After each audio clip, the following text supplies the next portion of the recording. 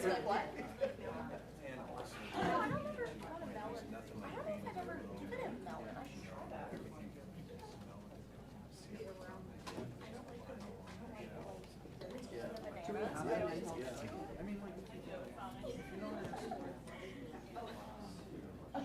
And I'm just going to make general foods here. Okay. And then,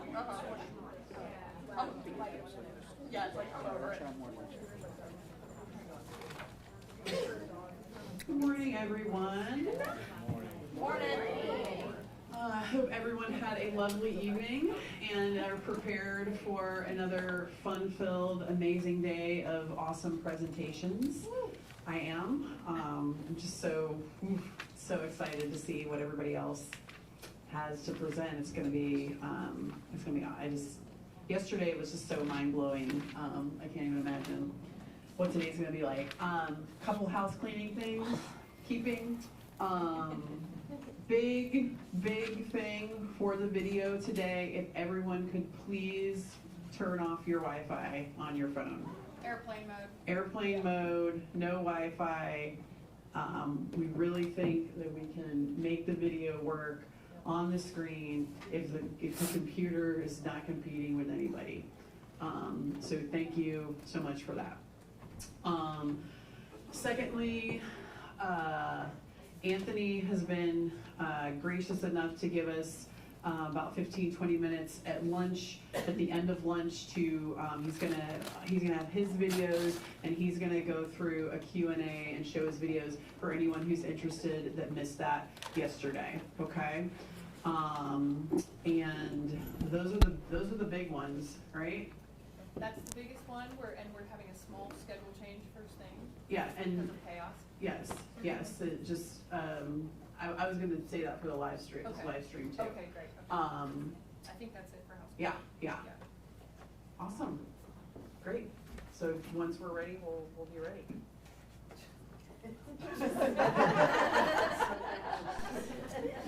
I like to call myself Captain Obvious. I didn't realize it was something this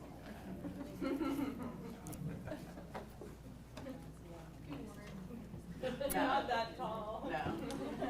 Every once in a while. I was just going to ask about that Yes. light. I dressed down.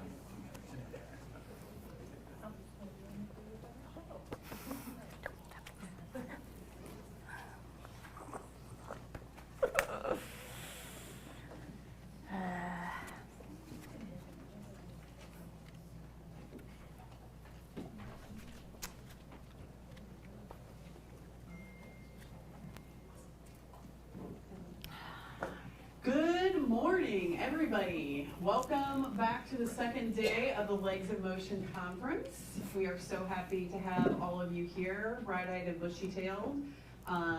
Just to keep everybody on their toes, we are switching things up, and the program states that Brian Fleming is the first speaker. Well, he's not.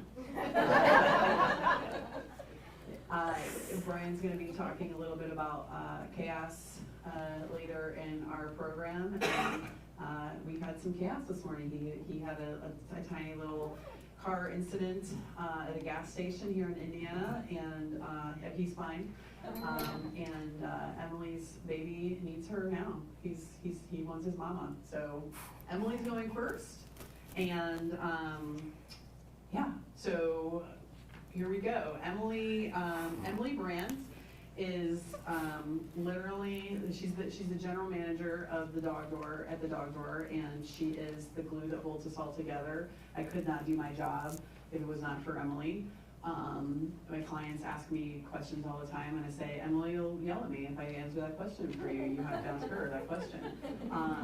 She is one of the most intelligent people I've ever met, and I love having amazing conversations with her, and that's what she's talking about, is having conversations, the hard conversations, the conversations where something really scary happened for a client, and she is the first line of defense, and she handles that with grace and beauty every single day, and I cannot wait to hear what Emily has to say.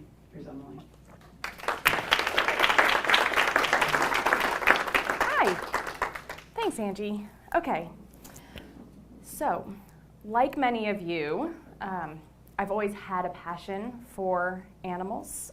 It's one that made me seem different than other people in my life, and I feel like that's kind of a thread that holds everybody in this industry together, is that we're unique in that connection and love and passion for animals that kind of puts us all on the same plane of conversation, where we all feel those same feelings of how could you ever, or how could you not? And as we all know, we are unique in that feeling.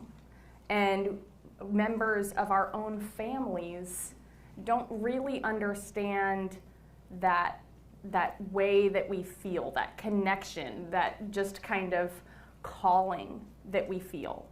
And so most of our clients, the bulk, as much as they love and see their animals as a member of their family, there's just a little difference there.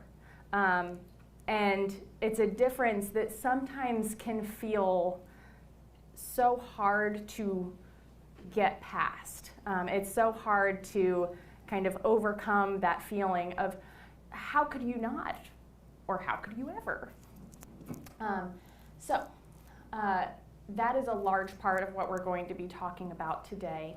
But I'm going to start out asking all of you a question. So how many of you are the first time that a client is really talking to a person?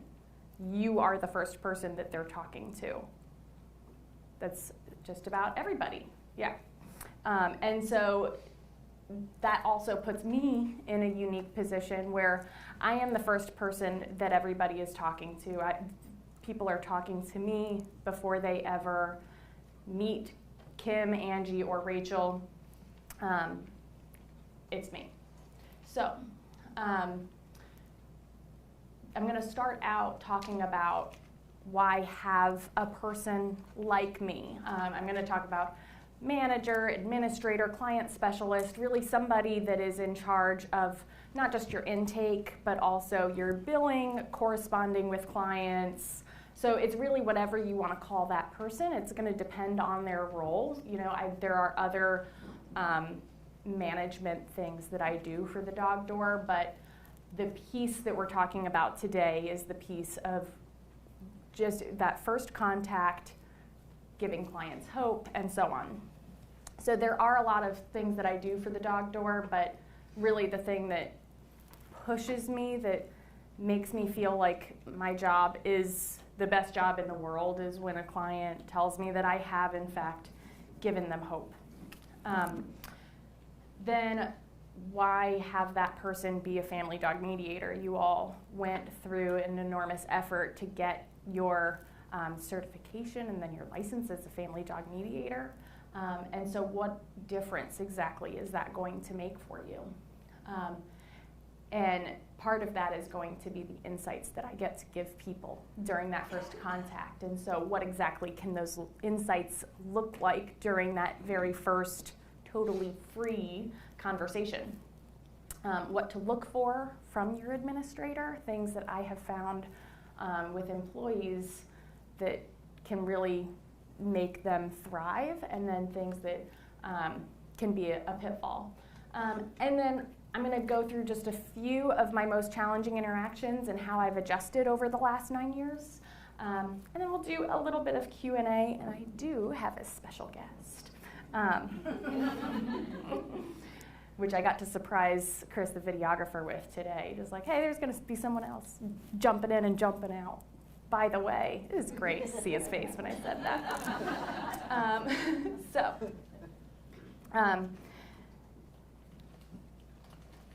The way that I got into this, I went to Western Carolina University for a degree in psychology. I had tried my hand as an emergency medical technician. I did a lot of biology. I was a nursing major. I was one of those college students that I ended up, I think, with 4 majors and graduated with a degree in psychology and 2 minors because, well, you know, I had to finish. And I went into a bank teller job, which, as it turns out, a bank teller job is a sales job. By the way, every time you go to the bank, they're trying to sell you something.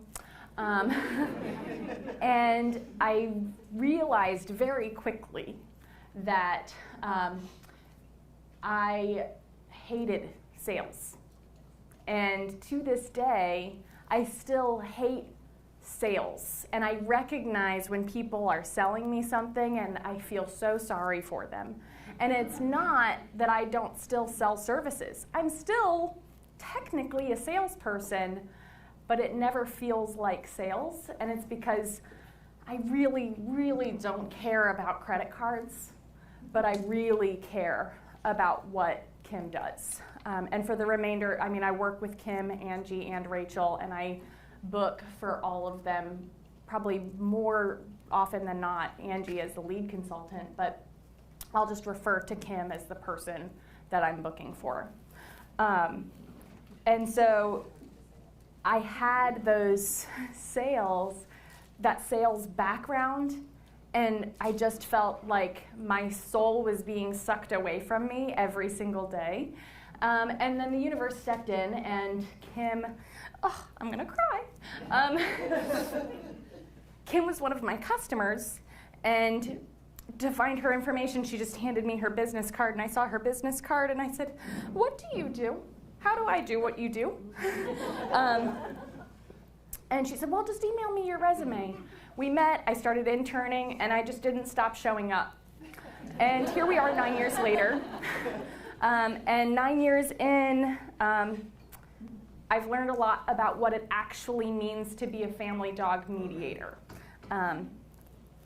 So, thanks, Kim.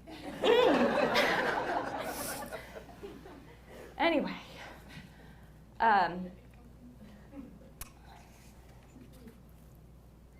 why do you need somebody like me?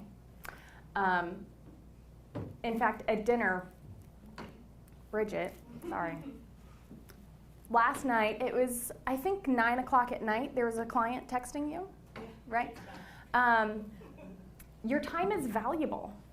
Your time matters. And it's not just about the time that you spend billing, tracking people down, taking those initial phone calls or reading those intakes, you know, and it's also clients' time when they're filling out their intakes. Everybody's time is valuable, including the person that is doing your intake, but if that is their sole job, it's different.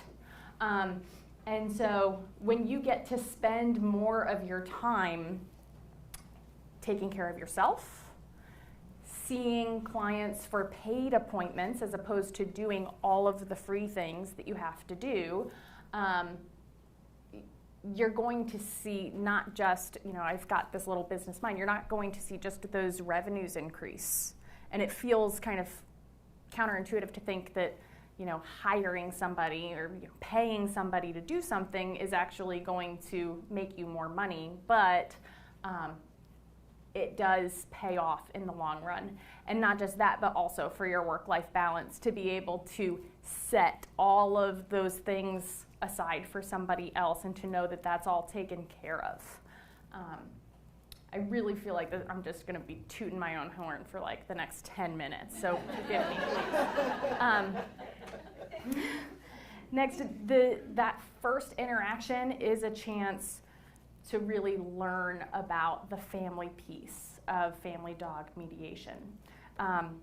So this is about learning what the person is like, learning what their family makeup is like, and really getting to ask those questions, but I think way more importantly, getting a feel for what kind of person they are, what kind of ideas do they have in their head about what a pet dog is supposed to be, what kind of philosophy do they have, what kind of professionals have they worked with before, and what did they like or what didn't they like. That way, I get to really prepare Kim for what is this going to be like.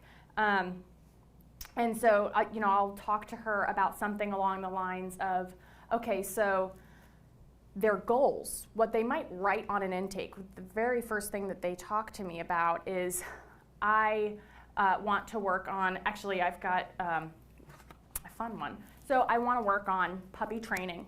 I have a 9-month-old lab that pulls on the leash, barks a lot, nips, all very standard procedure, easy peasy. If Kim is walking into that appointment, it is, all right, we're going to be working on barking, pulling on the leash, and it's a 9-month-old lab. Got it. But then at the very end of a conversation, very often at the very end of a conversation, I will learn, oh, you're trying for a baby? Okay. Or in this instance with this 9-month-old lab, I think it was a 4-month-old lab, they really, really felt passionate about positive reinforcement, and I never want to punish my dog. I want to do this right. And okay, beautiful. I love hearing that. And at the very end of the conversation, do you have any other pets? Oh yeah, we have a cat. Oh, does your cat like your puppy? Hates him. Terrible. Okay, how old is your cat? 10 years old. We're thinking about rehoming. Okay, what's going on with the cat and the dog? The puppy wants to chase the cat constantly. I don't want to punish my dog. I know punishment is the worst possible thing I could ever do to a puppy. I don't want to break him. And so I'm just ignoring. And so it gives me an opportunity to really prepare Kim for that conversation, and to prepare Kim to advocate for the entire family, because, believe it or not, cats are part of your family as well. And even though a lot of times they're like, really though? They want to be seen as a wild animal, but they are part of your family, and Kim gets to be prepared for that, and Kim gets to go into the appointment knowing that even though their goals are barking, potty training, so on and so forth, she also gets to make sure that the rest of the family members have a good quality of life. And she can definitely do that in an appointment, but it's best to not be thrown by that kind of thing, and to be able to prepare that conversation.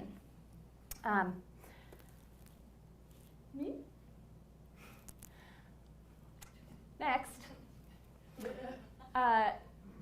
Do you guys watch The Office? Yeah? Yeah. So this is Gabe from The Office. He has a fun line when he is talking about how important and integral he is, and he says, I am the toilet of this office. Guys, I'm the toilet. It is not that my job is crappy. But there are a lot of crappy things. There are a lot of times where, it is just billing, or your card was declined, or we can't have you come back in for an appointment until you have paid. Also, I'm sorry, no, Kim can't meet at that time or at that place, or whatever it may be. And afterward, Anthony heard me yesterday, I go, flush. Because all of these, and I think a lot of people, this little issues come up. There's this little, like, hey, this isn't working. Hey, I have a question about timeouts because it's not working for me. Or Kim said this, but this is what's happening. There are little clarifying questions that need to be dealt with that don't necessarily have to be dealt with by Kim. Just did my card go through? Hey, my card is expired. All of those little things. It's all just little pieces of crap that need to get flushed away. And so it just, every house needs a toilet. I am the toilet with pride. And I will let all of you in on a little inside joke that you might see in her book if you have it, that she did say that I am her porcelain. Now you get it. why she used that verbiage. But then one of the most important and best things that I get to do is give people some insight. And the insight is about giving people value right at the very beginning. And that really sets you apart when it comes to all of the people and businesses that they've been calling around to and what their expectation is of a dog training business. To be able to actually learn something about your dog right away, or to be able to learn something about just dog behavior in general right away, is extraordinarily meaningful to a lot of clients. And so, of course, that's something that all of you can do, but having somebody else do it who is not the dog pro, not the trainer, does create a good barrier as far as we're not going to go too far.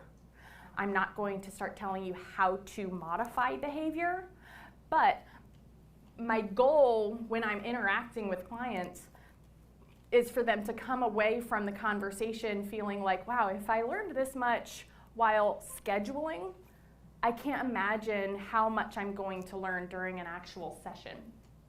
So you'll see up here, it feels counterintuitive because you're giving something away for free. Something that's really valuable, you're giving away for free. But it really drives home the point that even though our clients are calling a business, they know that the interest is in helping their dogs. And all of us are here, first and foremost, we entered into this industry to help dogs and to help their families. And so I get to give people that feeling like, oh, you actually do care about the well-being of my dog and you're not just trying to sell me on something. Because a lot of times clients are calling knowing, okay, they're going to try to sell me on their services.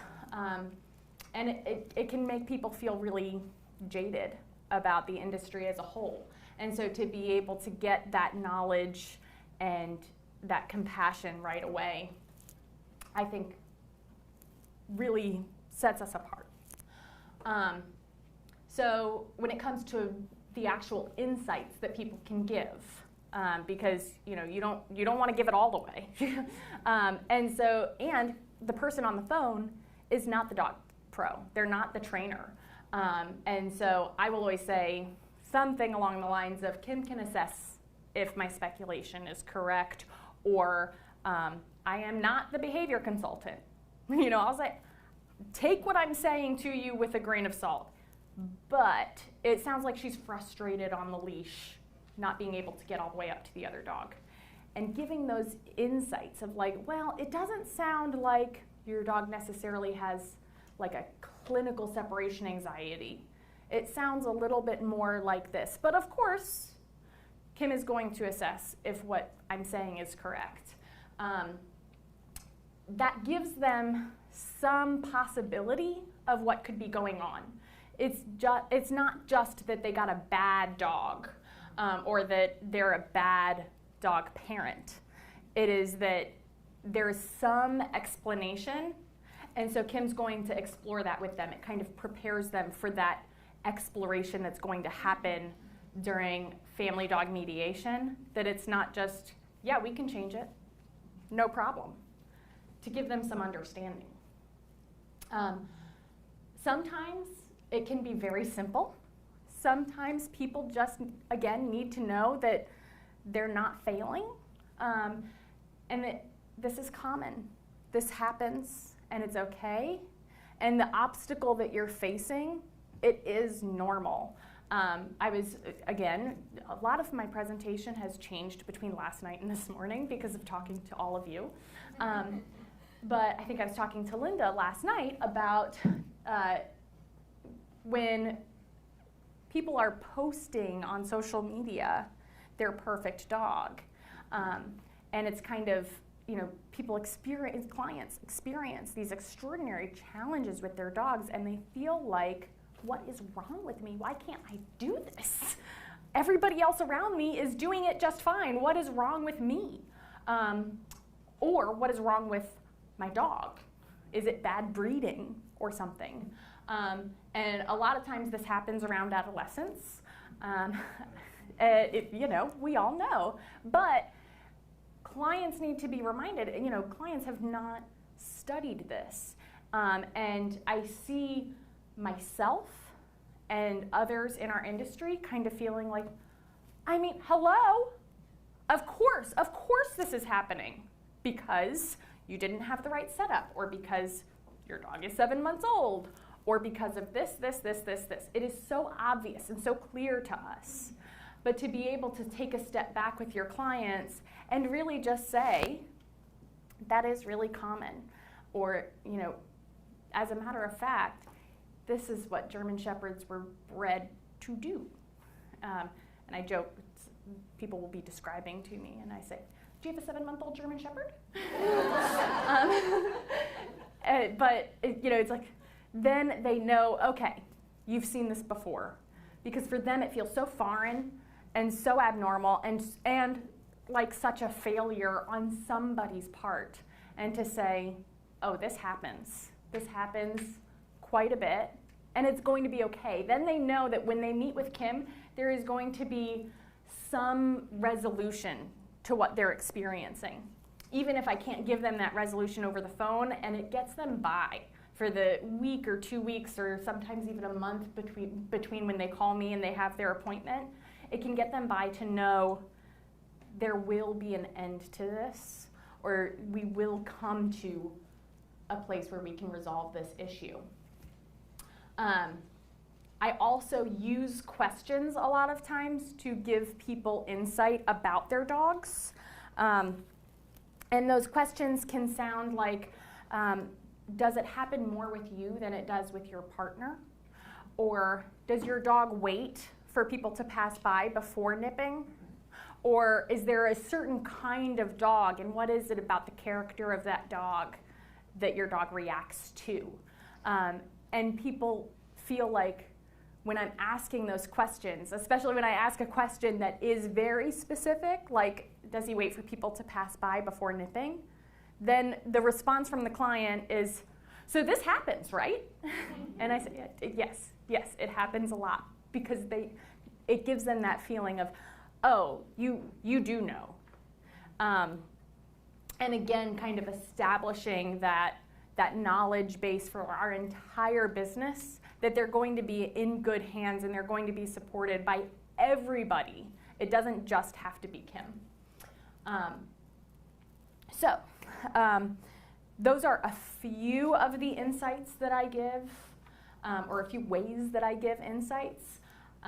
Because again, when you have a client specialist, that person is not the dog pro. They're not telling people how. They're giving a little insight about maybe why.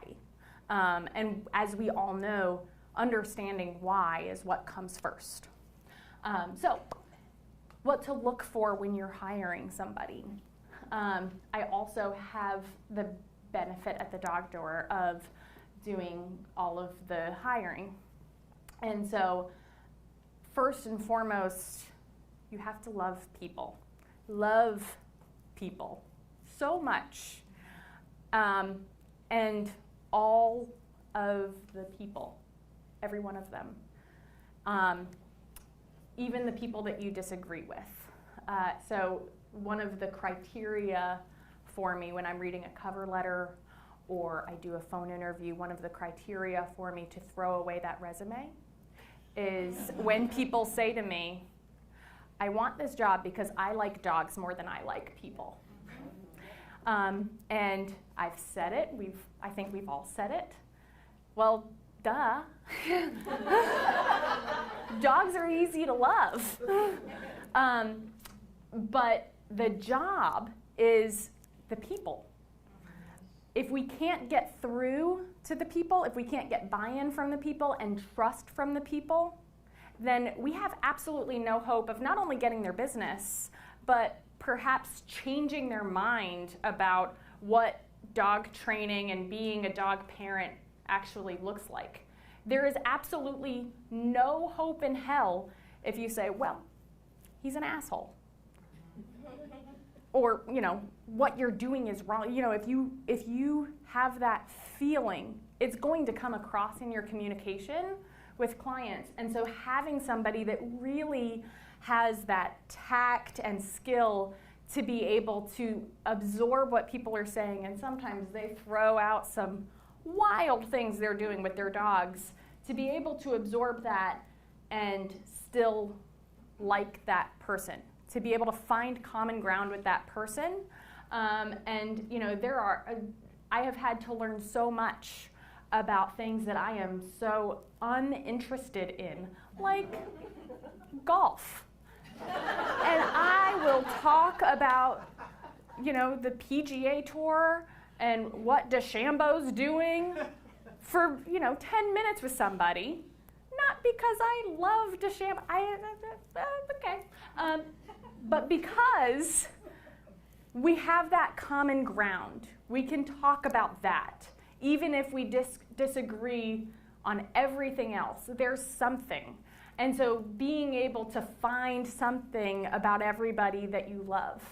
And then when they work with the dog pro, they get to focus on the dog. There's not as much of that rapport building that has to happen. So speaking of rapport, being comfortable talking to people.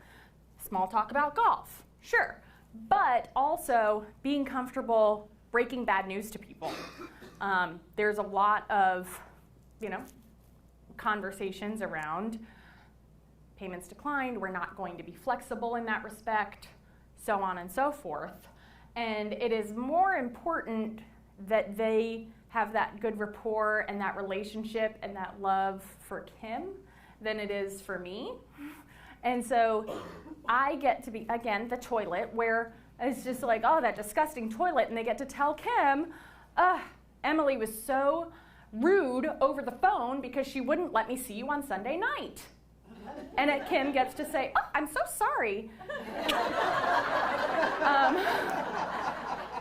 But being able to have that comfort, that comfort level of creating those boundaries and communicating those boundaries on behalf of the behavior consultants that I support, I think is really important. Coachable and eager to learn, along with the passion for your approach, those things really go hand in hand, because the person that you hire is a reflection of you and your services, your style, the way that you do things. And so it's my job to represent to the client what exactly their appointment is going to look like. And so I think Linda asked Bridget yesterday, Kelsey. Linda asked Kelsey yesterday, do you get pushback when you're not modifying behavior during that very first appointment? And we have a lot of appointments where we're not talking about how to teach them to do a thing. And so it's my job to set people up for that understanding of what exactly is this appointment going to look like. And it has required a lot of coaching from Kim and Angie and Rachel about how do you do these things? How do I describe what you're like, what your style is like, how you're going to do these things? And when I'm talking to people about what an appointment with Kim is going to look like, there's a little adjustment from what an appointment with Angie or Rachel is going to look like. And they have had to coach me on what do I tell people? So you don't want somebody that has an ego which is an ego that I have had to crush, by the way. It's not that I don't have an ego, but they don't have that ego of, I'm going to tell people how it ought to be. Because really, we want people to be set up for success. We want our behavior consultants to be set up for success. That when people walk into an appointment and you sit and talk the whole time, that they know going into it that that's what it's going to look like. And also setting them up for legs, that you Kim or Angie, they might be asking questions about, like, how many stories is your house? And you feel like, well, how is that relevant? Or, you know, do you have a back door? And they're, what? Or have you changed a diet recently? We want people to be set up for that. And so having that coaching from them has helped me a lot. And then that passion for your approach. I talked about working as a bank teller and having those very high sales goals and really trying to push credit cards on 18-year-olds every day, and that my soul was just sucked out of my body. And so that is a recipe for burnout if they don't feel the same passion that you do and for your specific approach, for the way that you do things. You want to find somebody that really feels like, oh wow, this is different, you know, the same way that you do. Because then it's not a sales job. You're not going to have to hire somebody new every year. You're going to have somebody that feels like, oh no, this is different, and that can really communicate that, because then they're not selling something and the clients don't feel like they're talking to a salesperson.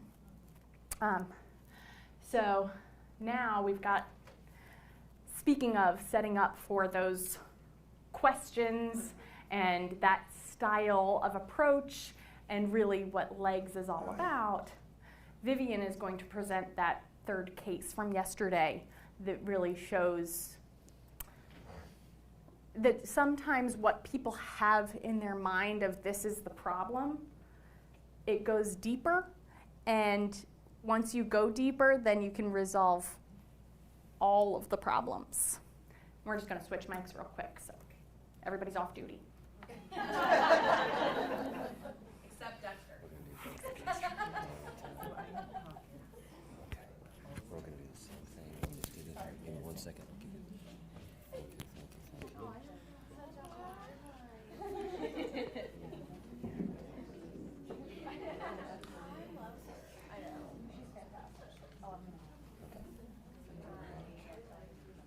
And then, Emily, are you going to go again? Yes.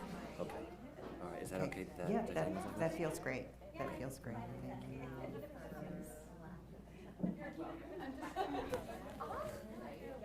Thank you. Great. Give me, wait till I get this thumbs up. Okay, all right, great.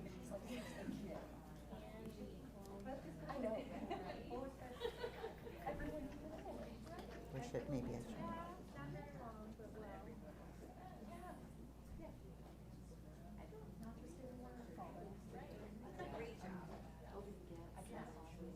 I'll be back. So following on, first of all, I'm glad to be here again today. So following on Emily's holistic, the family dog mediator holistic approach, this is a case of a 9-year-old hound mix. He's 80 pounds.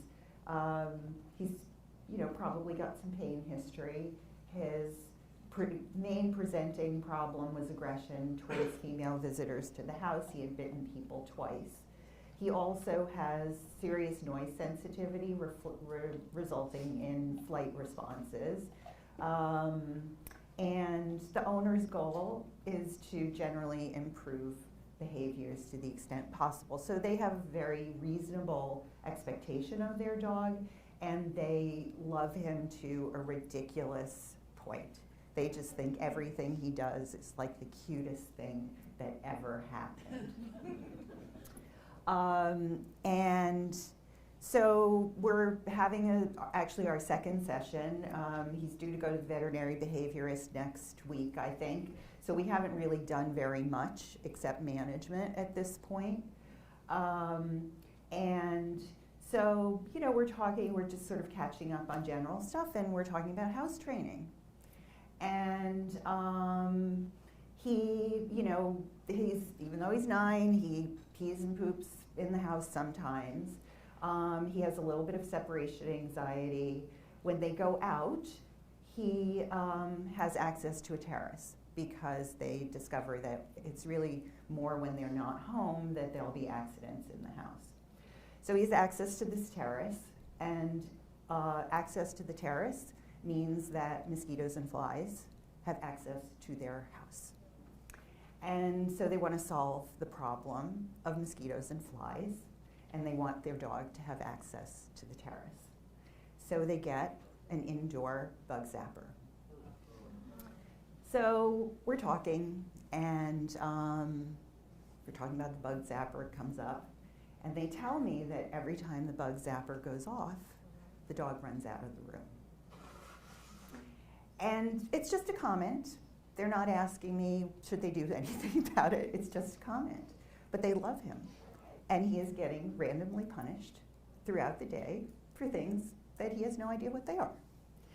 So, so we have here like a little bit of cognitive dissonance, because they know they should be reducing stress for their dog. They're trying to reduce stress for their dog by giving him access. And as soon as I explain to them what's going on for the dog, they like walk over and unplug the bug zapper. I don't even have to ask them to do it, right? And we talk about, you know, flexible screens and things like that. But, you know, this little bit of discussion of what might be considered a low-level problem,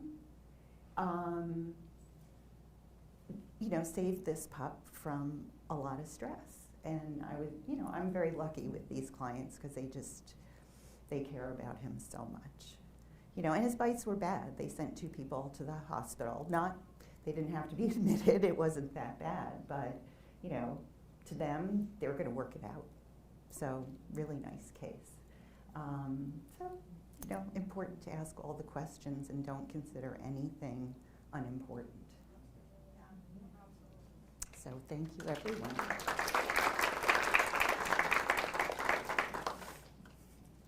Off duty again. Thank you.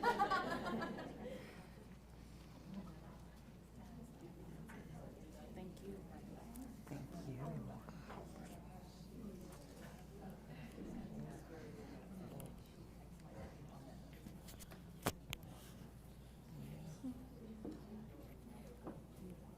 Trying to help by making things worse. No.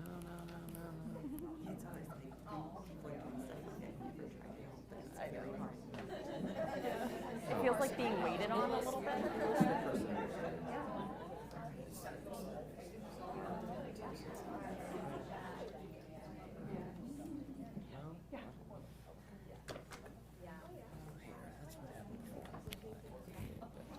I'm still on.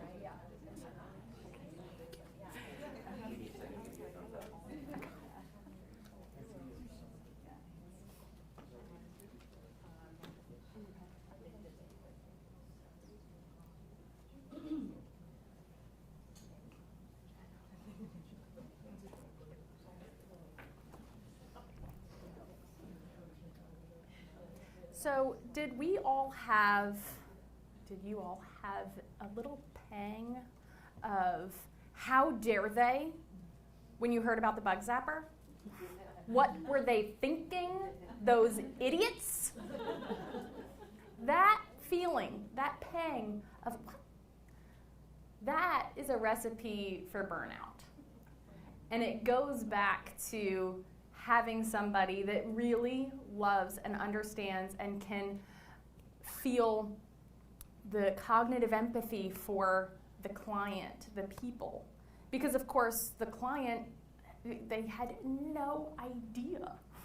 It's so obvious to dog pros, but then to the clients it's not obvious. And of course it's something that the dog pro is going to have to address. But again, it goes back to kind of that preparation. Not that that would necessarily be discovered during that first client contact, but it's possible. There are plenty of situations that I have discovered with talking to clients where it is that feeling of, what? How could they, oh no. That I get to discover ahead of time so that it can be processed. Kim also gets to go, what? But not in front of the client. She doesn't have to hold it back. But that pang of, what are you thinking? that is a recipe for burnout that I think a client specialist can really help prevent. So, some challenges that I faced. People are going to throw a lot of things at me, a lot of questions, a lot of comments, obstacles of just, well, what if I don't want to? Or, why is it so expensive? There are, dog training can be anywhere from $10 for a session to $25,000 for a fully trained service dog. And so the price range is enormous. And so what I want to get at with, and this would be something to kind of coach to your client specialist, not even necessarily you guys, but your price is a reflection of your value and how you value your services. And so when people ask, why is it so expensive? Being able to get across that your services are more valuable than their expectation.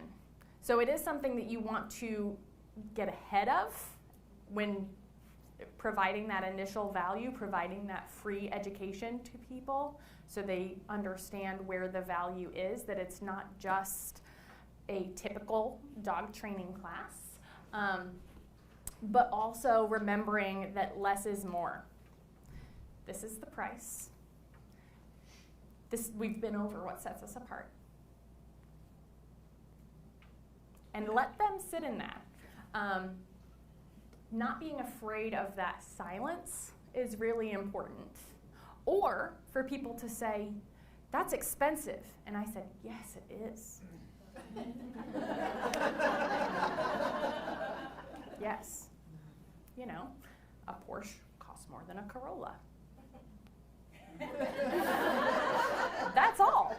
And that's all there is to it. There's not much more. Because if you really start trying to push and argue for why it's more expensive, it turns into a sales job. What makes you different? This is when people are really anticipating, all right, let's do this. Sell me. Sell me on your service. Sell me on your car. And I will let people know, I'll be as candid as to say, listen, I am not a salesperson, but this is the unique approach. And this is really one that I work to get ahead of, and so I'm getting that question less and less, but sometimes that question comes right at the very beginning. So what's the difference? I called this place and it costs this much and they do this and they guarantee it and so on. What's the difference between you and this person? And truly, I'll say, I don't know exactly what they do, but let me tell you what we do. Also, I want to know what are you expecting? What did you have in mind? And what don't you like about typical dog trainers? Really learning about them and getting them talking is what helps me push past this question. And it's not that I necessarily want to push past this question because I can't answer it. It's that I have answered it. But what they want to hear is, what's your pitch? What is it that, do you have a guarantee? Do you have a discount of some sort? Do you, make dogs do X, Y, and Z? What behaviors do you train a dog? They want some sort of big splash, and that's not what we're doing here. What we're doing is our approach, and it may be what you're looking for, it may not be. And it is definitely easier to have somebody who is not the dog pro put that boundary in place, because communicating those boundaries to clients, sometimes clients can take that boundary of, God, you're so inflexible. And it's not something that you necessarily want to poison the well with your clients. Then I just need to know your rates. Let's cut to the chase. Tell me, what are your rates? That's all I want to hear. And so I don't get to actually explain to them what makes us different. I don't actually get to learn anything about their dogs. And so for this, I'll just give you guys a quote. I say our prices range anywhere from this place to this place for a session. And I'll give them the exact numbers of, cost this much to this much for a session, depending on what you're experiencing with your client. Would you like to tell me what you're experiencing so that I can be more accurate? That opens up the conversation for them to start talking to me about their dog. And so really what I'm looking for here is, let's open this up a little bit wider. But I've still cut to the chase. I went ahead and told them, it's this much to this much. There you go. Now, tell me more.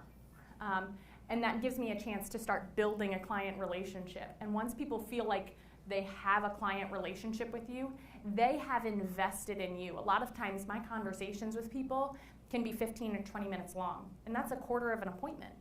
And so they feel like they've already made a little bit of progress, even just as far as developing a relationship with this company, as opposed to just checking the rates online. And they don't even remember the business name because they're just going through Google, click, click, click, click, click, click, click. Then what are your success rates?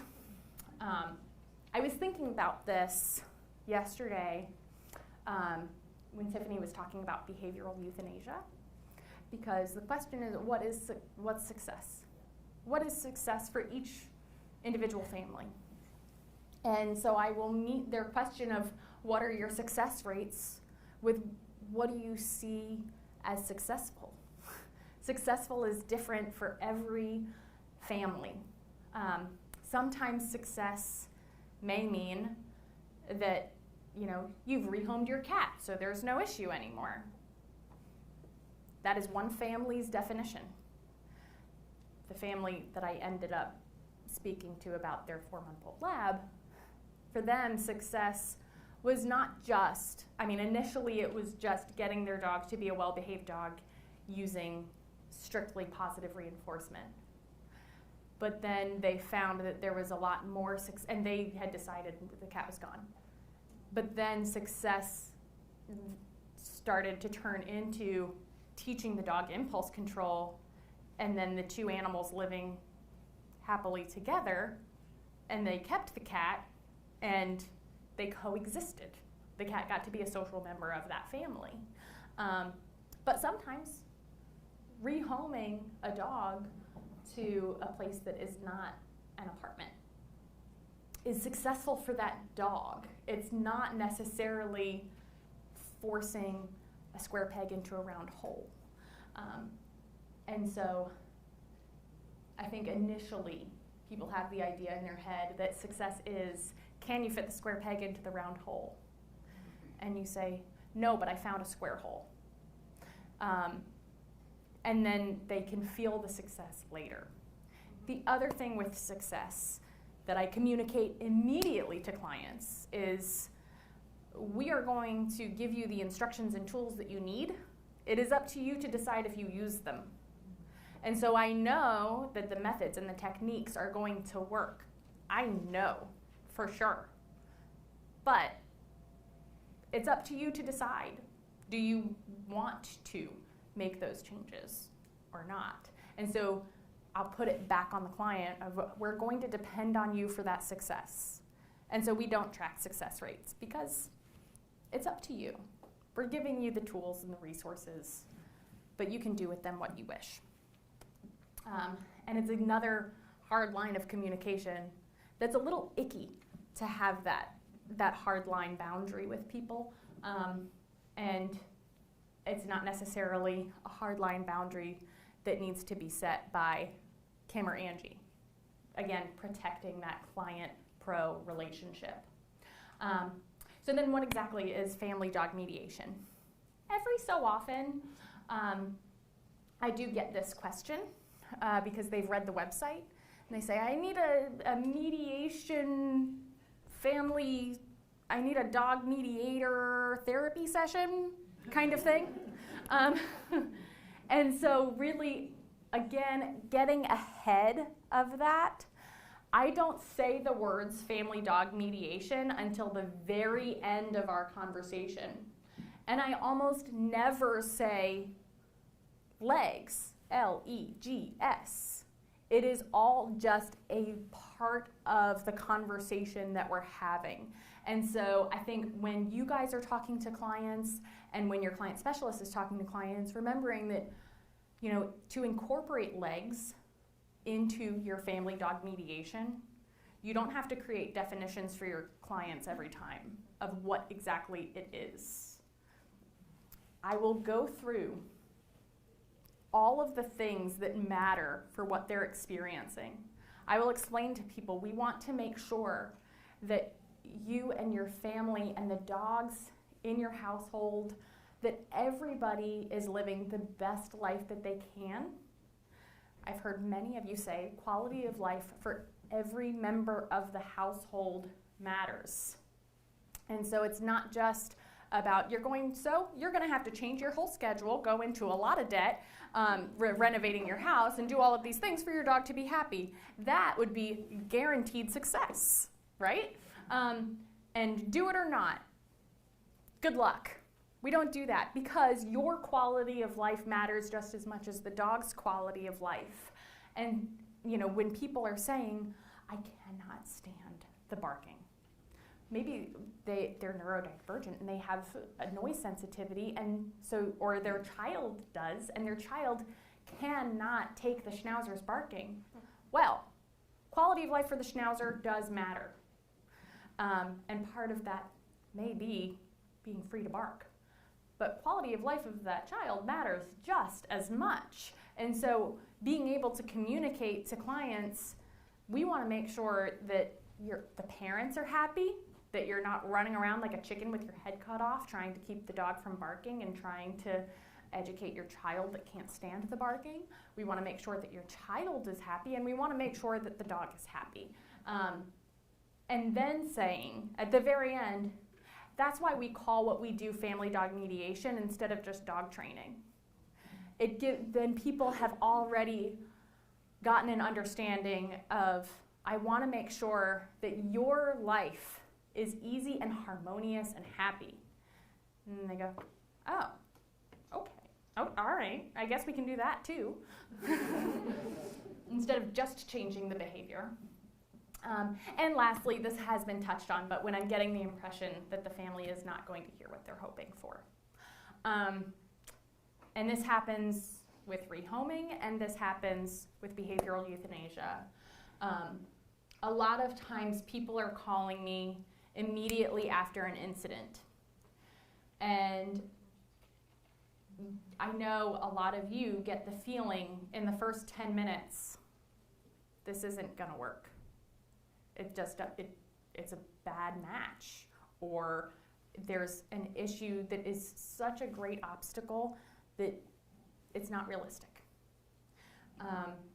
And I don't know when or how it happens for each individual, but I know how it happens for me, and I know what I do and say in those moments. Of course, I am very lucky.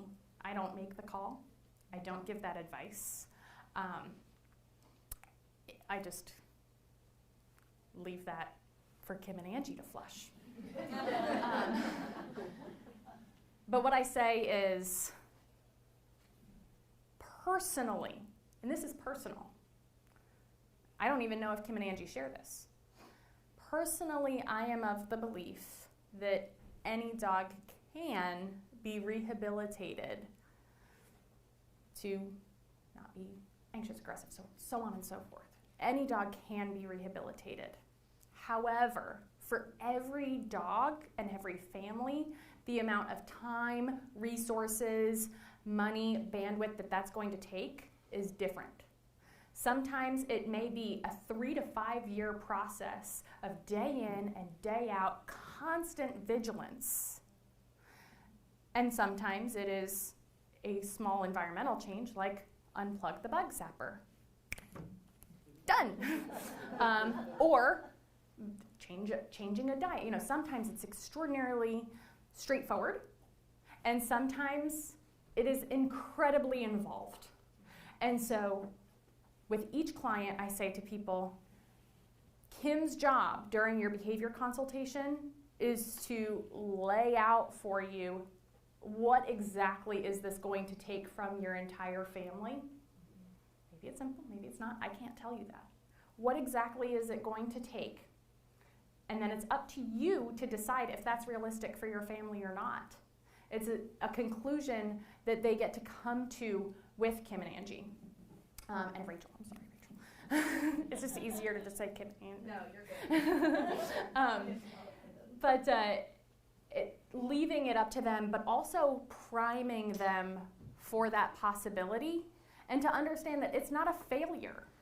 You know, do you have the next 5 years and $200,000 to put into your dog? Oh, you don't? Me neither. So understanding that they're not going to feel judged, and that it may be a possibility, but it's not going to be a failure. And then they have until their appointment to process it, and they can be primed for that possibility as opposed to walking in, we're gonna fix it, and getting shut down. So, some final thoughts. There is no right or wrong. There is no always or never. It is your life with your dog. I say that to clients every single day. There is this feeling people will come to me with of, I know that it's my fault. I know I'm doing something wrong. I know I'm the problem. Or the polar opposite view of, he is a problem. There is something wrong with him. And there is no right or wrong. There is no never or always. Or, I know I'm not supposed to do this. Well, do you like it? Great. It is your life with your dog. Our goal as family dog mediators is to make sure everybody in the household is living happily and harmoniously. And if that means sleeping with your dog in the bed, who am I to, it's your bed. Who am I to tell you that you can't have your dog in your bed? And then I went over this a little bit. I don't actually review legs. I don't say, so we have this acronym that we use in our training philosophy. Let me tell you about it. Because again, that's kind of that sales pitch that I don't do. I'll talk to people about, Kim is going to ask you questions about your dog's history and learned experiences and what techniques that you have used so far, what seems to work, what doesn't work as well. She's going to ask you a lot of questions about your dog's environment, both your in-home environment, but then also when you're out and about, what that looks like with your dog. There may be some things that you can adjust for, how your dog's genetics play a role, and that is something that I may touch on with people just to give them a little bit of breed history, again, that free education. But she's going to talk about how it applies to your dog today. And then I don't even say self. I say their age, sex, biology, medical history, all of those things play into your dog's behavior. And that's kind of part of my spiel every conversation. And so it is all getting covered, but it doesn't feel like homework for the client to learn this little textbook definition. It is just embedded in every single thing that we do. And lastly, this is a conversation between two people. We are all flawed, quirky, weird people, and we can have very, very different views on the world. And just because somebody feels very, very different from you, whether it be in training philosophy or politically, or when it comes to socioeconomic status, it doesn't make them flawed or wrong or bad. They're different. And it is so easy to look at dogs as, well, he's different than him, and there are differences. And it's so easy to look at them and be compassionate for them in those differences, but because we're dealing with the same species, it's like, well, but why don't you feel the same way that I feel?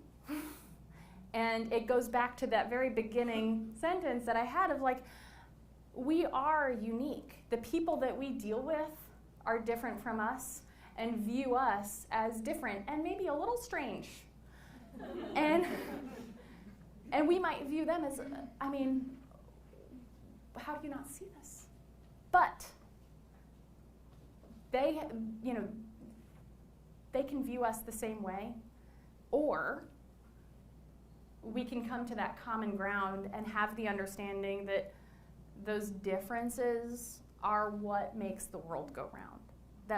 That's what makes life beautiful. And even though you can't stand them, they are part of what makes the world a beautiful, amazing place. So that is all I've got for you guys. And now I'm thinking, do we have time for Q&A? We don't have time for Q&A, but Hold on, I'm gonna come bug her for just a second, because she got through the whole presentation without me making a face at her. She told me I was gonna have to leave the building. Just so you guys know, because she didn't want me to make a long face. I'm not gonna make you cry publicly, but I'm gonna say, I'll stand in front of her so she doesn't cry. It was one of the most fortunate moments of my life to walk into that bank and meet this woman.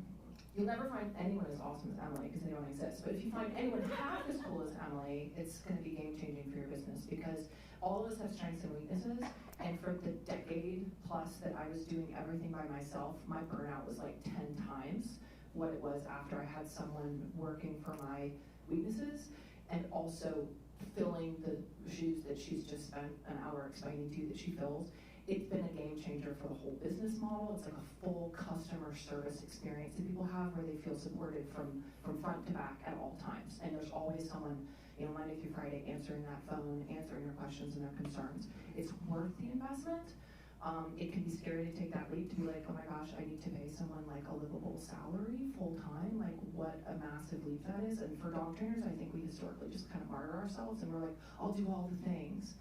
And then we don't have those boundaries, so we get texts at like 11 o'clock at night from clients and stuff like that. That's good. That's really good, because the boundaries are really important. But you know, a toilet is not an insult, and Emily's the person who taught me that, because everyone needs a toilet. And no jokes about last night, okay? Anyway, I just wanted to say thank you. I love you. She's like family to me. But anyway, you guys find yourself a toilet. thank you, Kim. Thank you all.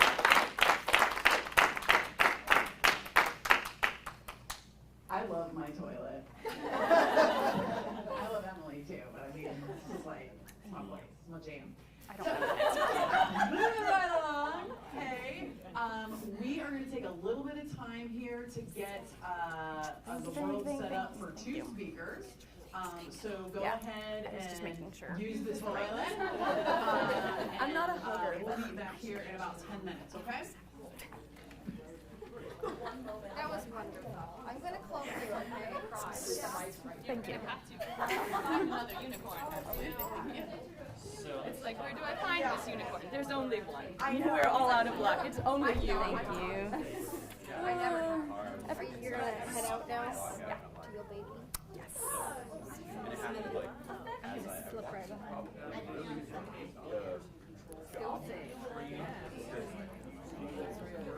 Everybody's so nice. It's the best thing about being after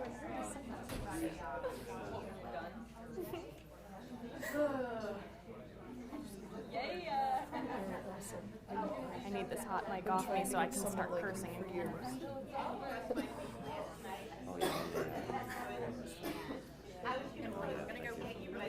Do not leave before I get back. I have to eat. Be slow if you want. What? Be slow Oh, if you okay. want.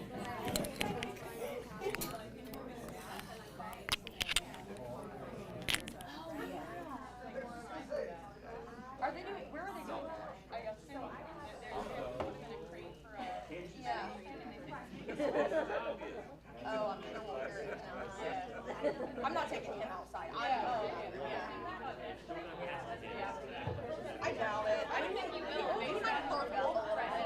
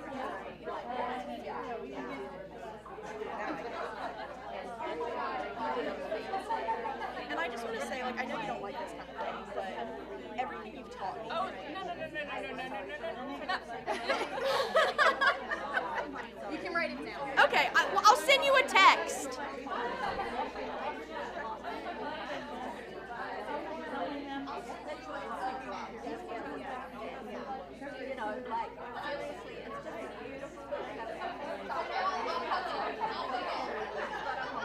and it's just a really funny, stupid little story as well.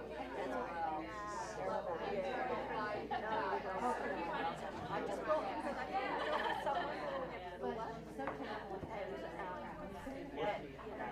was so terrible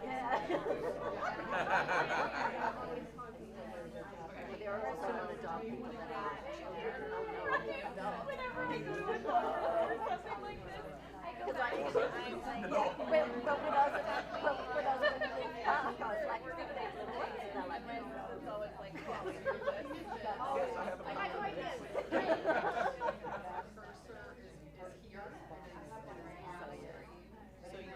I took a video of my 8-month-old lab at dinner time with these 5 adults in the room. We talked about, resource guarding and the prescription diet and all that. And I'm like, I've got 5 adults. One standing there, one sitting there, 3 sitting there on the Nylabone. One gets a drink. I got for meal. And nobody's like, are you done yet? And it's like,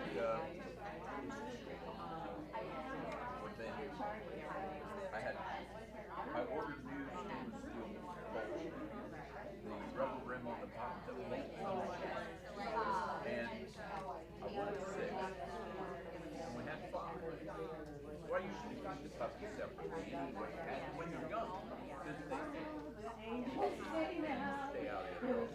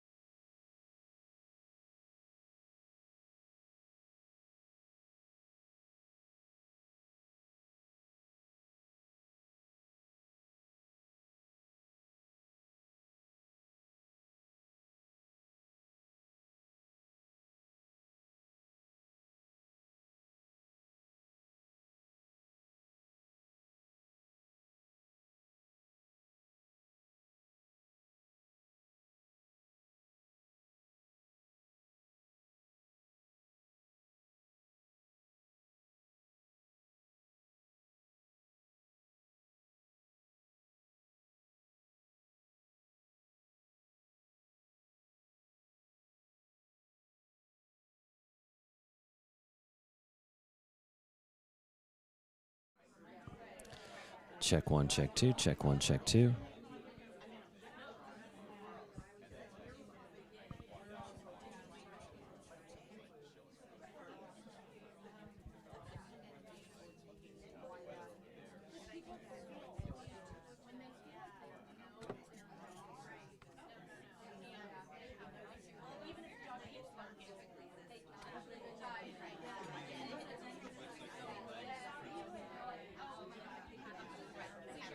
Check one, check two, check one, check two.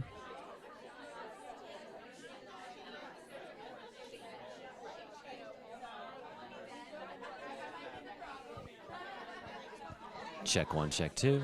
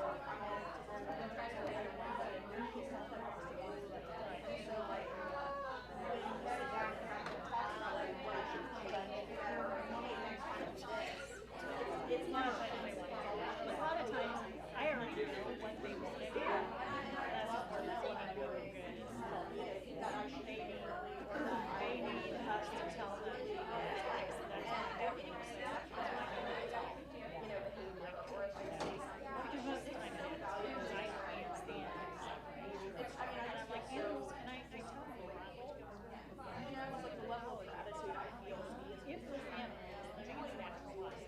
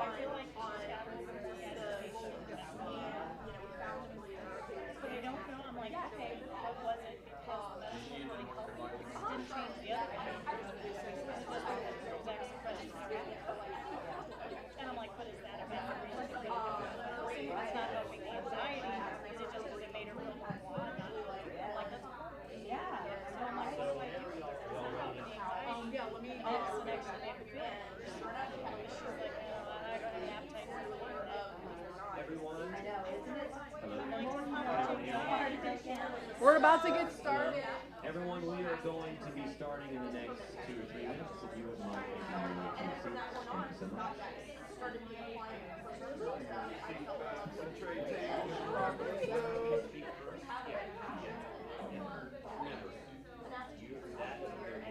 Your lapel. So whenever you're ready for your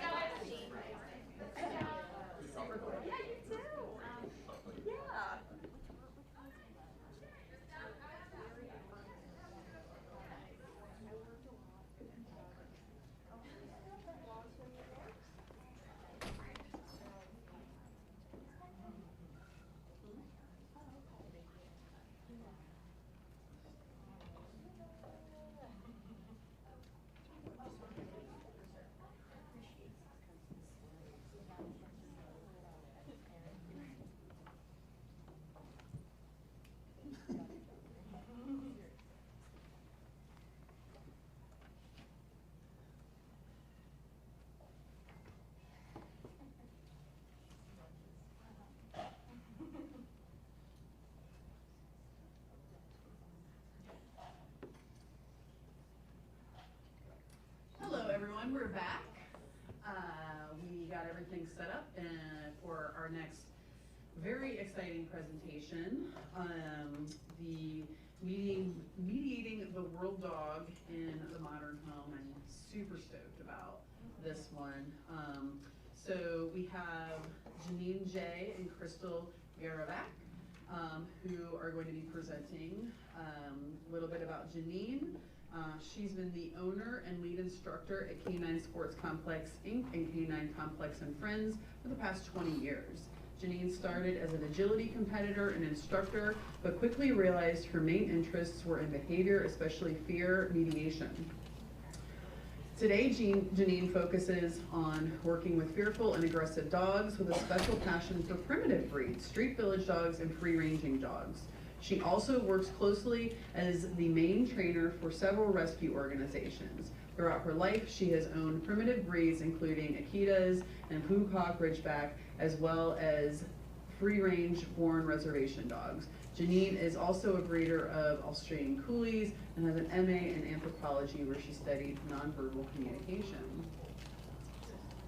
Crystal Garavak, after adopting her first real dog with trauma, Jade, she trained and worked with Janine J. and then became an instructor at Canine Complex and Friends. She primarily focuses on fearful dogs and dogs with trauma.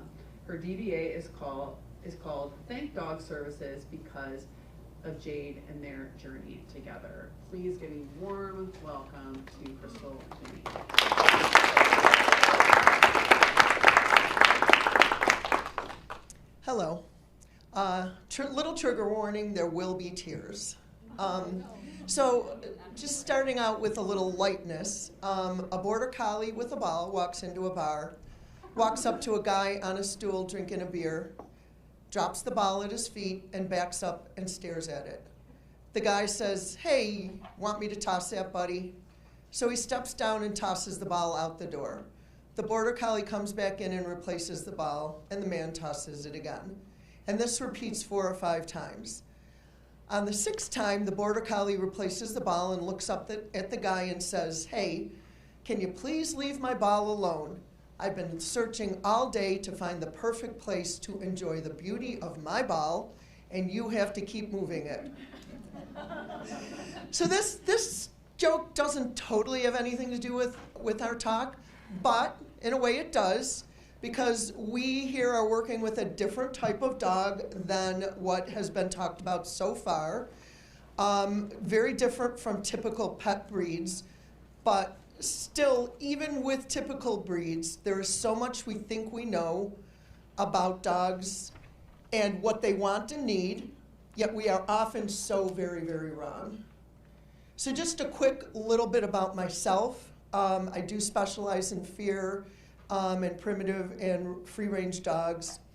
And throughout the years, I've had people ask me why I've become interested in these. And my response for the longest time was, I don't really know. And until suddenly one day, talking about the breeds of dogs I've had all my life, I realized that that's the only dogs I've ever had. I've had an Akita, who was mine and my husband's first adult dog, my second dog in my life, which was quite fun, and reservation dogs, and now I have a Fuquock Ridgeback. My coolies are less primitive, but and then when I found out about legs last year and took the course at Wolf Park, one of the things that I kept saying throughout all the days of the course was over and over, as many of us did who were here, yes, thank you. Somebody finally gets it. I've been doing this forever, but I've been criticized, told I was wrong, laughed at, until Kim. And she showed me that I was, first tears, that I was okay, not an imposter, and the things that I believed and taught about dog training were correct all along. So I just want to say I love you, and thank God you're here.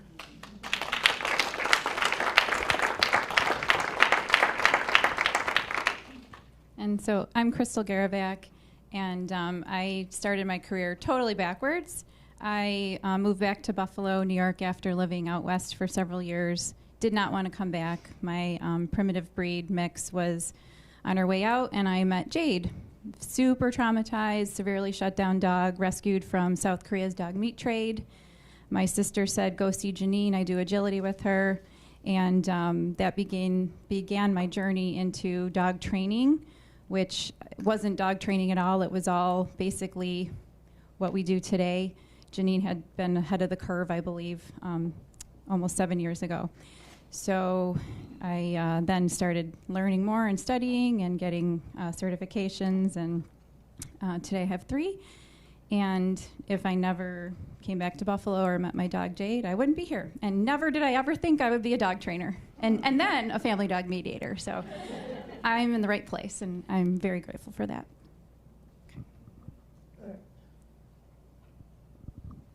So how can family dog mediators work with owners' misconceptions and expectations of their world dogs, living with them in their modern American lifestyles?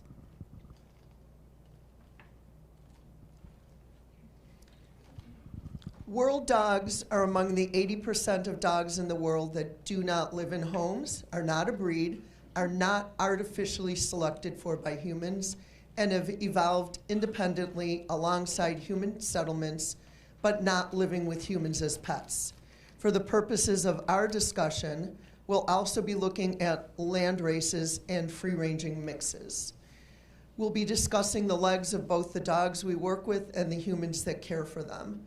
And finally, we will discuss the mediation of both the dog and human adaptation to living together in a modern Western environment. Okay, so with these types of dogs, their legs can span widely, from shy to aggressive, outgoing and easily incorporated into a home, to near feral. The dogs we will focus on today are the shy, fearful, and the traumatized, who have a very difficult time adapting, are less biddable, and can have a hard time connecting with people.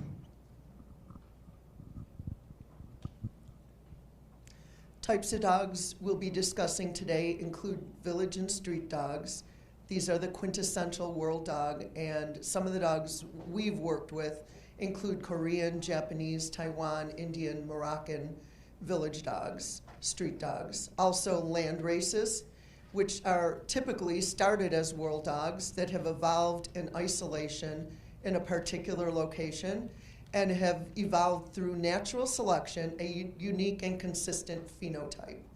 In many cases, humans have given these dogs breed status and are now purposefully engaging in preservation breeding. Some of the dogs that we have worked with are Fuquock Ridgeback and the Jindo, and then also free-ranging mixes. These are dogs who live and breed independently from humans, but contain various recognized breeds in them. These dogs probably started as strays, but may have been free-ranging for many generations. They include the Sato and the Potcake, and also the southern U.S. states, especially Texas, have a large population of free-ranging mixes. And here's some adorable photos of some of the dogs that we work with. The bottom 3 photos are my 3 dogs. Up in the middle on the top is a Moroccan Beldie, and at the far top is Sato. On top on the left is a Indian Pariah dog, and this is a free-range dog from Texas.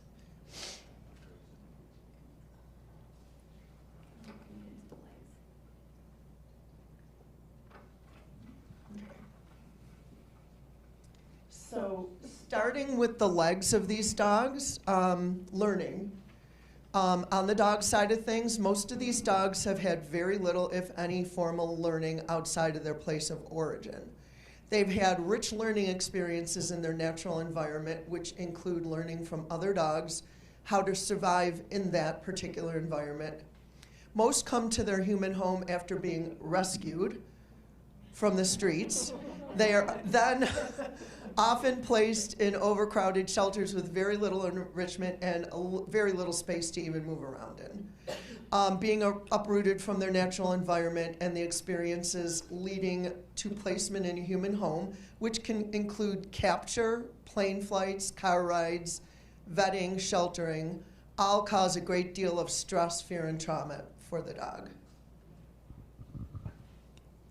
And the human side of learning, most people get these dogs with a lot of preconceived notions and expectations of what these dogs should be. They often have little to no education on what these dogs are like. That includes that the dog will want to be petted, touched, snuggle, go on a walk on a leash, right? Will want to meet new people. Let's go say hi to my friend here. Play with the person. Go for car rides. Right? Getting in a car can be really hard. Go hiking. The list is literally endless. Most people get a dog because they want someone to pet, snuggle, play with, have fun with, take everywhere with. They don't typically understand that these dogs may never want that or enjoy that, and honestly, most dogs are very, very afraid of that. On the dog side of the environment, these dogs are typically born living in villages or streets, sometimes in captivity to mothers who were free-ranging. So the mother was free-ranging and they were rescued before they had the litter, and then the puppies are born in captivity. But even the uterine environment prepares these dogs for the stresses and experiences of a free-range life. These dogs are typically scavengers foraging from garbage dumps and human refuse. They live near people but not with them. Again, they are rescued and then transported to homes, either foster and eventually hopefully permanent, but sometimes there are many permanent homes, shelters or sanctuaries. And their environment then becomes one of captivity packed into small enclosures, and eventually living a captive life within a human home. And that's my photo in the middle there of my dog Jade from the dog meat farm where she came from. So most humans today have a very busy home and lifestyle, right? Crazy. We're all on the go. Modern homes can include children, other dogs, and even other kinds of pets. The dog now lives in the confine of the modern home. People think the dog needs to sleep in a bed or in a crate. They have a fenced-in yard. Perimeter is fenced. Walked only on technology, so the collar, harness, and leash. Sometimes these dogs need to be double or triple leashed because if you drop it, huge flight risk. Never find your dog again. The dog is now being fed from a bowl, so the food is contained. My one dog, particular Jade, could not eat from a bowl. I had a stainless steel bowl. I could not do it. Could not do it. So all freedoms, oh, and sometimes they're muzzled. So basically all freedoms have been taken away. People think that this is how a dog has to live. Genetics. Pure village dogs, they have been evolving alongside humans, but without human interference in their breeding. They are not breeds. Many of these dogs are 100% village dog. And this, according to Embark, they can have short stretches of DNA that match purebred dogs due to a common ancestor or a recent mating with a purebred dog. They are free breeding, free ranging. Also, many of the free ranging dogs are breed mixes. Typically, we find free ranging dogs that aren't specifically village dogs, like in the U.S. or the Caribbean, Puerto Rico. These dogs are 100% breed mixes. These dogs may be the result of strays, breeding between strays, or they may be the result of genetics of more aboriginal dogs having bred with strays. And again, these include potcakes and saddles. They are typically mixed breeds. Land races are often purposely bred by humans to preserve the natural phenotype and temperament. But they can also be bred for temperament, which in breeding terms means to create a more biddable, user-friendly pet dog. And this does not typically fit with the natural temperament of land races, which often includes a very high prey drive and aloofness towards people. In terms of working with these dogs, I've particularly noticed that if there is some breed mix in there, even with when it's got a large percentage of village dog, if there's at least some Western breed in there, these dogs are typically easier to get to adapt to life in a modern Western home.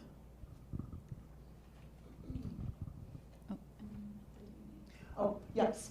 And this is a DNA results for one of our dogs that we've worked with for quite a long time. She is a Sato, and you can, I don't know if you can see from here, but she is 22.8% Chihuahua, then Shih Tzu, American Pit Bull Terrier, German Shepherd, Labrador, Cocker Spaniel, American Staffordshire Terrier, and Super Mutt. So absolutely, completely a mix of a mix of a mix.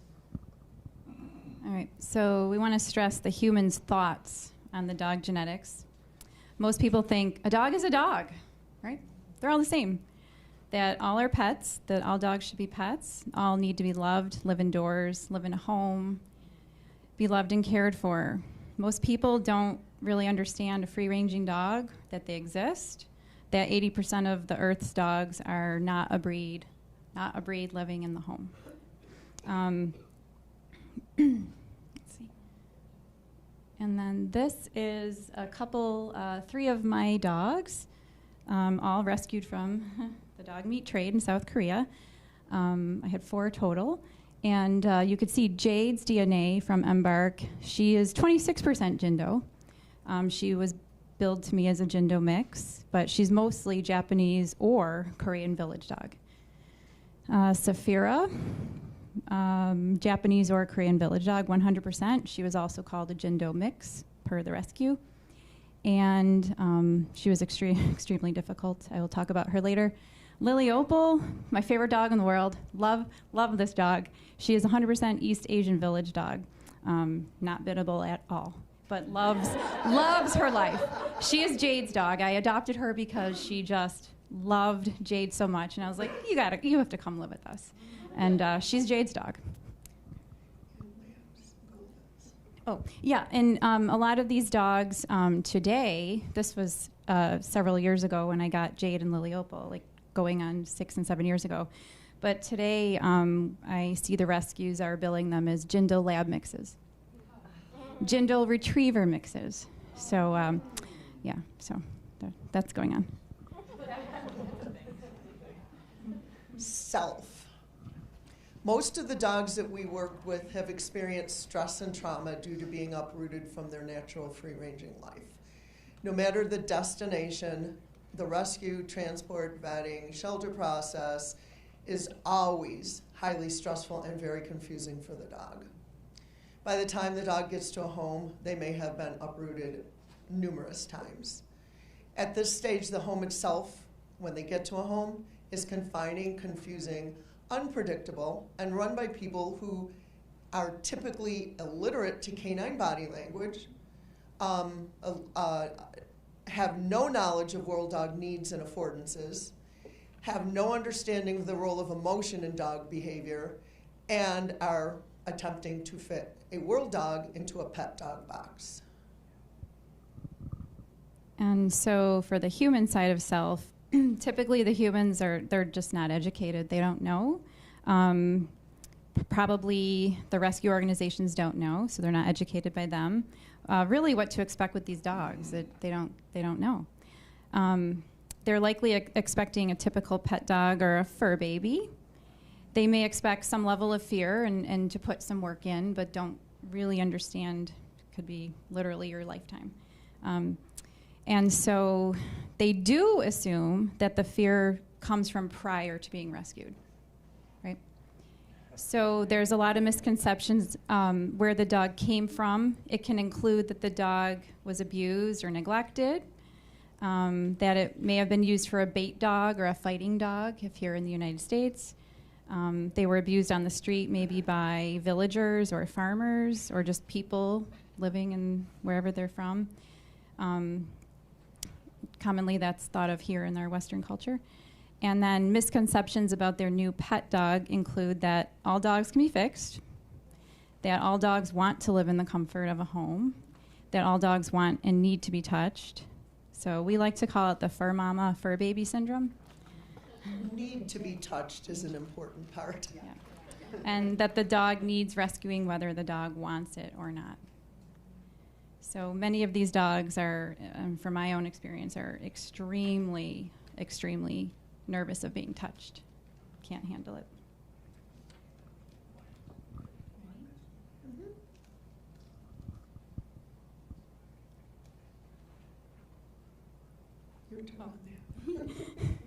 So we have all these traumatized rescues being brought into and placed into homes with no end in sight. And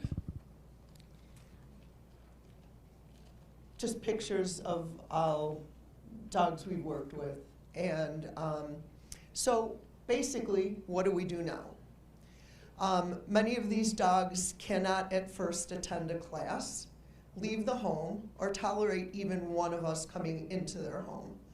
The first place we would start with the most fearful and traumatized dogs is with giving the owner things to work on in the home. With the owner being alone with their dog, and then we usually will do a video chat or have them send us videos. I just want to add that most of the videos you'll be seeing today, many were taken in classes, rather than at the work that the people were doing in their homes. We try to get these dogs into classes as soon as possible because they do need to have, when they are able to, they need to have experiences around other dogs because very often that's one of the only things they're comfortable with is being around other dogs.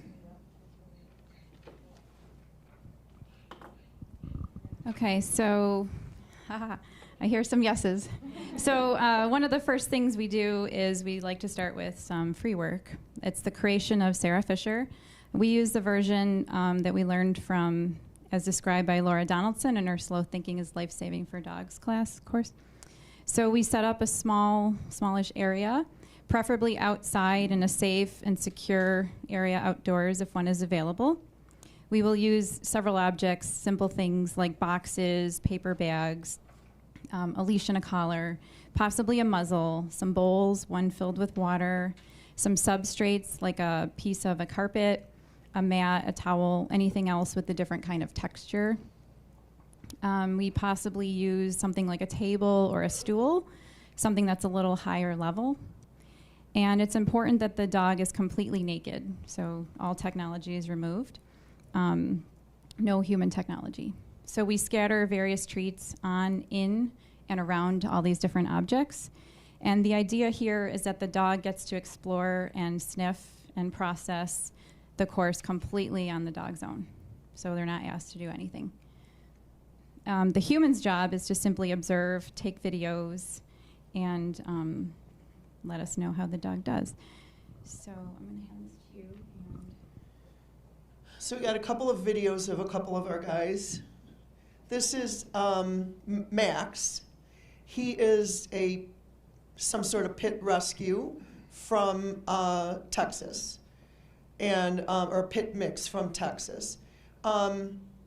This is him after a couple of episodes of practicing free work. He absolutely loves it. Today, when we sometimes will go outside and try to go for a little walk, when he's done with that, he will drag us back into the room where we do the free work course, and we call it his decompression chamber. He loves to go in there after. He knows that it makes him feel good. So in here, he's been able to take a few of the treats, but not a lot. We see this with a lot of the dogs we work with, that they can sniff the treats, but they won't take them. Even sometimes the most comfortable of the dogs we work with still won't take a treat. But they're able to walk around and sniff them, which is a big thing. And here, he's telling us he's done. You can go to the next one. The next one, this guy is also a mix from Texas, and his name is Quincy. When he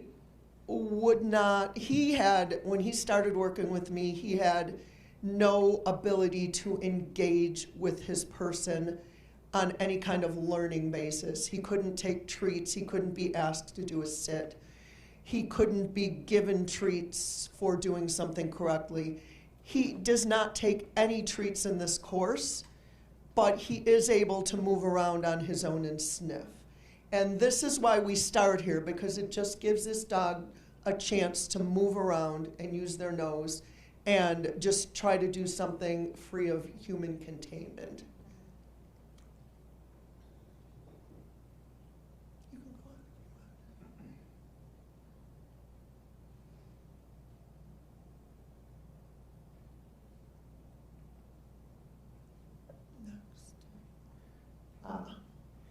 One of my favorite things to do, I call this the alliance between hand and teeth. And we are looking at creating harmony between the dangerous part of a human and the dangerous part of a dog.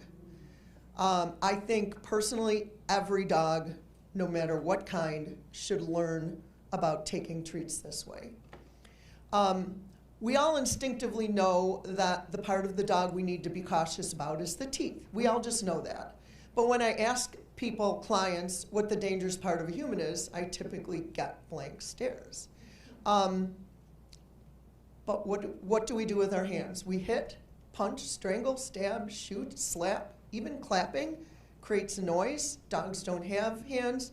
These dogs may be sound sensitive, so it may be scary to them. We might pound things when we're angry, so we pound something else instead of actually hitting someone. Even talking with our hands. Dogs don't understand this. It can be confusing and it can be scary. So like we are instinctively aware that a dog's teeth can be dangerous. Dogs are at least as aware that our hands can be dangerous. So how do we go about creating harmony between teeth and hands? First of all, I'm going to do my little demo here. I want to keep my hand attached to my body whenever I'm trying to give a dog a treat. If the dog is able to come up to get the treat, I let them take it, and then I'm going to remove my hand and step back. If they can't take that treat, and they can't even approach me, I'm going to toss it out and then get out of the way. If they can take the treat, or if they come up to your hand and sniff it but don't immediately take it, I'm just going to drop it. Remove my hand. Always remove your hand. Having the hand connected to food can be very difficult for a dog. And then lastly, sometimes dogs, not typically these, but sometimes dogs take a treat too aggressively. Might be using their teeth, might be snapping to get it, might be pushing your hand. In that case, we treat that in the same way as if the dog came up to the hand, sniffed, but couldn't take it. So if your dog comes up and is taking the treat a little bit too aggressively, drop the treat and move away. And it's really interesting to see when you do that a couple of times, the dog will, after a few times, realize nothing to be worried about and take the treat nice and softly.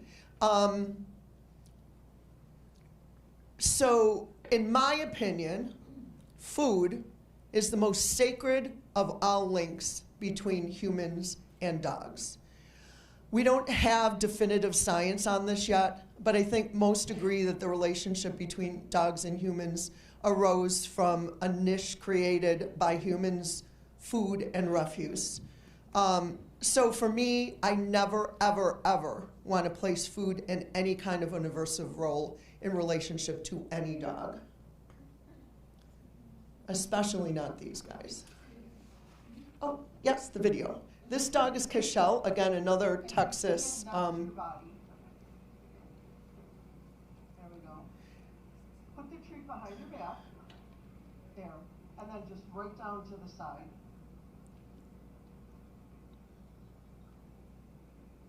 And remember, You see you're doing a lot of things here, looking away, which we'll talk about later. she comes back for it. Now, Cashel is pretty good at taking a treat. She's pretty comfortable with her mother, but her mother also lives with a boyfriend, and she is terrified of her boyfriend's hands.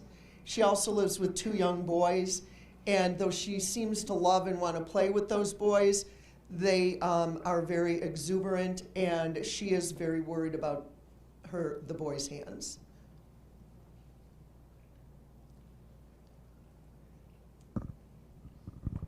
Okay, so typically the next thing we do is work on mat work. We have 3 steps to teaching this. 1, we just build value for the mat. So toss some treats on. If the dog engages with the mat, toss the treat off so they can have a reset. Give them the opportunity to come back and try again. Second, 2, the dog could offer a sit or a down on the mat, and then we slowly reward for that. So looking for some default to a sit or a down. And 3, this is where the magic happens. So once the dog is used to the mat, we start watching for the dog to display some calming signals. These can include blinking, lip licking, yawning, turning the head away, dipping the head down, lifting a front paw, sniffing the air or the ground, getting closer to the ground. So if the dog is in a stand and they go into a sit, if they're in a sit and they go into a down, if they roll that hip to the side, if they rest the head on the ground, or just lay full out on the side like Dexter's probably doing now, I'm assuming. So with each calming signal, we very slowly want to bring that treat to the dog's mouth. We don't want to toss the treat because we don't want the dog to engage in seeking. So we want the dog to think, if I just do nothing, a treat will just come to me. Also, always bear in mind you must work at the dog's pace. And if the dog can only offer 2 calming signals at any given time, that's absolutely fine.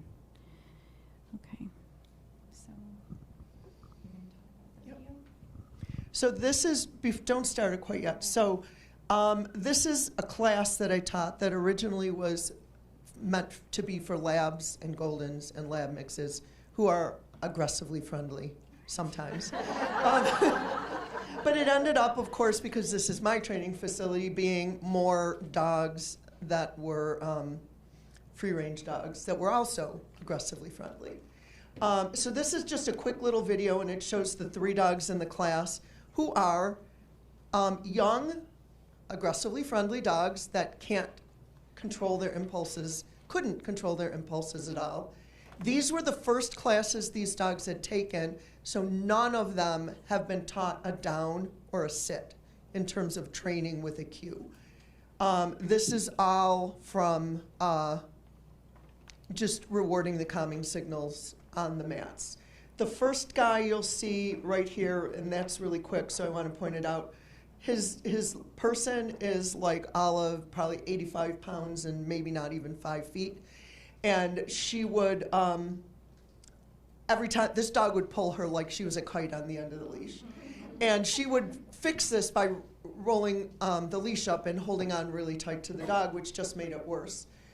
So anyways, what we did here, just to give a little background, I have an assistant holding a long leash because every time that she felt the need to move her hand up the leash, we told her to just drop the leash. And the dog ended up not pulling at all anymore. But he's a free-range dog that was rescued from a southern state, I'm not sure which, I don't think Texas, but he was from the south. He is a Cane Corso mix, so he's a pretty big dog. The next dog you'll see is actually a lab, so not exactly what we're talking about here, but this dog also, the guy who owned him would be like, his hands were cut up from biting and from the leash pulling. And then the third dog that you'll see is from Texas, but brand new to the class, so hasn't learned about the mat yet. Okay.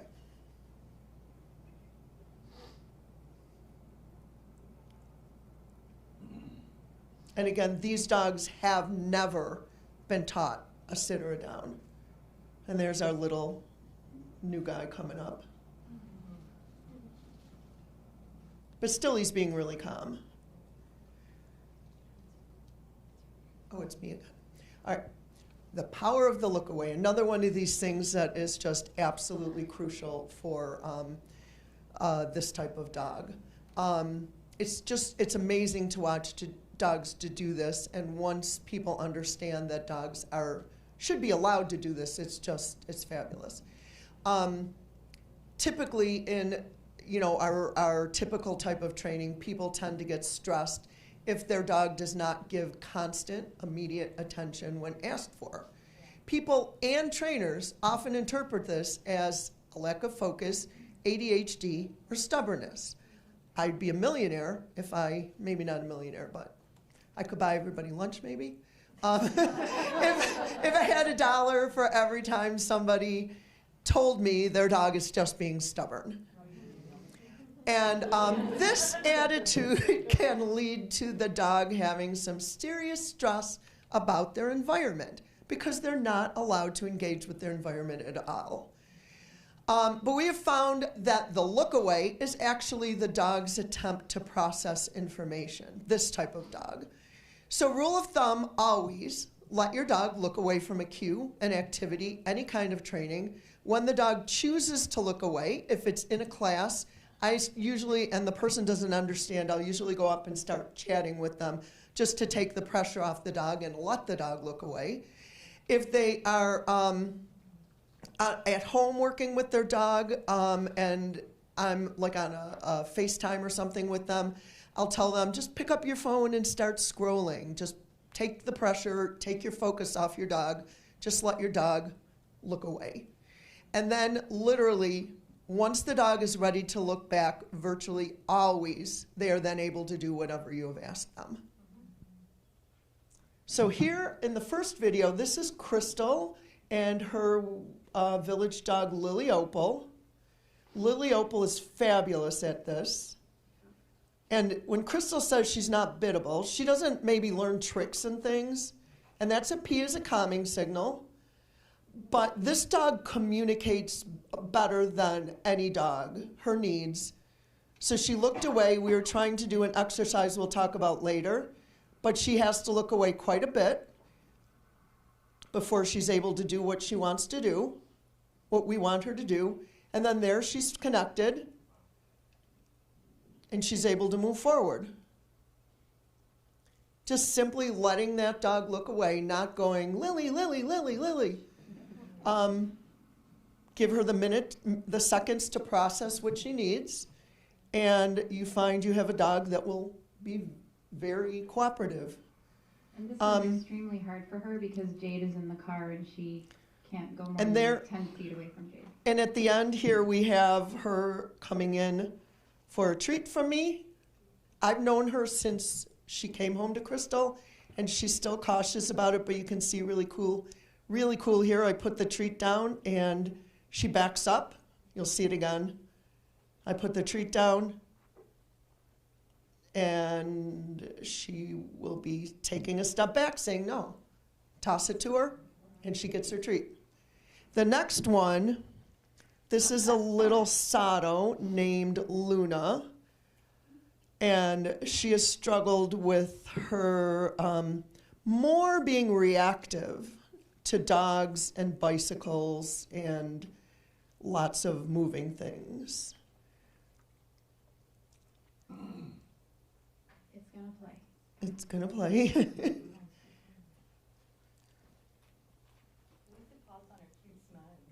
Yeah. There we go. Little motion. And this is the dog that had a large percentage of pit bull in her. She's only about probably 20 pounds and very pointy. And that was her looking away after she was asked to do a down. Okay. Oh, yep, one more. Yes, Nova. Nova was a handful. She's a mix from Texas, free ranging. So whenever she looks at you, put a treat down. Oh, that's me. We didn't know there'd be sound in the video.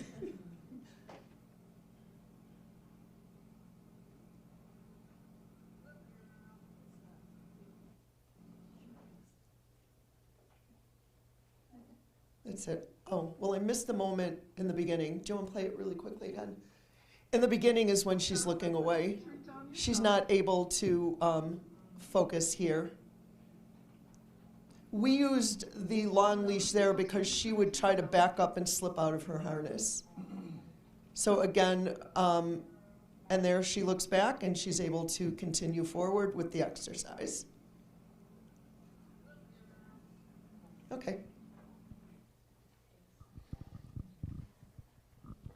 So, as we're both CCUIs, we do a couple things here. We do look at that and up down, which is from Leslie McDevitt's Control Unleashed. So these are very simple pattern games. Here it's important to understand the difference between command, cue, and a conversation. So command is telling your dog what to do and probably punishing or correcting if the dog does not do it. Cue is asking the dog to do something and rewarding when the dog does it. Conversation is giving your dog a prompt and see how they respond. So the dog does not have to do a particular behavior. Rather, however the dog responds to the prompt is correct for that dog in that moment. So we use food first of all, not as a distraction, sometimes but not always as a reward, and always as a gauge of the dog's emotional state at any given moment. So with look at that and up down, these are part of this process. Can the dog look up at a trigger or something new? Or can the dog look up at me in order to give permission to approach a trigger or something new? So here's the mic.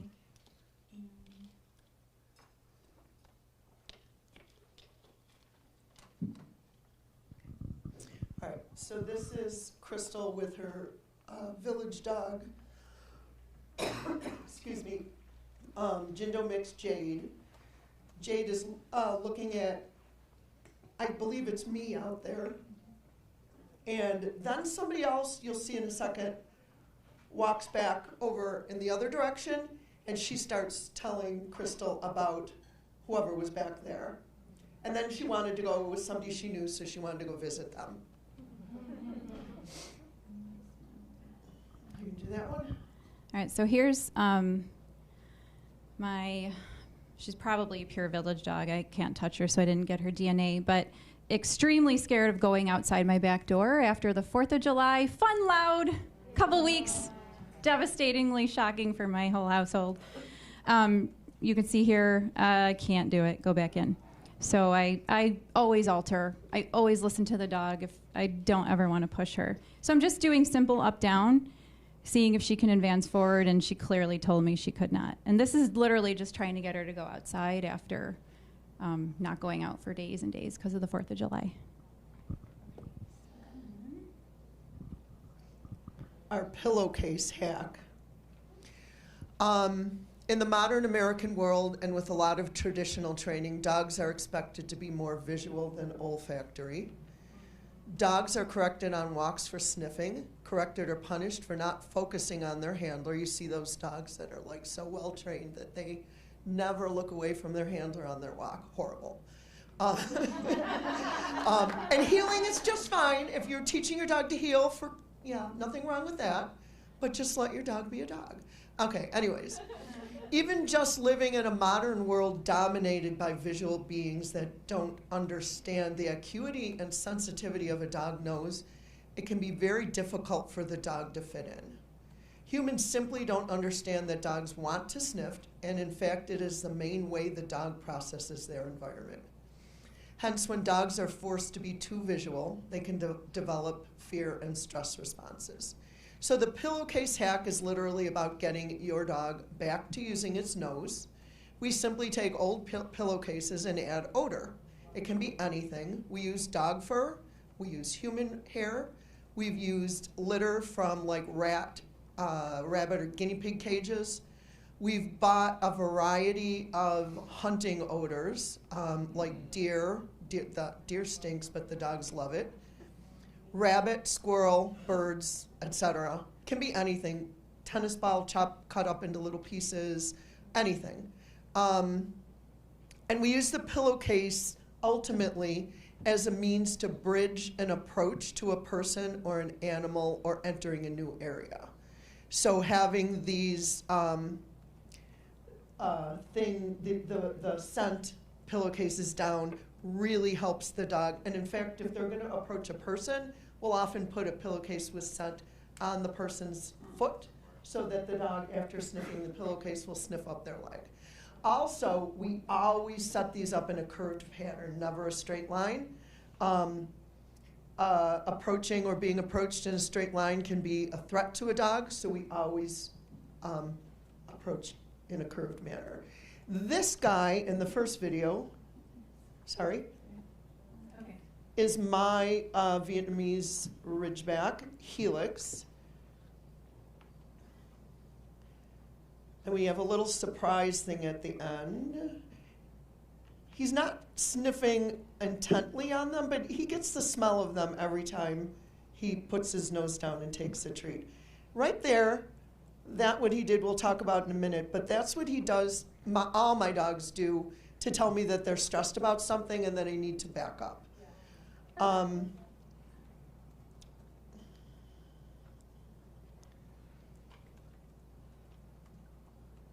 And then there's the treat, the Hand to Treat Alliance. He gets his goodie, and we go back. Next video is a client, and this is a Sato from Puerto Rico. Her name is Bee.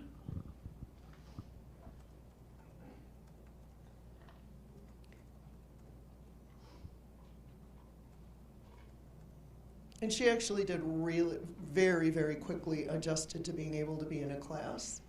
You can see all the pillowcases are in a slight curve. And she's spending some time with her nose down there. And she's looking forward. And she says, I can't take that treat. But she got close enough to sniff it, and then I just drop it and move out of the way.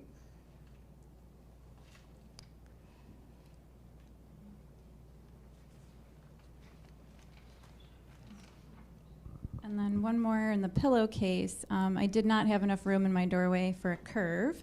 But again, this is Lily Opal. Jade, you can see maybe her silhouette in the back there behind my flimsy screen gate thing.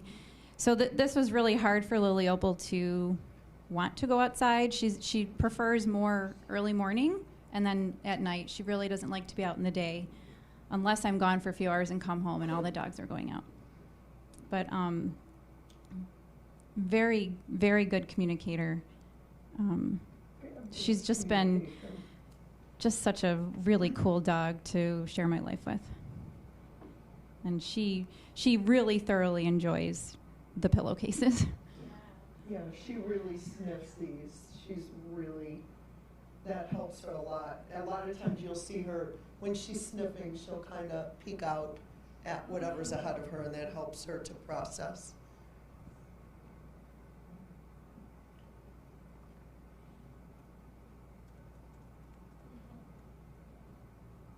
And the camera's just on a chair, but she's worried about the camera.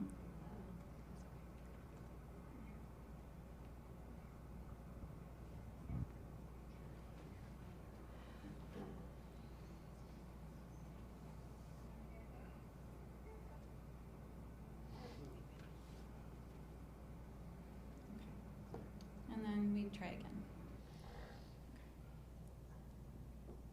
All right. Escape clause. Okay.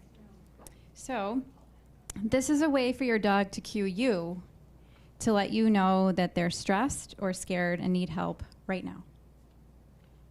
So we use this, we've had our clients teach to their dogs to have them actually pick up the dog's paw and touch the top of the human's foot. This is actually brilliant when you see the dog do this. But then we've begun to try and turn their more natural behaviors into the cue. So a calm cue that they can give to their person.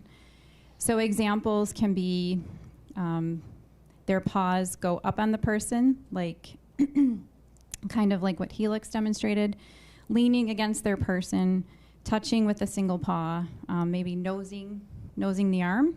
Could be almost anything. We try to isolate the behaviors that the dog actually uses to let the person know that they need help. So Lily April first. So before we play this, pause. What Lily Opal will be showing is, and we teach this if our clients want to put the work into learning it, but it requires shaping a behavior and then putting it into context for the dog. So most of our clients don't want to be dog trainers, they just want to have a pet. So they have no desire to learn about shaping or clicking or whatever. This is Lily Opal just demonstrating how the paw to the foot touch looks. She still, at this point, hadn't mastered it, wasn't able to use it on her own, but we have started, she understood the behavior, we started to put it into context, so if you approach something that you're very worried about, you touch mom's foot, and that means a mom will immediately, no matter what, help you escape. And I'm human, not mom. Well, yeah, that's right. Sorry. A caretaker.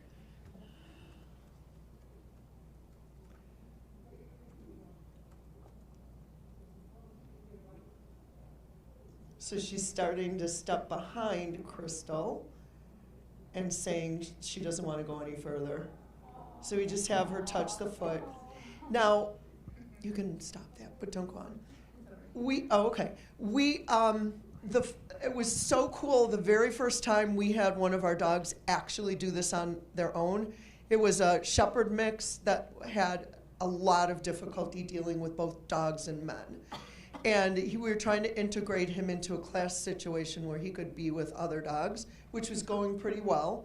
And one day we had one of the other male caretakers in the class go over to his area. He had a separate little area that he could come out of or go back in as needed.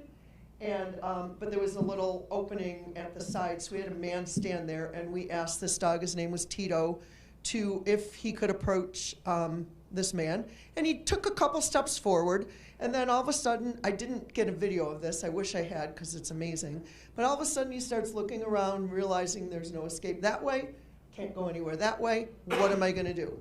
Wham, hits his male caretaker's foot, other foot hits the other foot, both paws, and we're like, move away, let him go out. He went outside, it took him a couple minutes to adjust, and he came back in. But again, it's hard for clients to put the effort in. Very often I'll tell them what to do and we'll start work on it, and then the next week they're like, well, my dog doesn't understand that. So I've decided to go to just trying to isolate the thing the dog does naturally. Most of my dogs tend to put their paws up on me, and I allow them to. We saw, the next video we'll see is my Fuquak, and he put his paws up on front, which means more like just slow down, don't go any further, let me think for a minute. But if he goes behind me and puts his feet on my back, that means I'm really worried and I need to move. So here you will see him doing that. And this is again with the pillowcases.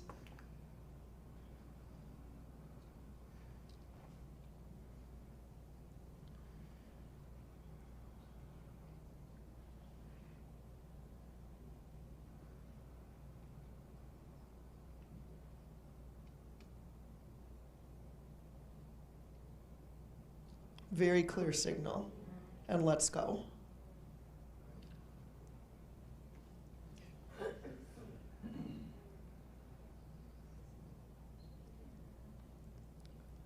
So in conclusion, can you actually fit a world dog into a pet dog box? World dogs, land races, and free-ranging mixes can be very different from the typical breeds and mixes found in modern Western pet homes. They're typically traumatized, fearful, and aloof. These dogs may not be able to interact with a human on a training, i.e. command or cue basis. And the lack of education about what a world dog is only compounds this. Similarly, human expectations about what dogs want and even need are incredibly skewed and can further add to the dog's trauma. So can you? You can try, but why would you want to? Instead, become educated and find a knowledgeable family dog mediator. Literally, don't put your world dog in a pet dog box. G. Know what your dog is and embrace it. And S. Listen to your dog. Conversation is way more important than commands.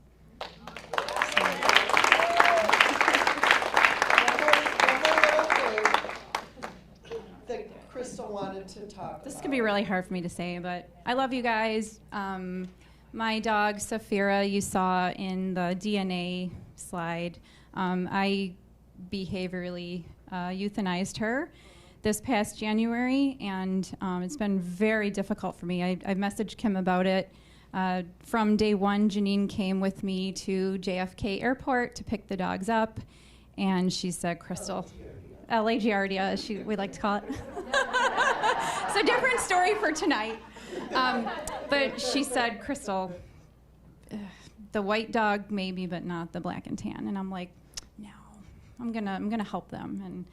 And after nearly, 16 months of my life with her, she had all the affordances. She could go outside whenever she wanted to. She'd never step foot outside, except the day I brought her home when she was, absolutely petrified.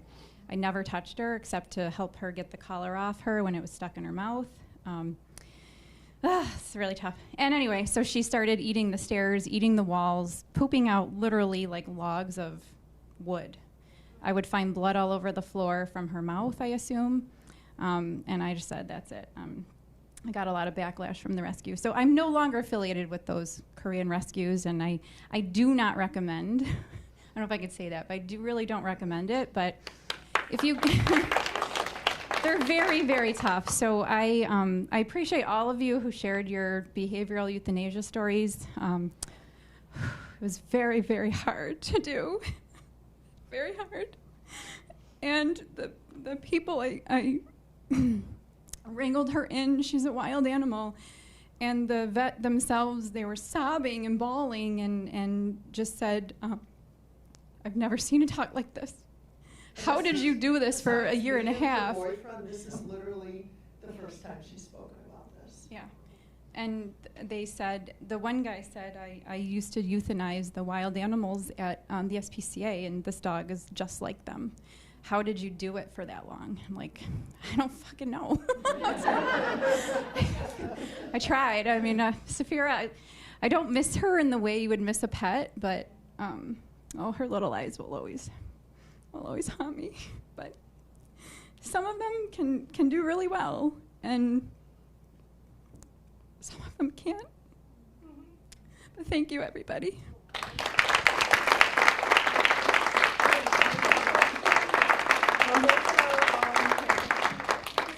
There's our contact information, and I don't know where we're at in terms of time, if we have any time for questions. No? Okay. That's okay. We'll be here during lunch and whatever. Thank you, everybody. Thank you.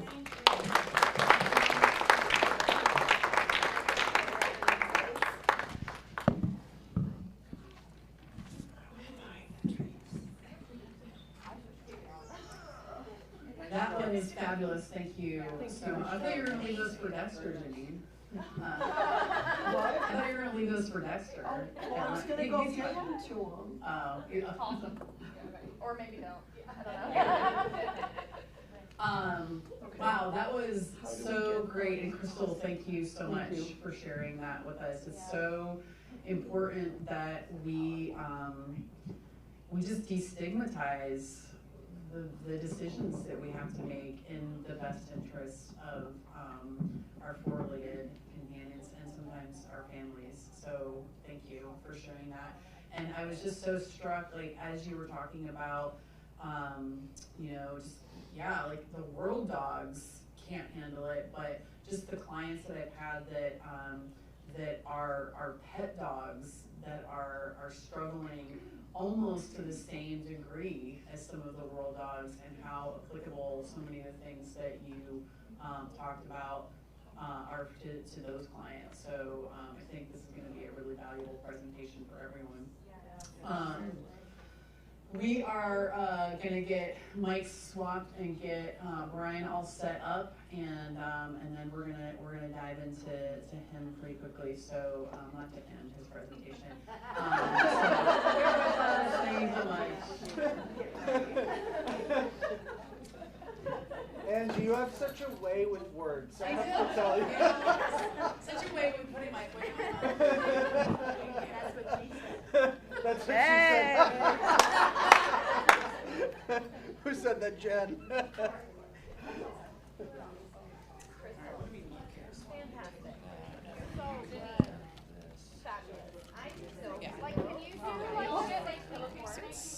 Pardon me?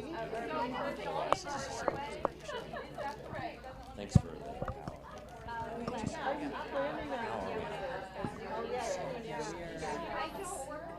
Yeah, I would try to hand clean first, not realizing my hands are Okay, so we're 70% or something like that. Okay, so yeah.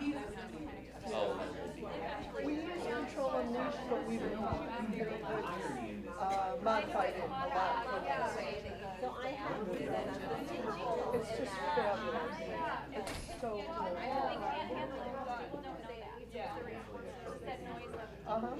Because I tell people all the time, my dog won't take food. Well, put it down. If they sniff it, that's a reward.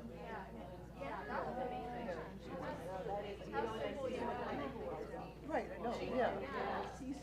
So much of it, there's so much of it, and it's just like, this crazy.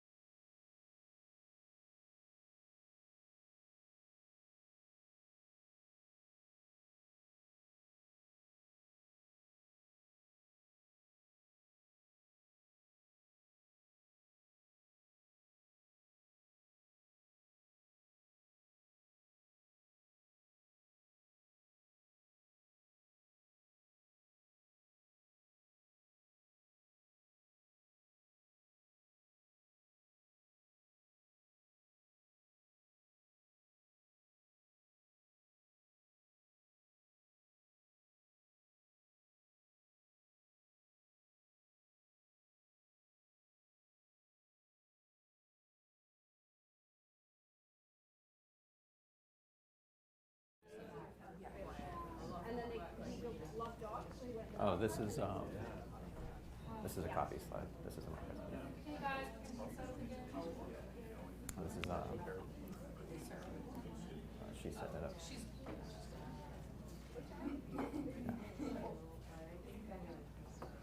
Yeah, go back to that.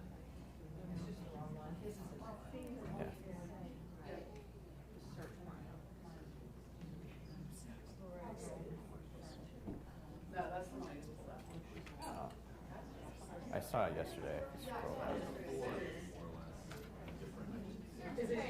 Is it Yeah. titled Chaos? Is Chaos Put the in- title? No, it's just Brian. Put in clouds, or clocks or clouds.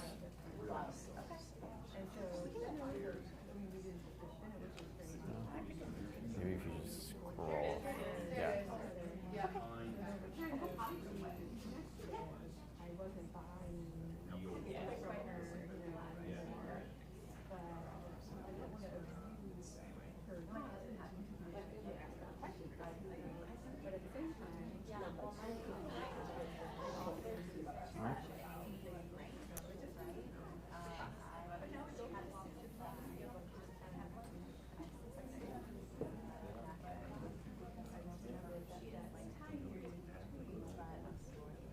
All right, we are back.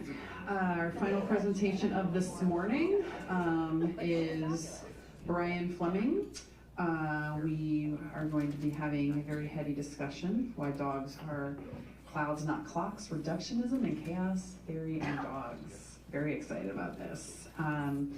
Brian is a dog behavior consultant and licensed family dog mediator from Connecticut. He is known locally as Brian the Barkologist. He is a military police veteran and former security contractor, but a love for helping dogs and their people facilitated a career shift. He enjoys thinking about the mysteries and complexities of the universe with help of his trusty Australian Shepherd, Nova, and just based on the things that I've seen him post and Facebook, and this is going to be great. All Good, right. Brian. Thank you. All right.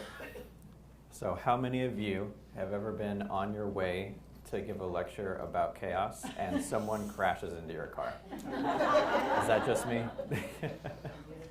All right, so this is Why Dogs Are Clouds, Not Clocks. Please forgive the incorrect date. I made several copies of this presentation and messed with all of them, and this one was the most adaptive. That just came along for the ride. All right, and also it's adapted from Dr. Robert Sapolsky. So kind of the way I think and the way I learn, it's hard for me to explain something outside of the coloration or the context of the person that I learned it from. So a lot of the things I'm going to be saying might sound very familiar if you're familiar with his work and his lectures. So I just wanted to kind of give him some first page credit for that.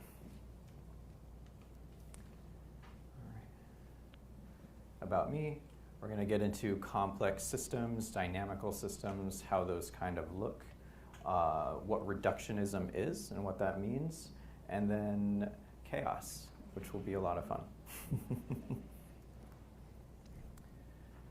So you already heard a little bit about me. When I was very young, around 4 years old, my parents showed me a very child-friendly film called Jurassic Park. And that turned me into a dinosaur kid, and I loved everything about it. I've seen it a million times. So if we have time for Q&A, you can also ask me Jurassic Park trivia questions, and I'll probably have the answer. But I was very inspired by the themes of it and all that chaos kind of stuff. But I never really thought about it as applicable to my work as a dog behavior consultant until I started watching some Sapolsky lectures. And I was like, this is really cool stuff. And I started talking about it, and other people were like, that is really cool stuff. You should talk about it. And I was like, okay, I guess. So here I am doing that. What is a complex system? A complex system is any system composed of many components that interact with each other.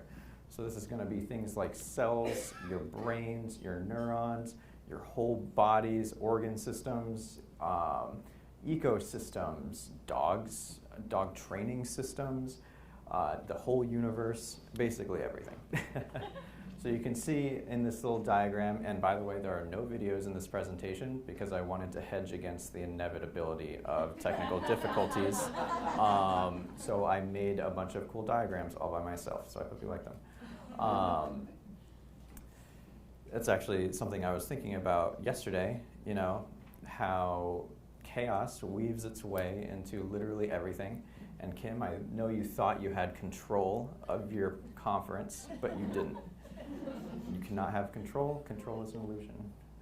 So we see that all these dots are kind of connected to each other in cool different ways. It's not really a linear type system. We don't just go from point A to point B. There's all this kind of complexity going on there. So how do we tackle complexity? For the past 500 years or so, we've been doing it with something called reductionism.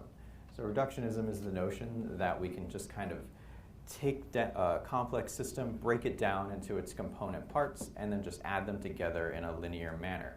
And that the system itself is just the sum of its parts. And then we have kind of the more holistic side of things, where when you put all those things together, we see things that those independent parts didn't have on their own. They interact in cool and unique ways, and the sum is greater than its parts.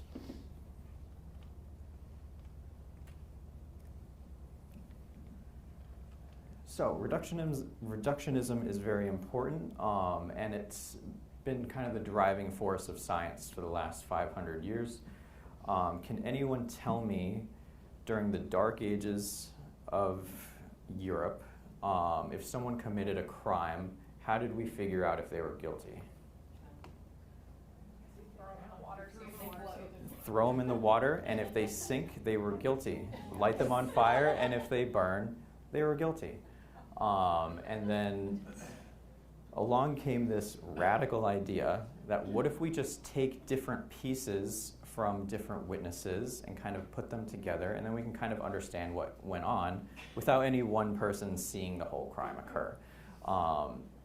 So we were able to kind of move away from that level of thinking and begin thinking about things in their complex roots more accurately. So this paved the way for science as we know it today. You know, the idea that if we want to understand the body, we need to understand the organs. If we want to understand organs, we need to understand the cells. If we want to understand the cells, we need to understand that the mitochondria is the powerhouse of the cell. If anyone remembers that from science class. You know, and all these ways this kind of system builds itself. So there's some implications for reductionism.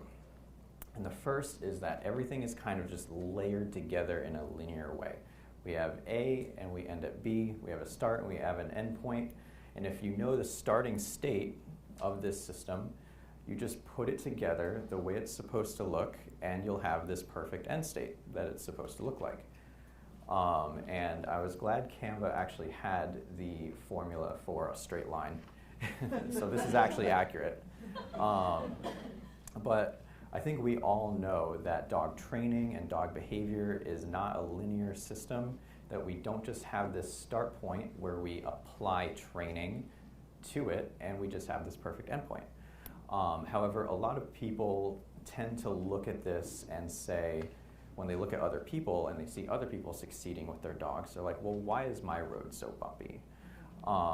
And the reality is that, you know, there's variability to dog training, there's variability to dog behavior, and we have to kind of tackle that as it comes along. And nothing's ever going to be straightforward.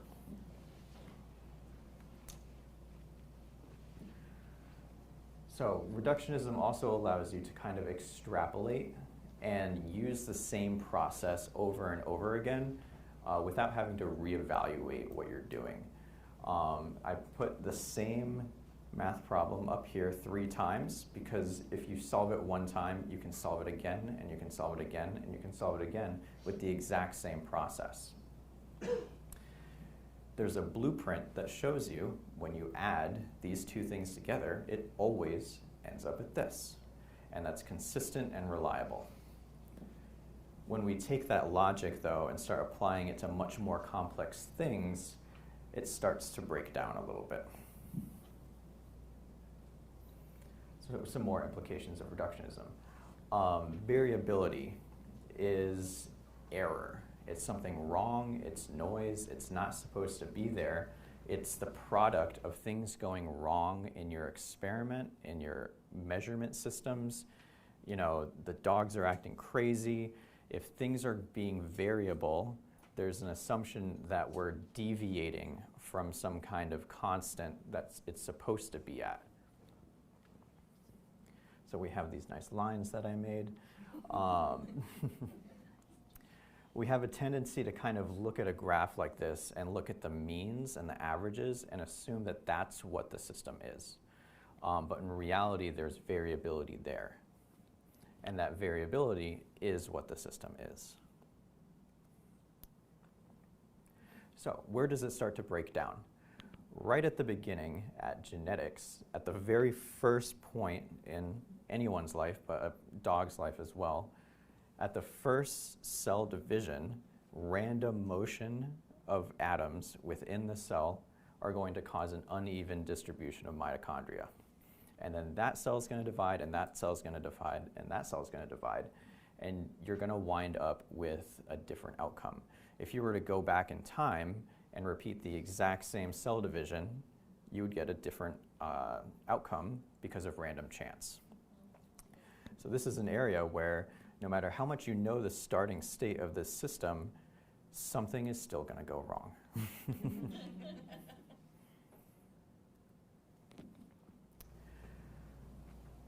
Neurobiology.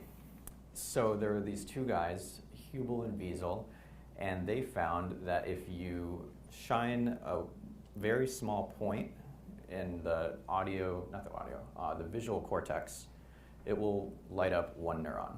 And if you move a little bit over and shine a light right here, it'll activate a neuron right next to it. And they're like, oh, that's pretty cool. That must be how the brain works. So if you get enough of these neurons in a row, we'll have another neuron that can recognize a line. And then another line, and then more neurons that recognize curves, shapes, all the way up to your grandmother's face, and your grandfather's face, and so on. So there's this idea that every neuron kind of contained one piece of information. But this starts to go wrong when you think about the way that at the first layer of neurocortical processing, you would need at least as many neurons as photoreceptors in your eye, all recognizing one dot each. And then you would need at least 10 times more neurons to then figure out all the tiny variations of different lines that you could have and all the tiny variations of curves that you can have. And by the time you've reached your grandmother's face, you don't have enough neurons. There's billions and almost infinite combinations of different things that we could be looking at there, where if we were to just have one neuron per thing, we just wouldn't have enough. So this is an area where the reductionist approach starts to break down because we don't have enough numbers of things. There's a little white lie there. Some grandmother neurons do exist. It's something called sparse coding, but there's very few of them, and that's something pretty interesting to look at. But in general, that's not really how the brain works.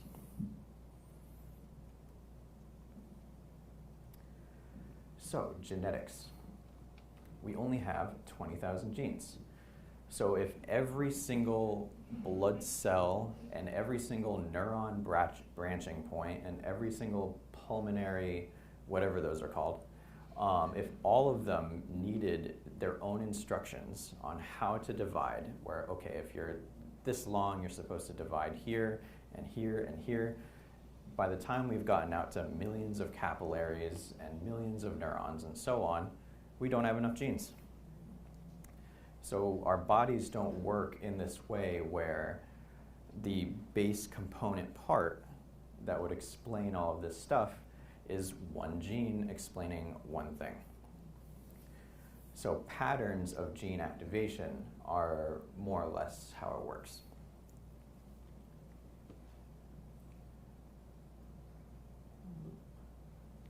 starts to break down in behavior as well. So trying to figure out the starting state of a dominance hierarchy with these fish, this guy named Ivan Chase pitted one fish against another and then basically had this tournament to see who's the most dominant fish. And whoever was first was put at the top of the hierarchy, whoever was second and third and fourth and so on, but they only had these dyadic interactions between each other. And what happened was he had this whole dominance hierarchy, this starting state that he was expecting to see, and when you put all the fish together, it was not remotely accurate. And the reason for this is because some fish didn't see other fish dominating each other. So it was totally fresh, and you're not going to be able to extrapolate from these dyadic two-pair interactions into a whole complex 10-fish ecosystem. And so it totally threw that for a loop.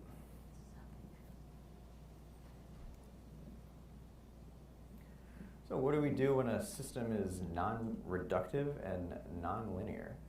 When a clock is broken, we can understand why by breaking down the clock, find the gear that's broken, put it back together, and it's going to work the way it did before. And it's always going to work that way. When a cloud is broken, we can't reduce it down and reduce it again and reduce it again until we get down to one molecule of cloud and figure out why it's not raining or, and so on. It's a much more sensitive system, and it's going to be, even if you understand all the things that there are to know about weather and clouds, you still can't predict a week out because it's so complex and there's so many pieces going on that realistically, you really don't have a shot of figuring it out. But we can try, even though it's going to rain when we go to the beach. All right. So starting to get into some of the major themes of chaos theory, this is the bifurcation diagram. So you could look at this kind of abstractly, and if you turn it on its side, this is a tree that's dividing upward. If you flip it upside down, it's a lung system branching downward. It's your circulatory system. It could be a river emptying out into the ocean. It's all kinds of things that begin to bifurcate. So what this diagram originally was built for was population dynamics. But it can also show convection and turbulence and all these other things. So imagine an island of bunnies, right? This is going to be great. So you have this island of bunnies, and we want to have some math that's going to explain what does the population look like every year. And obviously, when we can't just have infinite bunnies because they would take over the world.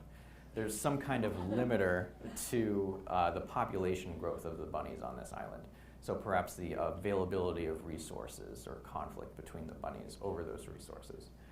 So we get to a point where this line is like this nice stable population where there's enough bunnies and enough resources for an equilibrium population to occur.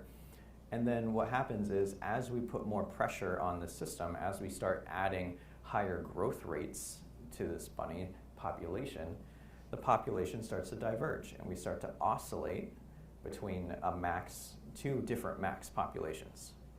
And then over time, it splits again and splits again until there's no predictability because there's so much pressure on the system.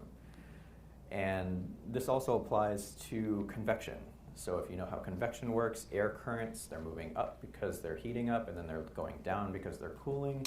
Same kind of thing. So we're having a nice equilibrium temperature, and then we start to get 2 different air currents, we start to get 4 different air currents, and then we break into boiling.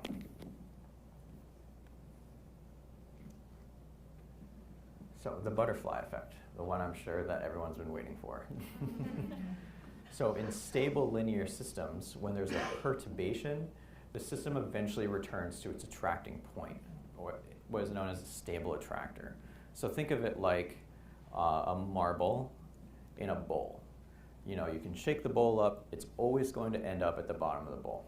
It's a stable system, and we kind of understand that if the marble isn't at the bottom of the bowl, it's going to wind up there eventually.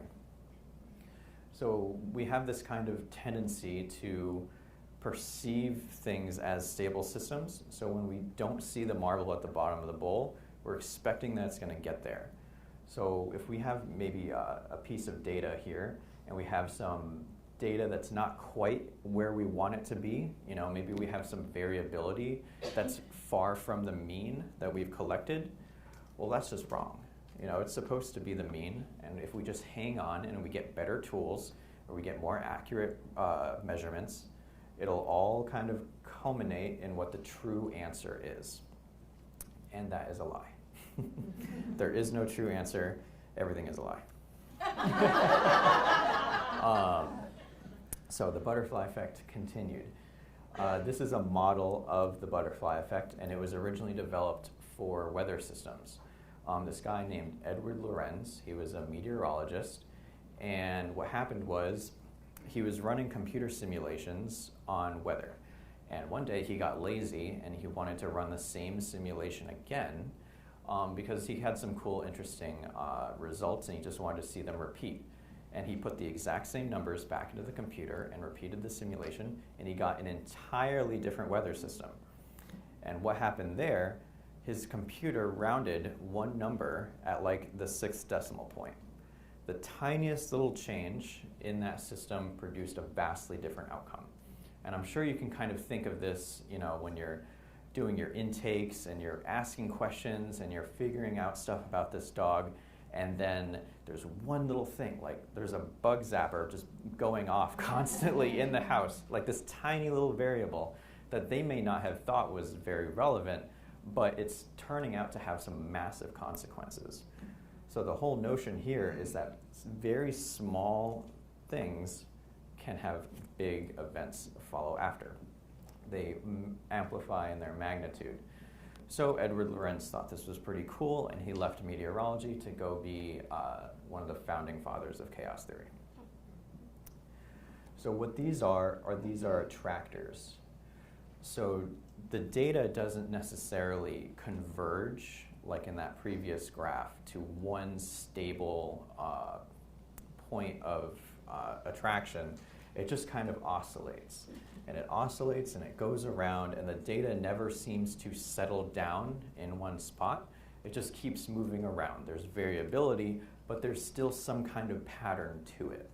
You know, so you could think of this as like the breed groups. The breed groups would be unstable, kind of strange attracting forces, where we can kind of see that the data about this group of dogs oscillates here. There's variability, but it's never the same thing twice, and it's never going to ever be perfect and exact and accurate.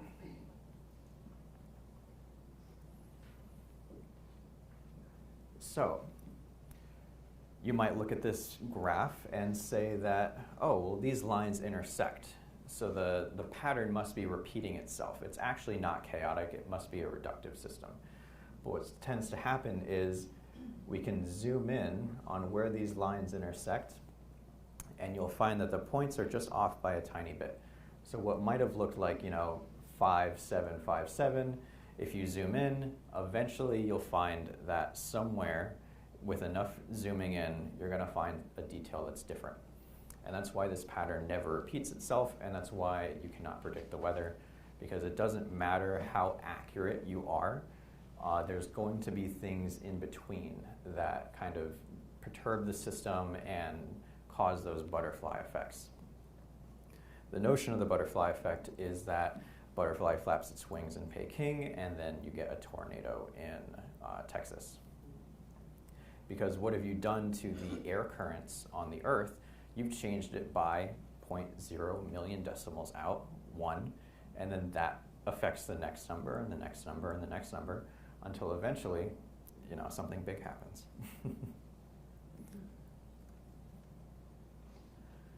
So fractals. Fractals are objects of infinite self-similarity. No matter how close you zoom, the shape goes on for infinity.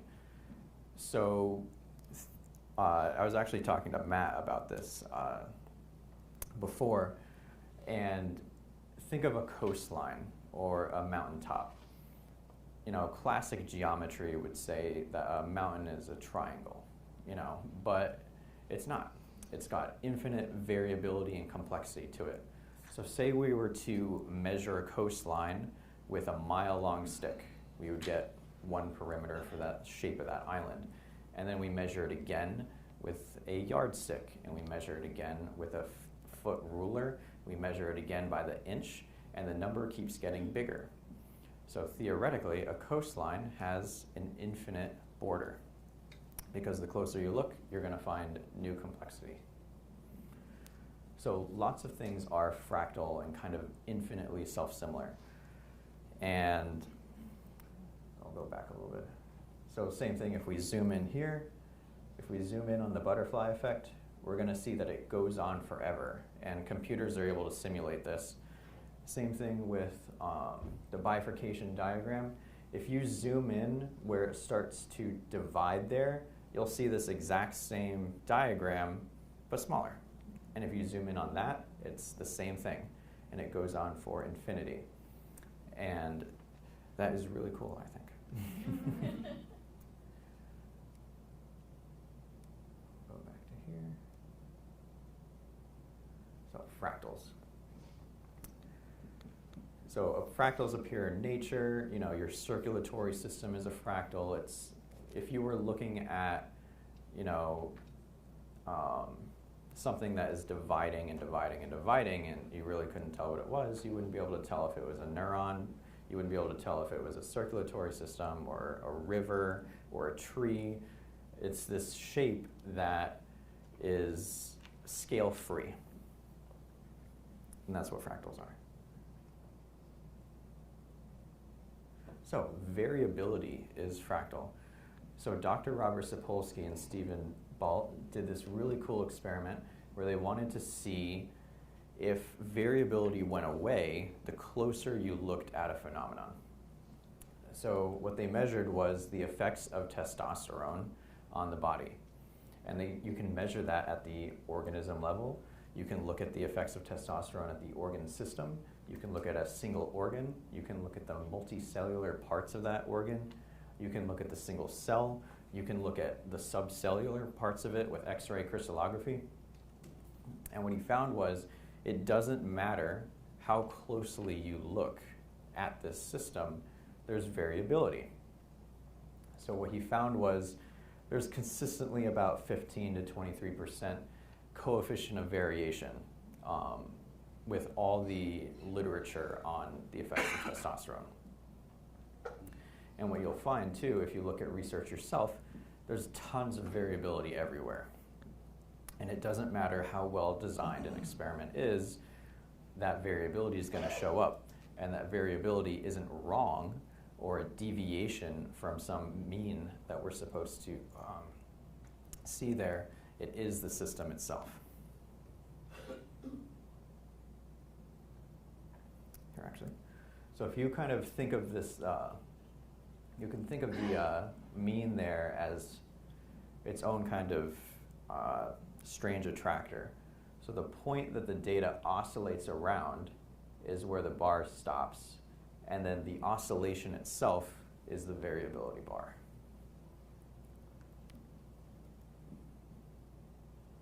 So what does this mean? It means that very complex things such as biology, dog behavior, training dogs, interacting with people, all these things cannot be boiled down into absolute and repeatable laws. There's all these feedback loops and unpredictability and little things and butterfly effects and all this stuff that kind of throw their hat in the ring and make it very difficult to perfectly predict outcomes. And that's why if anyone tells you that they know everything, they're lying. It is impossible to know everything. So we need to reevaluate how we interpret data as being absolute and infallible. We have this kind of assumption that when we look at these means and these averages, that that's what it's supposed to look like.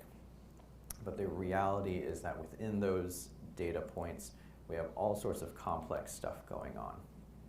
And no amount of changing the experimental design is going to get rid of variability. It's just here to stay. So the chaotic legs. The legs are all interacting with each other in very complex and unique ways that are never going to repeat the same way for any dog or person. So we have to kind of stay on our toes and take each case as it comes, learn what we can, ask all the questions that we can, because we're never going to be able to assign the same formula twice. And I would have done more arrows, but it would have gotten chaotic. But basically, the L affects the E, the G, the S, the E affects the L, the G, the S, the G affects the L, the E, the S, and so on. Do we still need reductionism? Yes, we do. Because if you walk into a client and you're like, well, everything's chaotic and there's no hope, you probably wouldn't get very far. They need to have answers, or like if you go to the doctor and they're like, well, there's a lot of variability with what we're about to do. You're not feeling very confident. So it's very important to still have the ability to reduce things down for the sake of conversation, for the sake of making things explainable. I mean, even chaos itself, I had to be reductionist as heck to make all of chaos fit into an hour-long presentation, which is actually not possible, and there's so much stuff that I missed, and I could talk about it for years. But it helps us determine solutions and interventions that on the average are effective. So when we start seeing these patterns in the complex behavior, we can intervene on them, see what happens, reevaluate cause and effect, see those feedback loops, and continue from there.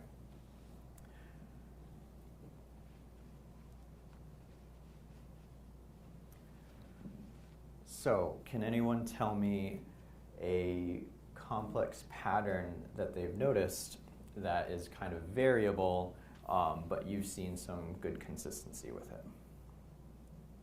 Leash reactivity? Yes. So leash reactivity, we're encountering something that seems to happen the same way.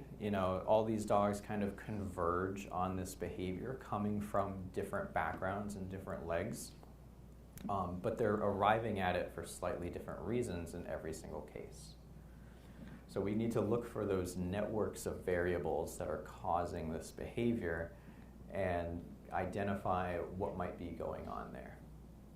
So we can appreciate complexity without letting it overwhelm us, because it's okay to not know everything, and you would be crazy to endeavor to know everything. So as we kind of go along and help people and learn ourselves, we can help the dogs too. I'm sorry there's not a lot of dogs in this presentation. I had to get a lot of the mathy kind of stuff out of the way. So I'll kind of jump right into Q&A if I have time, because I'm sure you guys have some cool questions. But I just wanted to kind of give my references and recommended resources. If you go on YouTube and look up Chaos and Reductionism by Robert Sapolsky, he explains a lot of this stuff way cooler and better than I can. And then he has a following lecture, Emergence and Complexity. That's something that I would hope to talk about next year, hopefully, fingers crossed. Because that's a whole nother piece to this that I do not have time to get into, but it's really cool stuff.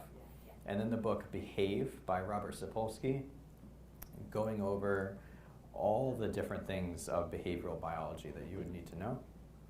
Chaos by James Glick, kind of a history and look at the beginnings of chaos, Edward Lorenz and Henry Poincaré and all those people that were really influential in the field. And then I have a citation for individual differences versus, can I get some water? My throat's dry. That. Great. So we have about 5 minutes for Q&A. Oh yes, let's clap.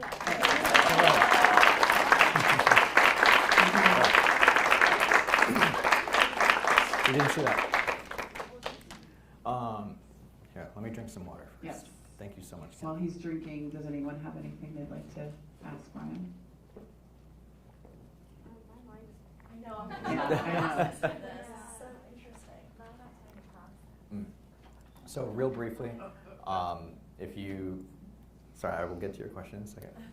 I know we just had Q&A, but you can email me at brianthebarchaeologist@gmail.com.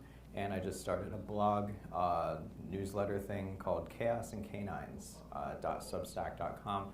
I haven't published anything yet, but that's where I'm going to be kind of like musing about this stuff. You've probably seen me post on Facebook about it, but I'll get into more detail in my blog. And then really quickly, a special thanks to Jeff Goldblum. I had to do it. You know, the most famous chaotician. I won't leave that up on the screen. So I'm sure a lot of you have thought about the butterfly effect and how very small things have impacted your life. If you think back to all the tiny events that have gone on, all the random happenstances, people crashing into your car, all the little things that kind of come together and put you where you are, it's very mind-blowing and it keeps me up at night. So yes, I would like to answer your question. So what's your favorite Jurassic Park movie? 1 and 2, of course. Big fan of the original Jurassic Park, of course, and the second one. It kind of fell off for me there, actually. Yes. Matt has a question. Oh, sorry. So if I'm thinking about it in terms of the dog world and how to support the humans, and everything is a lie and it's all chaos. Is it plausible, because predictability reduces stress, and because biologically, as we were discussing last night, and I'll let you go into it more with anybody else, that we have a need to know where we are and then stand by that, and it's our value system, et cetera. Is it plausible that reductionism in the grand scheme of life is going to help us merge with holism? But biologically, we need reductionism based on how we've evolved, if we want to use that word, including in our dog training. We've needed reductionism so that we could find some ground upon which to begin to integrate the holistic reality of the experience, which is legs. Yes. Tim Brophy, ladies and gentlemen. So that is an amazing question, and I agree 100%. It's our nature to seek patterns and stability and predictability, and it's very difficult to think about how everything is chaotic. So reductionism is important, and it gives us legs to stand on. Even the leg system is itself reductionist in a way, while it's more holistic and incorporating many more factors than other systems. It still simplifies things. You know, we've simplified the whole of this experience into 4 letters, and that helps us to communicate with our clients. It helps us to compartmentalize information, categorize it, file it away for remembering later. So the idea isn't to abandon that, because we need that, and that's very important. But between the lines, there is stuff going on that we don't understand. And as we move forward, we can appreciate that while still kind of falling back on that solid ground of the reductionist approach. Thank you. That basically answered my question. Great. Great. Awesome. Thank you so much.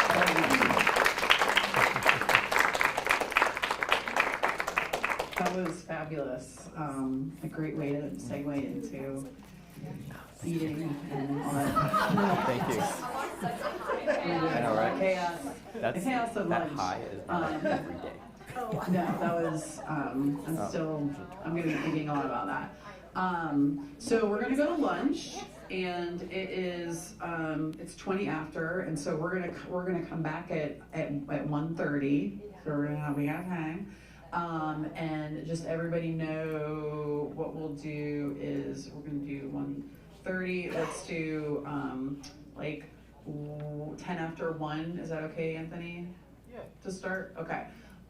So we're gonna start with Anthony for anybody who wants to view videos and had questions for him.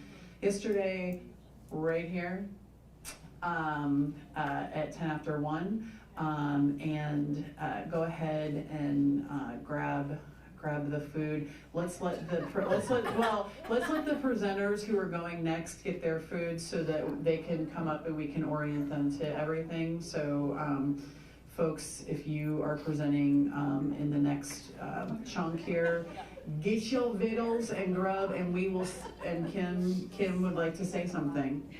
Keep your Wi-Fi off so that Anthony's videos work. Yes, keep your Wi-Fi off until 5:30. That's when you can turn your Wi-Fi back on. Thank you all so much. The morning has been amazing. Can't wait till the afternoon. Have a great lunch.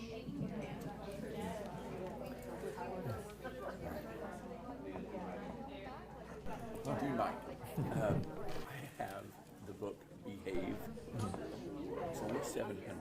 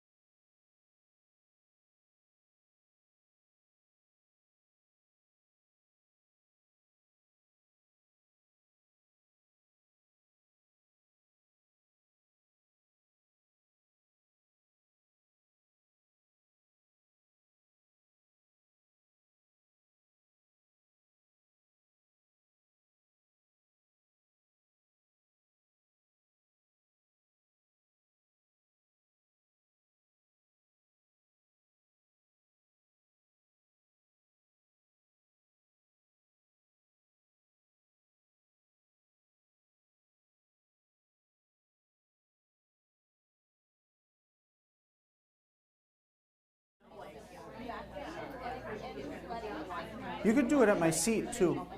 Oh, I'm on. Hello, everyone. We are going to start here with Anthony showing the videos that did not work yesterday and fielding any questions. Like normal, if you do have a question, please wait for the mic so the live stream can also hear you. Oh, yes. I was wondering who's in the way. All right, are we starting? Okay. I was thinking that I need to say something first. So, I was telling Tiffany last night, she asked me how I met Kim. And so, the off-duty protocol actually is how we met. So, I reached out to her because I had a client that I was having trouble with the client, and so I reached out to a few of my regulars that I would ask questions, want to hear what they say, and they were telling me things that I was doing. And I was like, there's something missing here that I can't figure out with this case. This is about 3 years ago. I'm like, I just can't figure this out. I don't know what it is. And I said, you know what, I want to reach out to Kim, because we had spoken once before about a case that I had. Everyone said I was wrong. It wasn't predation. It was fear. You know how that goes. So, okay. So, whatever you say. So yes, I reach out to Kim, and she's saying, yeah, I mean, this dog is displaying more territorial-based behavior. And so I'm saying, oh, okay, well, you can't counter-condition that, that's for sure, because, if that's more of an instinctual response, we can't just be counter-conditioning and desensitizing that. So she introduced me to the off-duty protocol, game-changing experience for that family. I was sitting there doing a lot of the usual things that a lot of us are trained to do, throwing cookies, trying to counter-condition, get the dog to do this, that, and the other thing, an alternative behavior, and it was just like, hey, just throw that dog over there. Okay. And so I couldn't believe how impactful that was. And so I want to just give a shout out to Kim and say thank you. We should all give her a round of applause, because a lot of her stuff has helped us or impacted each of us in a different way for not only professional growth, but also personal. So thank you. Thank you. So, and I also just want to give a shout out to everyone who's brought up behavioral euthanasia. I think it's so important. I actually 3 years ago put my dog Gerber down, and it is part of what I do today to help families. All the stuff I learned from him and that situation that I had to go through is what makes me do everything I do today. So I think it's something we need to keep talking about. Actually, this year I even put on my website that it's something I offer. I advertise it as difficult decisions and challenging situations, and it lists off from all the type of things families might be going through, because it's something I do so often. I said it just needs to go on the website. Why are you afraid to put it up there? Because someone's going to judge you. And I do this on a weekly basis. People hire me from all over the place to help them, consult for something like this. So I think it's something we need to keep talking about. So I just want to give a shout out to everyone who brought that up. So thank you. So, okay, let's get on with this thing, huh? So, all right, wait, I got to find the cursor first. There it is. Is it this button here? I'm going to do something wrong. Okay, so this was this case study, Jimmy.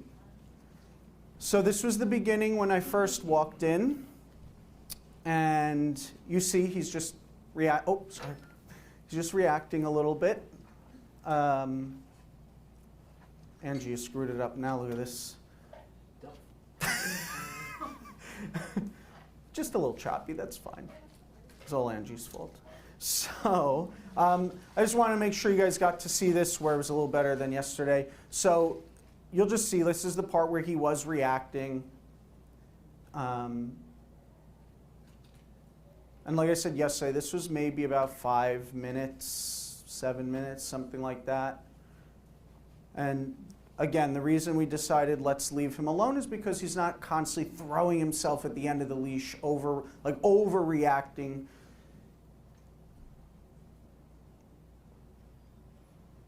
And then eventually you're going to see after he kind of stops, he'd say, oh, my bone's there. I just think that's so funny. Bark, bark. Oh, that thing's there.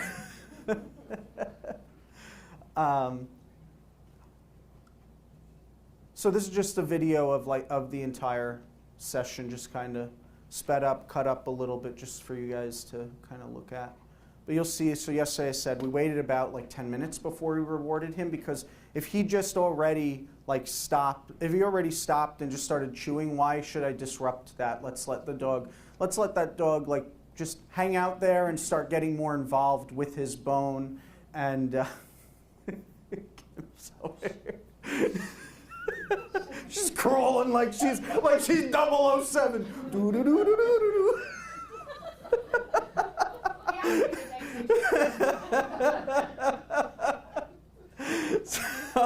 So anyway, he's still over there chewing.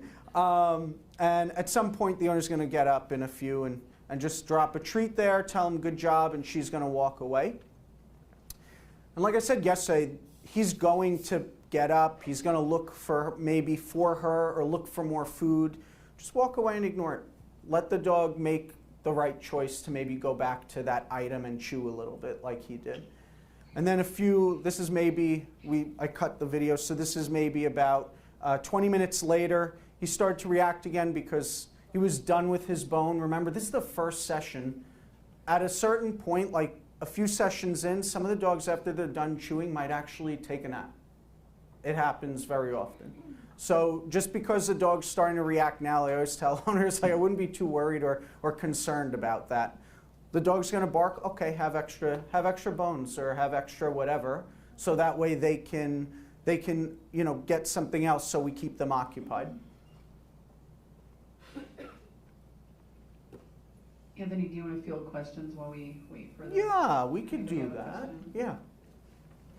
It was at the same time, wonderful. What role and why are we using treats if the dog is engaged in the bone or whatever stuff they have? Sorry, Kim's just laying across the floor here taking pictures. It's like the George Costanza pose on the couch.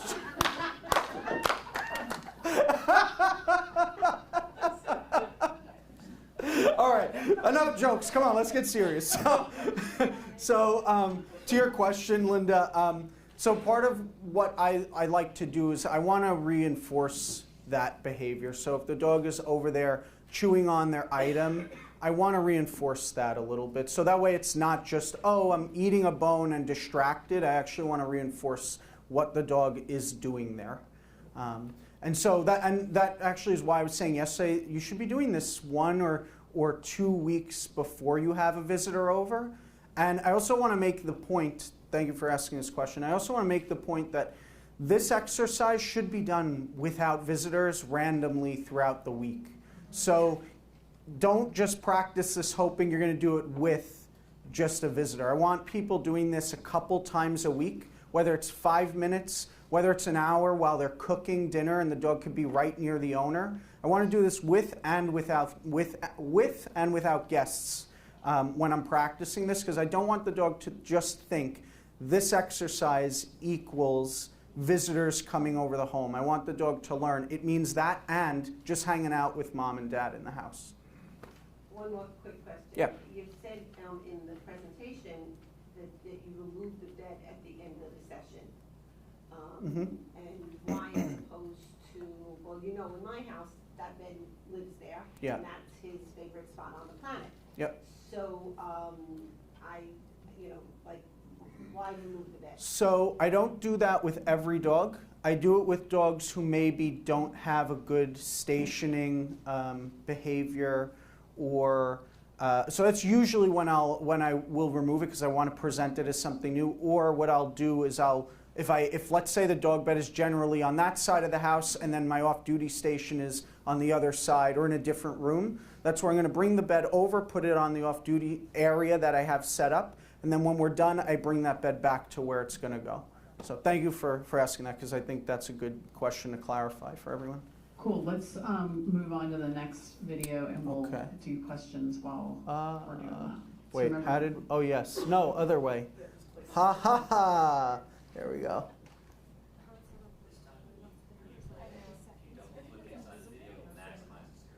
Yeah, if you double click inside the video, it'll maximize. Please hold. Scroll to the right.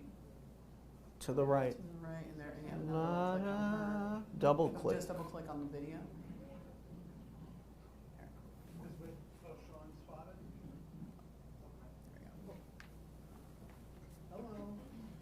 So this was the second session, I believe, where she doesn't react. Wow, you're prepared this time. You can see their tether is in the middle of the wall. I have no idea why they put it there, but I want to draw a bullseye right there just because it's like just right there in the middle of the wall. I'm going to sit over here at the counter. That's all right. So I sat on the other side. Sorry for all the whoa. You guys are feeling like what you drank last night, I'm sure now. So the reason I just sat over there is because I wanted the setup appropriate, so I wanted to make sure that the owner was in between me and her. If I sat across from him on the couch over there, it would have been a little too close. That would have been about 12 feet away from her, and it's just too much for her at this point. Now she's actually greeted me multiple times, this dog. Originally with a muzzle and then a few times without, and she's even been fine in the house with me. So this is just us speeding it up a little bit. We're just chatting along a little. I was just kind of distracting them, asking them all the questions while the dog was chewing, because I figured it was a good opportunity to just kind of see what the dog was like if I just started talking and asking them questions about what their dog's been like the past month. Also, as a side note, these type of protocols, I will generally see the client again 3 to 4 weeks later, depending on how severe the case is. If it's a little more severe, I want them to have a little more time to practice. And I'll just say I have an instructional video for my clients that's private, so they get what I'm presenting to you in a video form. So that way we go over everything in the session, and then they have access to that to watch it and get all the detailed steps to make sure they do it correctly. So this is us just walking out to the backyard on the deck, and then I just sped forward so we could walk in, because one of the issues that she has, like I said yesterday, is us leaving, especially if the guest gets up and walks out. You can see right there, she was getting a little bit concerned now. Yeah, don't let those ears fool you. And I made a mistake yesterday. She actually has, I said level 2 and 3 bites, but she's had level 4 bites as well. On the mom, Anthony? On the wife? The wife, she's had level 3 bites to the wife, level 2 and 3. But strangers, that she's given level 4 bites. So the owner wanted to just show off here and just show me, while they were waiting to get another bone, he just wanted to show me some of her little tricks. She is cute though, isn't she? Do you want to field a couple more questions? Yeah, I just want to say while I ask questions, you'll see like the owner occasionally drop food. She's not going to take the food right away at one point. I don't care, just I leave it there for the dog, and if they don't eat it, then I'll throw more later on when I want to reinforce again. I don't care if the dog doesn't want to have the piece of food. Okay, I have kind of like a two-part question. Yes. So for dogs that are just naturally anxious, trying to figure out how to split this even farther, even if you practice like, oh, this is really loud. Even if you practice a lot ahead of time without the guests, without all the extra social pressure. I have a dog who, if I give him even just a frozen raw marrow bone, he cannot even fathom chewing that unless mom is settled in a room. I'm not getting up to go anywhere. He is touching me, like it has to be just so for him, and any tiny added anything, we can't chew the bone. Yeah. We're off the bone. is there any other way to split that a little farther? And then the second part is, and if that's a client's dog, and the client knows this about their dog, does the client's emotions about what's happening ever influence your work, especially when you have to let them have feelings about things for a couple minutes and the owner is present?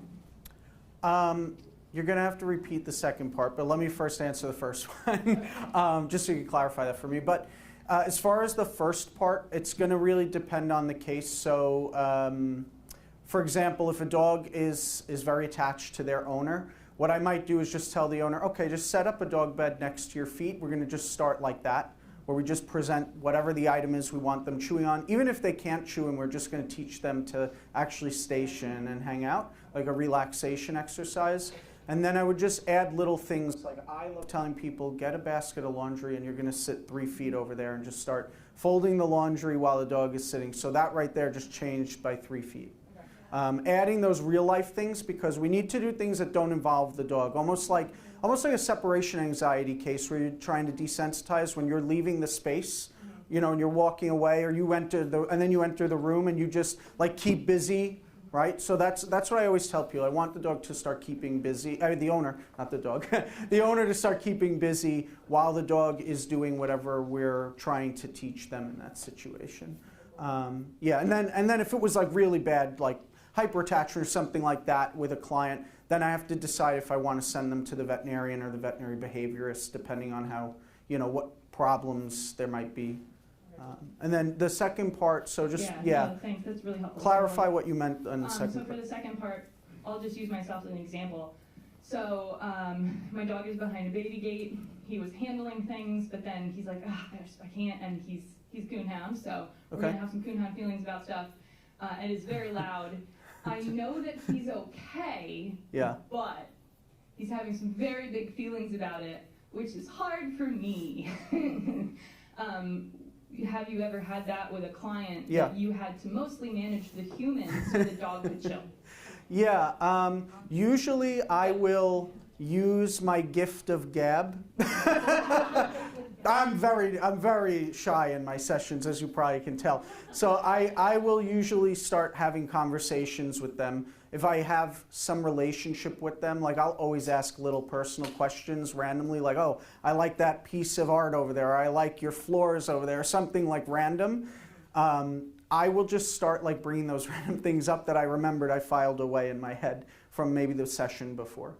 So I will always bring up like little conversations to distract the owner for like, even if it's 30 seconds, because then all of a sudden that 30 seconds I can say, hey, and I've had this happen a few times where I'll be like, hey, you just left your dog alone for that 30 seconds and look what happened there. So sometimes just a matter of showing them things. Also having video from like when visitors come over the home. So like when you're done with your session and they're gonna have someone coming over, it's scheduled, get video of that, ask them for video, because you can pull that stuff apart and say, look what happened here and why maybe what you were doing maybe influenced the dog's response. I know there's questions on like getting video footage in sessions and, you know, could it become a problem or dangerous and everything like that? Yes, be smart about it. I would like video though. There's these things called Nest cameras, so we could easily install them somewhere on a shelf, let it sit in the corner of the room. A lot of my clients do it, and now I can see the entire space, and that person didn't have to worry about setting the dog up because they can just clip what happened in the session. You know, so that's something that's really important. I know a lot of people are questionable on getting video footage, but so yeah. Anything else? We have two more, I see. We don't really have time for that. I'm Okay. sorry. You can ask me on the side, though. You can see Anthony on the side. Yeah. I wish we had more time for everything, but we don't. Thank you. You are welcome. Anthony, I hope this was helpful. If you want to go see. Yeah. Kim, all you needed was the leopard print. Oh wait, the microphone's on. My bad. Always count on Anthony. Anthony,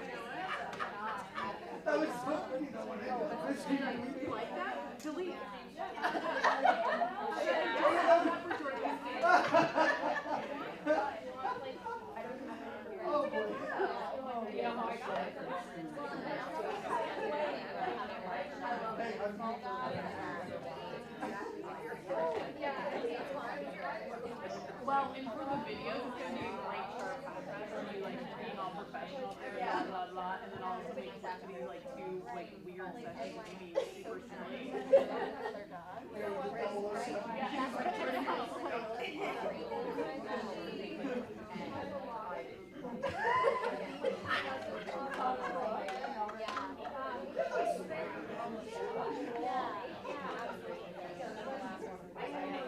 I know. I thought for sure you were going to make me Yeah, no, that's what I'm dreading. All right, let me turn you on. I have a lot of facts, so. Oh, I saw it. Like asking for a belly rub.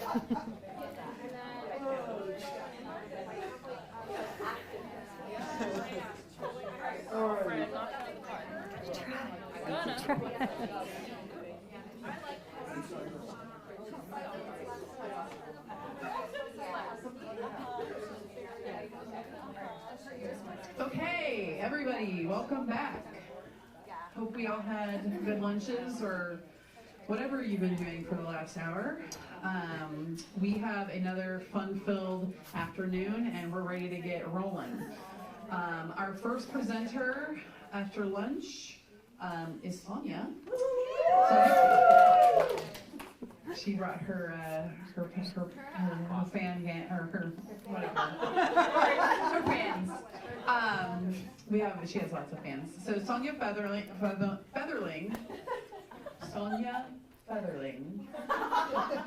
is going to be talking about using legs to walk through consultations, case studies.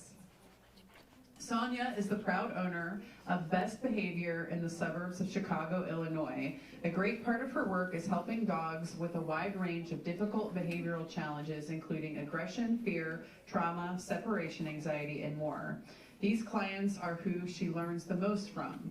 She also offers private in-home training, day training, puppy start right classes, and cat behavior consults. Sonia began her professional training journey in 2000 after adopting an adolescent black and tan coonhound and blue tick hound mix. Wow. She named Ellie Mae in 1999. She has shared her adult life with various breeds, including Border Collie and Tibetan Mastiff, and has enjoyed different activities with her dogs, including agility, tracking, and rallye.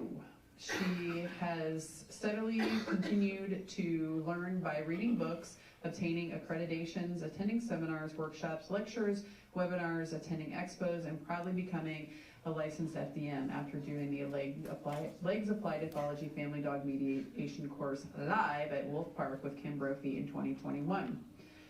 Everyone, please give Sonia your warmest welcome.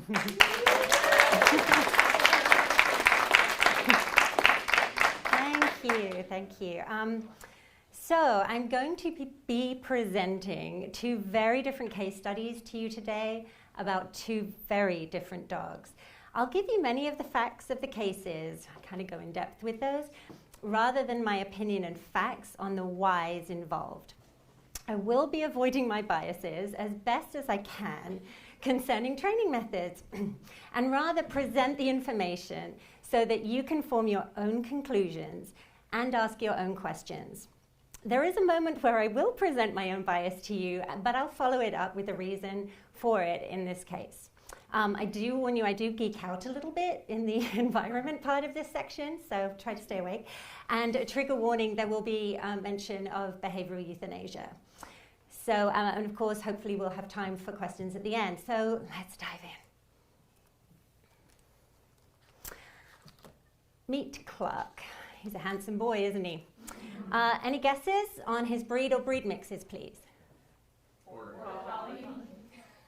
Yeah. So my colleague, who's also named Amy, which will make sense in a minute, went out for their first session in late March 2021. And I saw them for the first time, which was their second session, about a month later in late April. So the top reasons that, also named Amy King, Clark's mum, human guardian mum, owner, whatever we call them, whatever they want to be called us, were as follows. He sometimes went to the dog park with no problems around the people or the dogs there. However, he was reactive on leashed walks in the neighborhood towards other dogs and some people, and possibly territorial around the outside of his home. There are 2 American Pit Bull Terriers who live next door on the other side of a 6-foot metal fence that you'll notice in the first video. And the 4 dogs were running the fence line and barking. Number 2, he would sometimes want to be petted, and other times he'd snap, nip, and bite. He would scare them by suddenly snarling and taking their wrists or their hands into his mouth with a quick bite, sometimes a bit of a hold. He had multiple level 1 and 2 bites to family members, including Amy, the wife, Brett, the husband, and Amy's mum. They likened him to Dr. Jekyll and Mr. Hyde. He was also being muzzled at the vets already and handled very cautiously by his groomer. Third point, no one could come into their house without him lunging, barking, and acting confrontationally, as Amy put it. My colleague did the first actual visit with them, and when I went for the second visit, he barked and lunged nonstop for nearly 45 minutes. And he would stop, and then if I moved a hair, he'd start up again, and it took a long period of time for him to stop again. And yes, there was a lot of food being thrown at that time. And then number 4, he was mounting and humping the dog that he lives with, called Lucky. Frequently, each and every day. And there was also increasingly rough play that was concerning Amy. So I asked for some videos before I went, after my colleague Amy had gone, so that I could assess him before I went for the second visit, so that I could look at the 2 dogs in their environment and also how they behaved with one another. It was also a way for me to get a bit of a better idea about the human and dog relationship. So in this first video, this is Clark, he's the black one on the back, and Lucky in the back garden. And I ask you to observe Clark's gait because it's something that popped out immediately to me. Oh, sugar. Do I double click? No, just click on the... Oh, on the pad, sorry. Thank you. Doop. Thank God I have a professional here to help me. Okay. They will hang out here and they really don't fight a lot over on the deck here.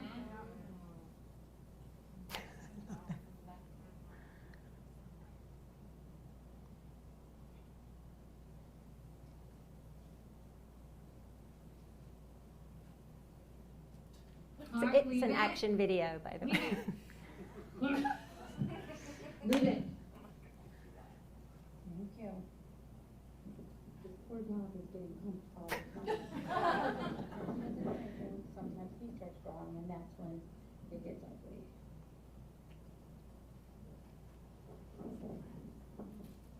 There's the fence, by the way.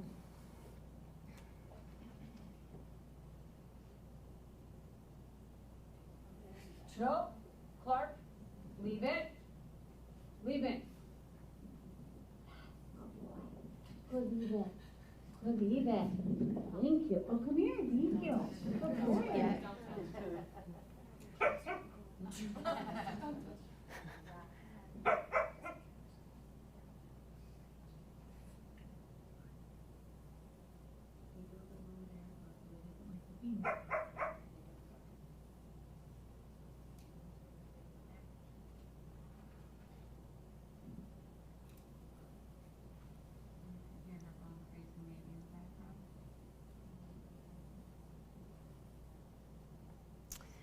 Lots to see there, huh?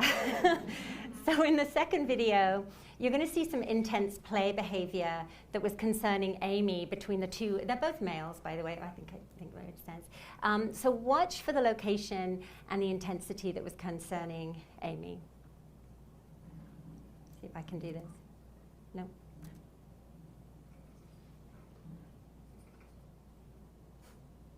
Okay, I literally was recording because they were goofing off, and as soon as I turned the camera on, they stopped. That is a perfect example. Right. Leave it. Look. Leave it.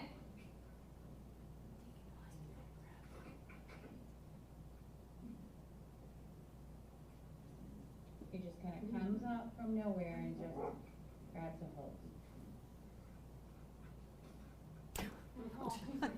Poor Lucky.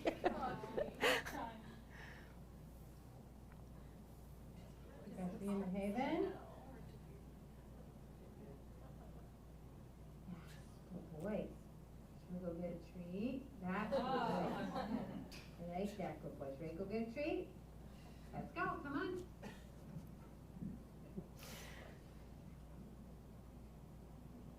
I'd just like to mention that I don't think she says leave it anymore.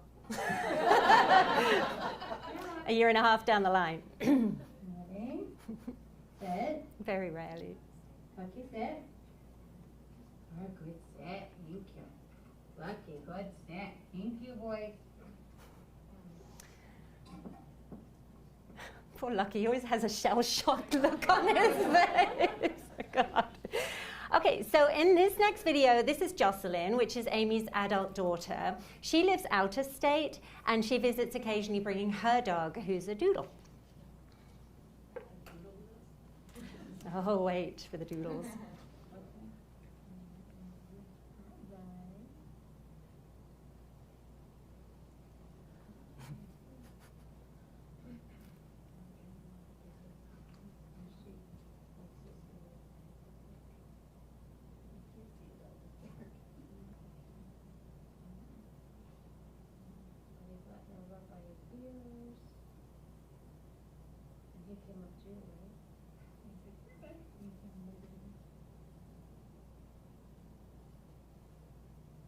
Did you guys hear that?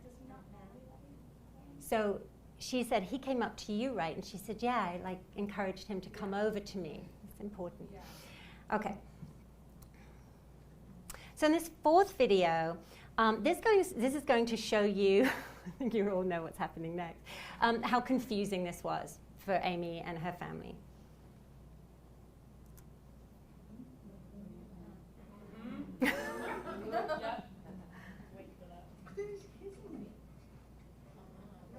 Okay, stop. Stop.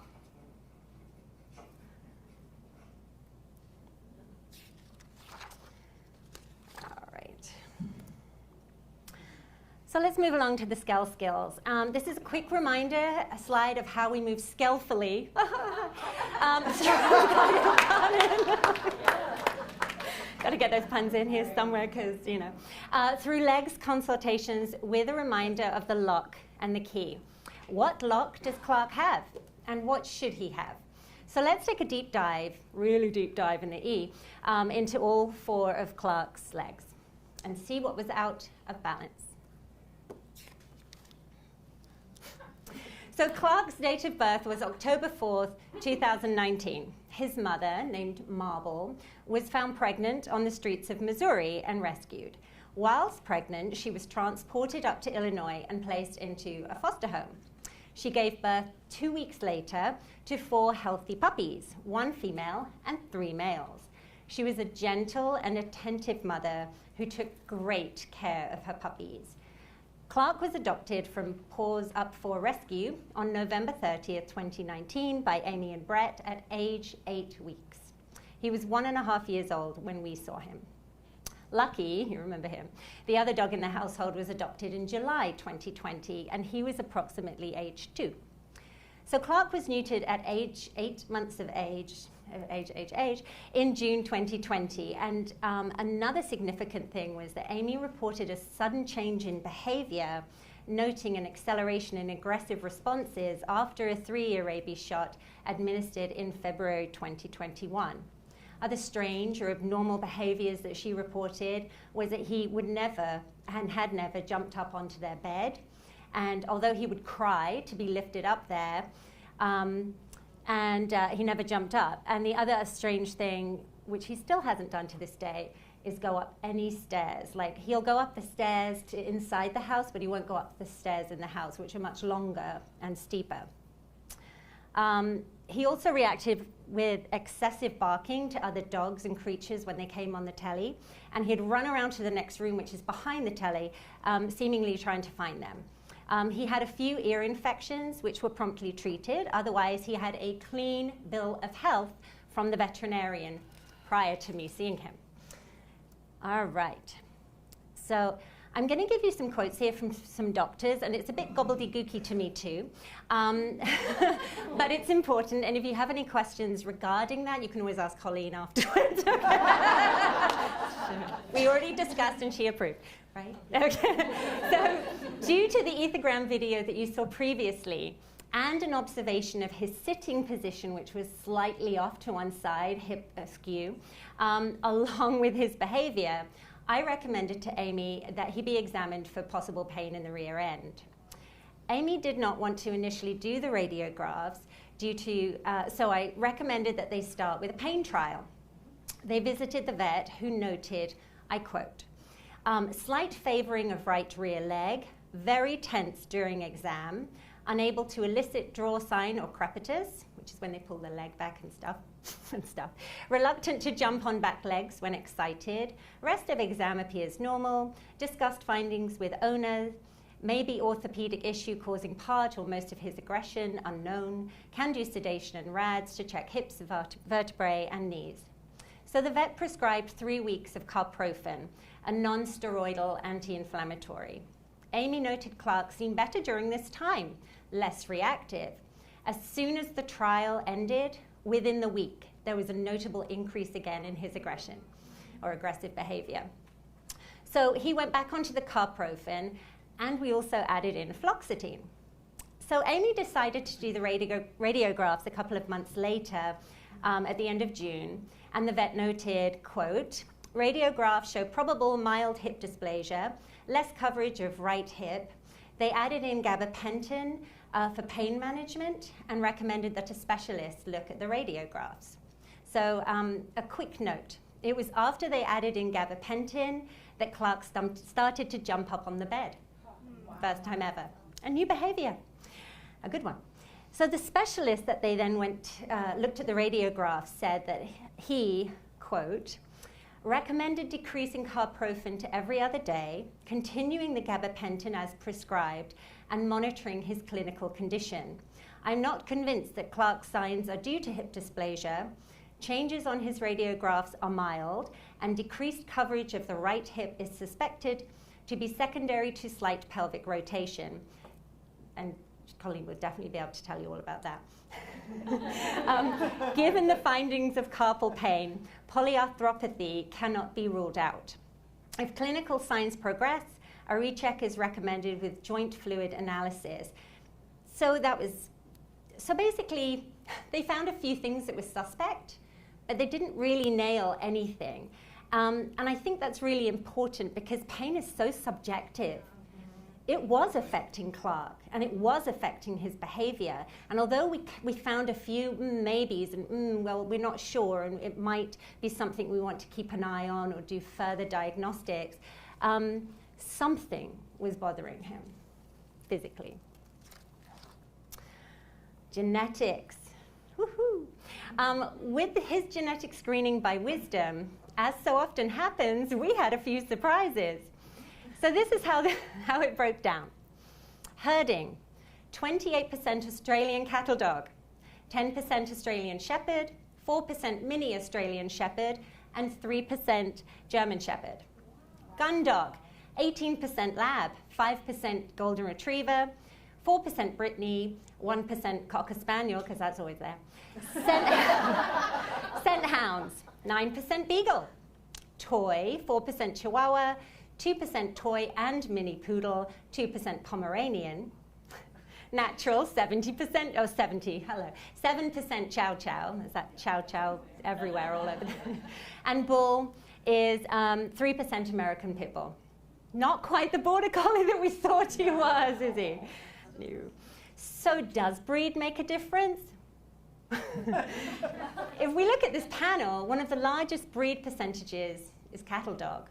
And to present a non-biased opinion, I looked up breed description online, and it said, among other things, a breed known for a tenacious sense of duty, is wary with strangers, fiercely protected when used as a watchdog, and can treat everything as a potential threat, not known for being affectionate, and doesn't like to cuddle. Well, that seemed to fit with some of the issues that Clark had presented with, doesn't it? So pictured in the middle here is Marble with all 4 of the puppies. She was a sweet dog, exhibiting no signs of aggressive behavior, and she was eventually adopted by an elderly couple successfully. So you've met Clark, he's up in the center there, so meet his 2 other brothers and his sister. Isn't that interesting? I know, it's so interesting. I had to show you that. So this is Davy on the left, really handsome boy. And Tito is on the far right. Those are the 2 other males. And then Gracie down at the bottom is the only female. And you can kind of see those cattle dog markings on her more, right? Yeah. So I wanted you to meet these 3 other dogs because I'm going to talk about them a little bit later on in the learning section. We have 4 dogs, same genetics, same early learning exposure and environment, who go on to have slightly different experiences once they're adopted into 4 different homes. So environment, this includes all the external conditions for Clark with primary operating motivators, including, am I safe? What does it mean?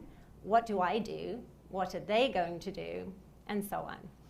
I believe Clark had a great deal of mixed messages and was unsure of what he was meant to do in any given situation or what his role was. Any novel changes caused high arousal and stress. Remember, emotion, habit, and instinct are the big drivers here, and the conditions and affordances in his environments were not consistent.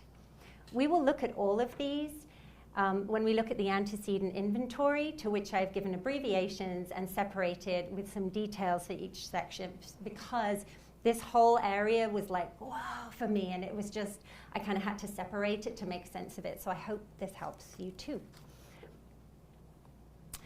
So this really is kind of like Brian was saying earlier about the butterfly effect. So it just looks a little different. The reverse ripple effect. The term ripple means a small wave, and ripple effect are the tiny waves causing waves to spread. Ripple effect is the effect of a single event or action which has a gradual spreading, expanding effect. It can affect situations not directly related to the initial action or event. The reverse ripple effect is the outer waves, the ultimate antecedents, move inward, having effects upon the center, the immediate. The closer the waves are to the immediate, or in the center where the dog would be, the more direct the effects. You'll see 2 little signs from the Tube in London. So being a Brit, I know that shocks you all. When Kim mentioned to have caution about the gap between the ultimate and proximate antecedents, it reminded me of the message given over the speakers at Embankment and other stations where they say, mind the gap. I added it in to remind us the need to be aware of the danger of that gap. The greater the gap, the more the dog will struggle to navigate his current environment. So another way to look at it is this wave-like visual graphic, which shows the literal antecedents on the left side and the social antecedents on the right side. The ripples start at the outer part of the circles, the ultimate, and work their way in toward the center, which is the immediate, and that's split up into global, local, and immediate. The influences from all of these areas move inward toward the dog and overlap within him, if you can just sort of see him in the center there. Okay, this is where we really geek out on environment. So this isn't an exhaustive list, but I wanted to give you a reminder of what each area is and some details for each of these areas for Clark. So the literal ultimate antecedents. So these are before his life. What are the genetically primed environmental stimuli for him? What are some of the ultimate evolutionary factors? Well, genetically, he is predominantly in the herding dog group, and he definitely demonstrates sensitivities to sudden environmental contrasts. Clark has the need to control others in his environment and the need for order. Literal, proximate, global antecedents. His life in the world so far. What kind of environmental conditions has Clark known in his life so far? Well, he was in a foster home until 8 weeks of age, after which he moved to a beautiful, clean and tidy suburban home with a fenced-in back garden, and he has a view of a large pond behind their property. Literal, proximate, local antecedents. So that's his life and the world these days. What kinds of current external conditions in Clark's environment are there recently? Well, he's had various learning tools used on him in the last 6 months prior to me seeing him. He enjoys spending time in the back garden and goes for walks in the neighborhood. And they're increasingly having guests come to visit as the COVID lockdown had started to lift. And what kind of enrichment was he getting? Well, he was getting some, but a lot of what he was getting was actually inappropriate. Literal, proximate, immediate antecedents. So his life and world right now, and the actual moments preceding Clark's behaviors. And as we discussed, really, it was people entering the home, any touching that was not consented to, fence fighting with the next door neighbors, well, not people, the dogs, eye contact, and dogs on walks or outside of his house. Social environment. So the social ultimate antecedents. So this was before his life. So what kind of social environment was he genetically primed for? Well, Clark's kind of a mixed bag of nuts, really, genetically. But predominantly, he's herding dog and gun dog. So breeds selectively bred to be in proximity and working with humans. Social, proximate, global antecedents. His life and world so far. What has Clark's social environment been like in his past? Well, Clark became a pandemic pup really fast. COVID isolation protocols caused Clark's social experience and exposure to people and dogs essentially to stop, both inside and outside of the home. Amy's kids visit and leave regularly, they're in and out. Amy is a school teacher and has long periods of time where she's at home and months where she's gone every day. Clark is a very sensitive dog, I know that surprises you, which is typical for herding dogs, and the use of various aversive tools has added unpredictability in his already sort of unsafe relationships. Social, proximate, local antecedents. Clark's life and world these days. What is his current social atmosphere like?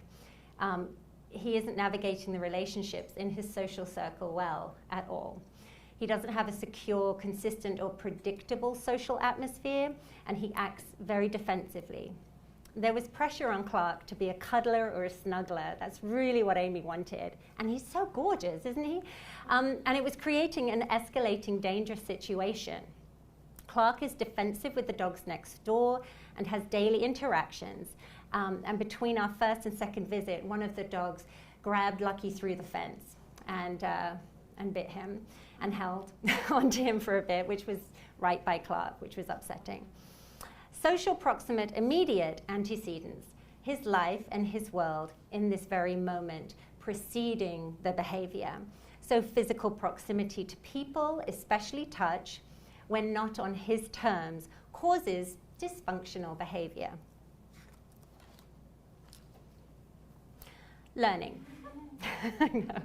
So he did a puppy class at PetSmart in January 2020 at 3 months of age. He was lunging and barking at one of the other dogs in class for the duration of the 6 weeks, and they continually had to keep them apart. The trainer recommended that he attend the daycare there, and while they were waiting to get a neutering appointment, COVID hit. So shortly after Clark's neutering, which came later at approximately 9 months of age, they were outside of the home when a small 10-pound dog came onto their parkway. Clark growled and lunged and took the dog into his mouth. And the male owner grabbed Clark and by the scruff of his neck and hung him up, lifted him up. The small dog was uninjured, so was Clark, physically. When we met him, things were unpredictable in his environment to him and his interactions with his social environment. He had developed strategies that worked for him, but were concerning and dangerous for his humans, and they were escalating. Snapping, lunging, barking, and biting had worked for Clark. Clark also had some aversive training, which we will discuss in a moment, that likely further created unpredictability and stress in his environment. So I don't go deeply into what we did because it's been a year and a half of work, but we taught his humans about Clark's body language so that they could read him better. And we had a strict no-touch policy to enable Clark space and to begin to ask for touch only when he felt comfortable.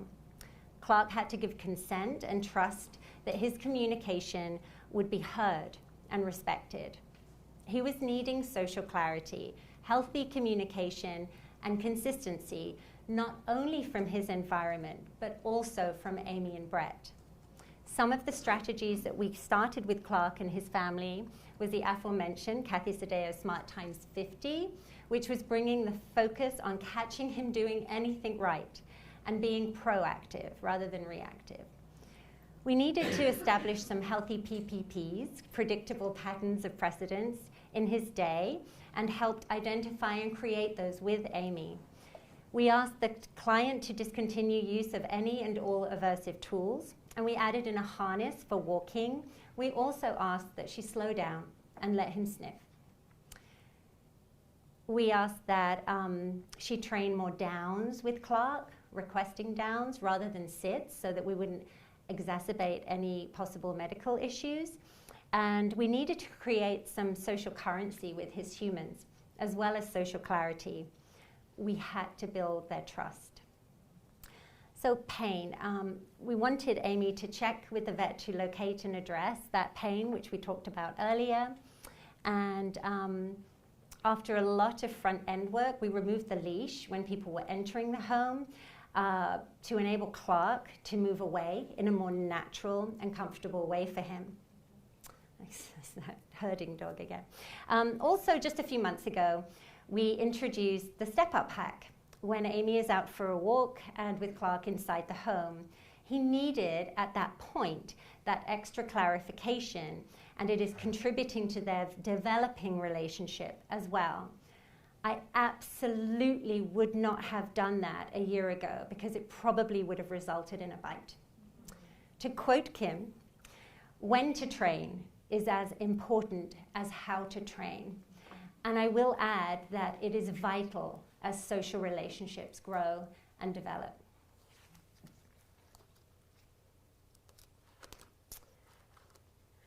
So I'd like to address the learning tools used on Clark and his 3 siblings. I believe that some or all of the aversive tools used with Clark helped create confusion, lack of clarity, were aversive, and contributed to his behavioral decline. But let me present the facts to you, and then you can make your own judgments.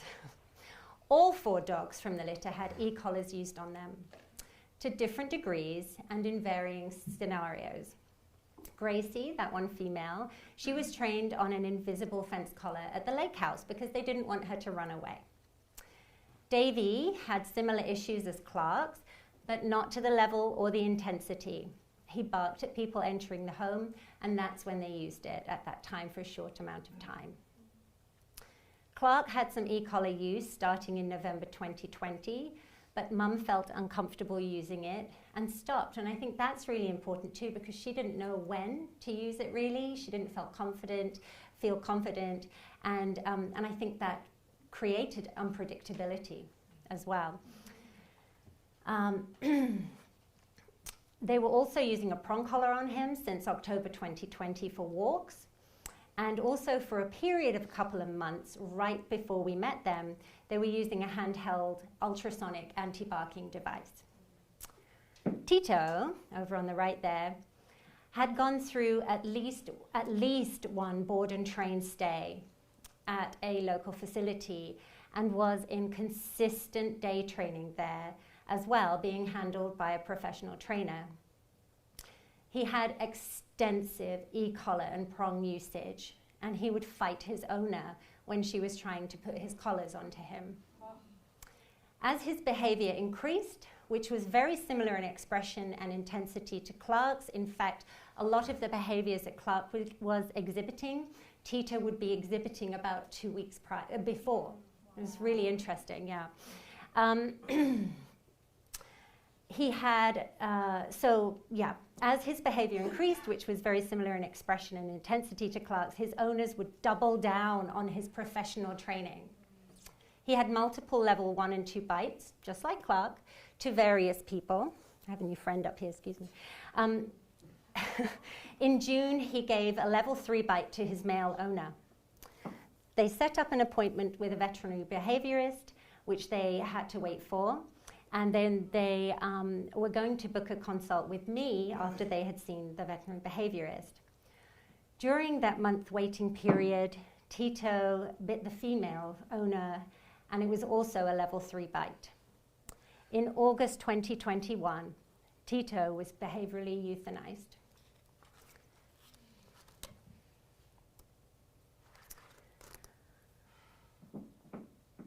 But with Clark, in October, Amy texted this to me.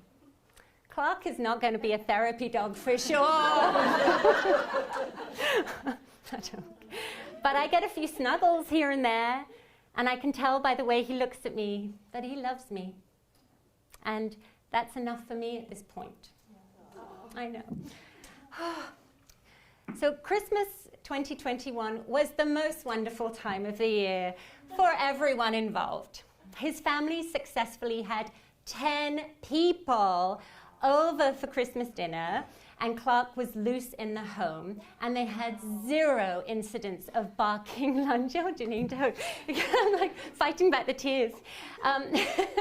Of barking, lunging, nipping, or any aggressive behavior at all. In fact, he initiated proximity and pets from people. Now, I will add, being honest, that evening he did have a dose of alprazolam, which is a situational drug. However, it does not make Clark drowsy. We didn't dope him up.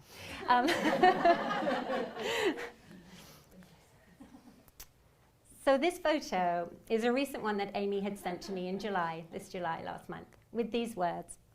I wish I could show you his face and his eyes, but if I move too much, he'll get up, and I'm enjoying the snuggles that he initiates a lot now.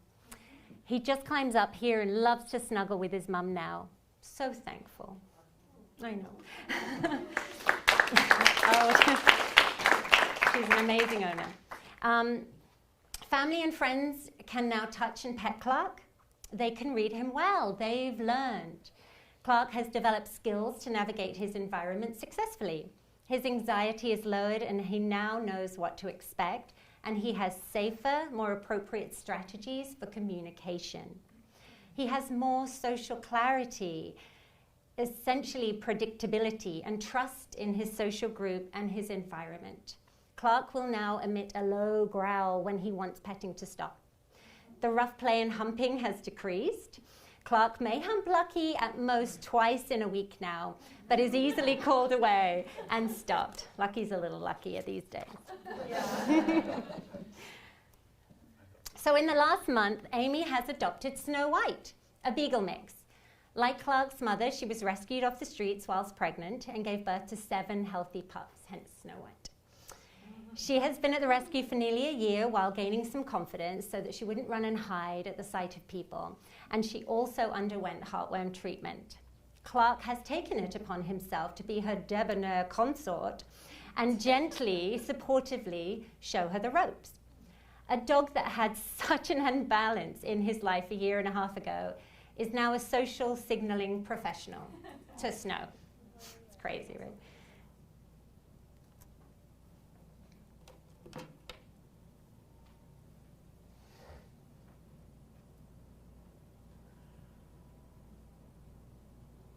It's a little bit of a longer video, but I'd love you to look at how subtle Clark is with his communication, because he's really just supporting her and encouraging her in the most subtle ways. I love how Amy was being a bit of a creeper.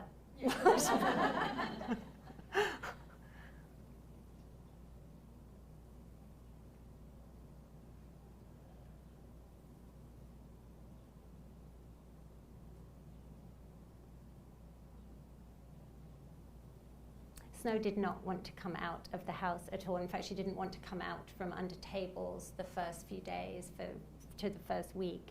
And so this is amazing that she's out here. She's growing.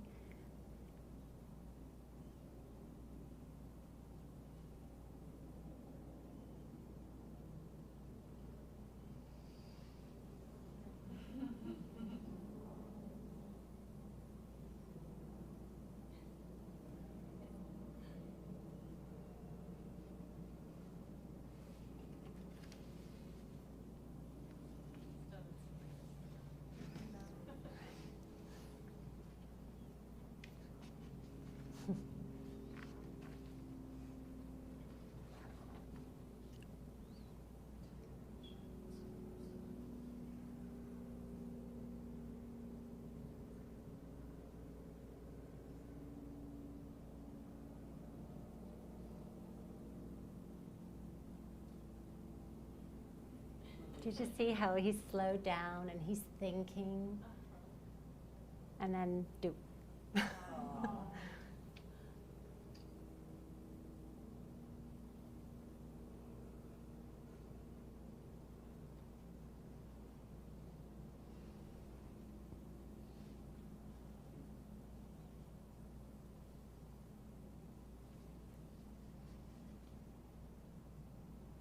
Did you see all the head turns? I mean, there's so much signaling, but it's beautiful.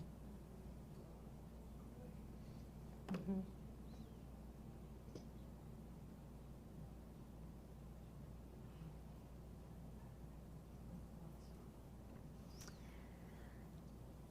So the affection he shows has increased as Amy's social currency has become less conditional, as she also gave him more choice and control, especially with regard to his body. He seeks close proximity and touching with them now.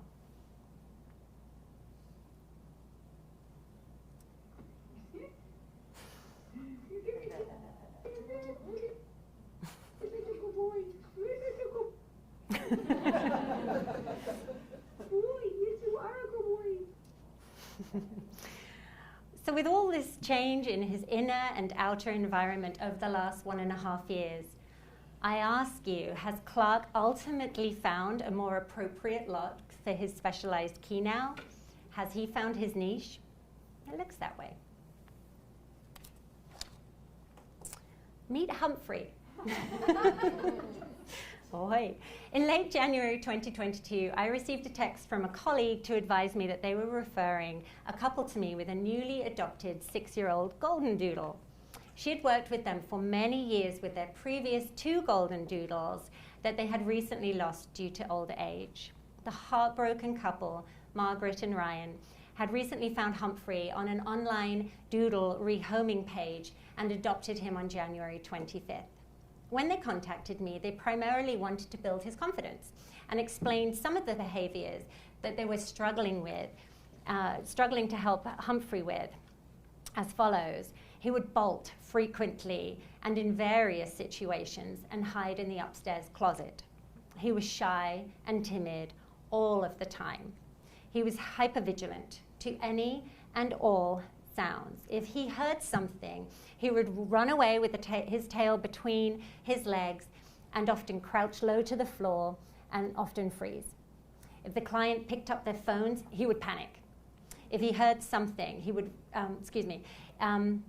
and it was worse if they turned on the flashlight on their phones. He would panic, run, and hide under something, or run all the way upstairs, where he'd go to the closet and hide for the rest of the night or day. He was exhibiting a strange behavior when he would go outside to poop, much like a circling, bucking bronco. And there was also some snarling when he met some other dogs on leash and with some of the dogs in the family. The referring trainer referred to him as the broken-hearted doodle, as she said that he was part of a bonded pair that had been broken up by the person who adopted him out. I'm so glad that Janine and Crystal, thank you, went before, because a lot of the things that they touched on you'll see in this guide. So these are Humphrey's videos. When the owners weren't home, Humphrey would occasionally come out and downstairs from the closet, but as soon as he would hear a noise, he'd run back up to his safe closet space. They made it nice up there for him and accommodated his needs, and at night he would go to his closet and not come back out until morning.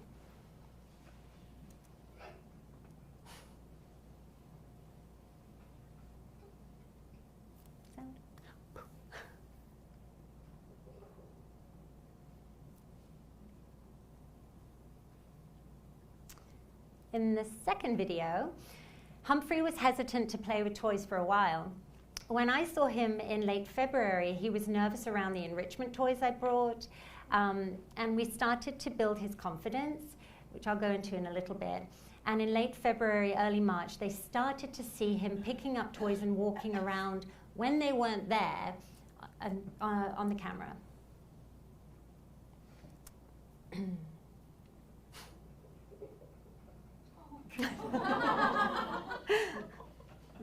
Such a cutie. I love that we have this technology now. We can creep out on our dogs and they have no idea. In this third video, you'll see him lying on the floor mouthing a toy. But then he notices Margaret holding her phone and bolts upstairs to the closet. And look at his body positioning after the video stops, where it's at.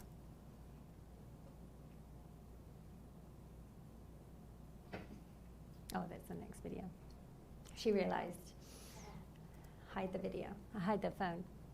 So it's this video. So Humphrey's playing with a toy with his friend Sully, and Sully's visiting.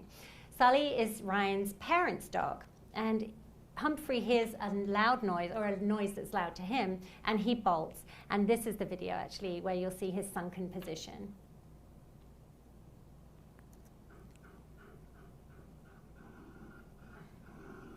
That sound is not Sully. It's Sully, not Humphrey.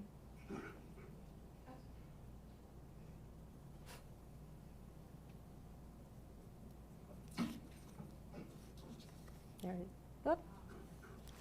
Oh dear. Ruh-roh.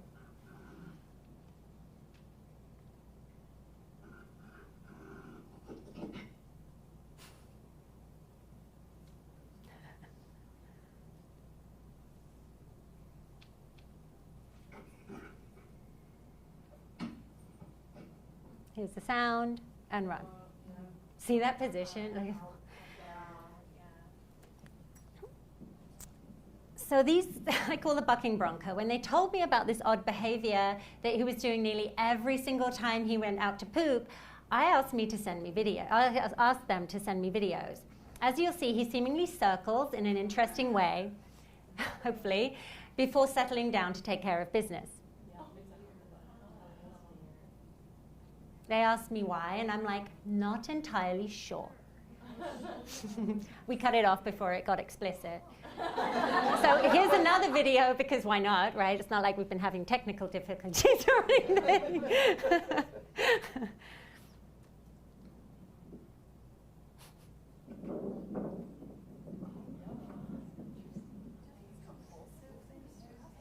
Right? All these questions, right? So, Margaret and Ryan, this is Ryan, are enthusiastic dog guardians who have accomplished obtaining CGCs and stuff with their previous 2 doodles that they did everything with. The dogs went everywhere. They went to baseball games at large stadiums, and the dogs were the life of the party wherever they went. That's what Margaret and Ryan were used to. When they met Humphrey, they spent 2 hours with him, getting to know him, and then they drove up to their lake cottage. That night, when they turned down the lights to watch the telly, Humphrey panicked and ran upstairs. He tried to hide under the bed, and he shook all night and found a closet where he hid for the rest of the night. And he didn't come out until the morning, something that he was still doing when I met him. I explained many of his behaviors when I introduced him to you. And when I met him, he slunk around the room, somewhat hunched over, head down, and would check out, and maybe lay on his bed in the far end of the room, under a table, and run upstairs to his closet quite often. What prompted him to run upstairs? One time, me gently lifting my notebook slowly off my lap, about this much, a sound or seemingly just being too long in the environment. So he stayed far away from me most of the visit. He was friendly, and he did come up and say hello and everything. Another thing that our wonderful presenters talked about earlier is that he would jump up onto Ryan for hugs when invited, and also when not. And I wasn't sure if he was looking for reassurance or because it was a previously and continuing now to be a reinforced behavior. Maybe it was both. So I'm presenting Humphrey to you not only because he's a very different dog from Clark with his presenting behaviors, but also because we know very little about Humphrey's previous 6 years. Here's what we do know. He lived in his first home for approximately 4 years with 4 other dogs. The original owner's job changed, and they moved from a house to a condo. They sadly needed to rehome the 2 doodles, Humphrey and Harpo. They were adopted from a doodle rehoming page by a couple who kept them for the next 2 years. That couple went through an ugly divorce, and they decided to rehome the 2 doodle dogs. That is when Margaret and Ryan adopted him. The ex-husband decided to keep Harpo, finally, as the 9-year-old daughter had bonded with her. Were Harpo and Humphrey a bonded pair? We don't know for sure, but we do know Humphrey was very shut down when we met him. So that's it. That's all we know. But it was enough information to give me an idea that could help Humphrey and his recovery. And I decided to strongly pursue the Sully angle. Social learning. So this little dude next to Humphrey is Sully. He lives with Ryan's parents and is one social butterfly. He's fun and outgoing, and interestingly, the same color Harpo was. The 2 dogs met within the first 2 or 3 days, and it went really, really well. Sully showed him around, and Humphrey followed. Gradually over the month prior to me meeting him, he'd started to interact with toys only when Sully was around and only when the parents weren't around. Sully is an enthusiastic toy player.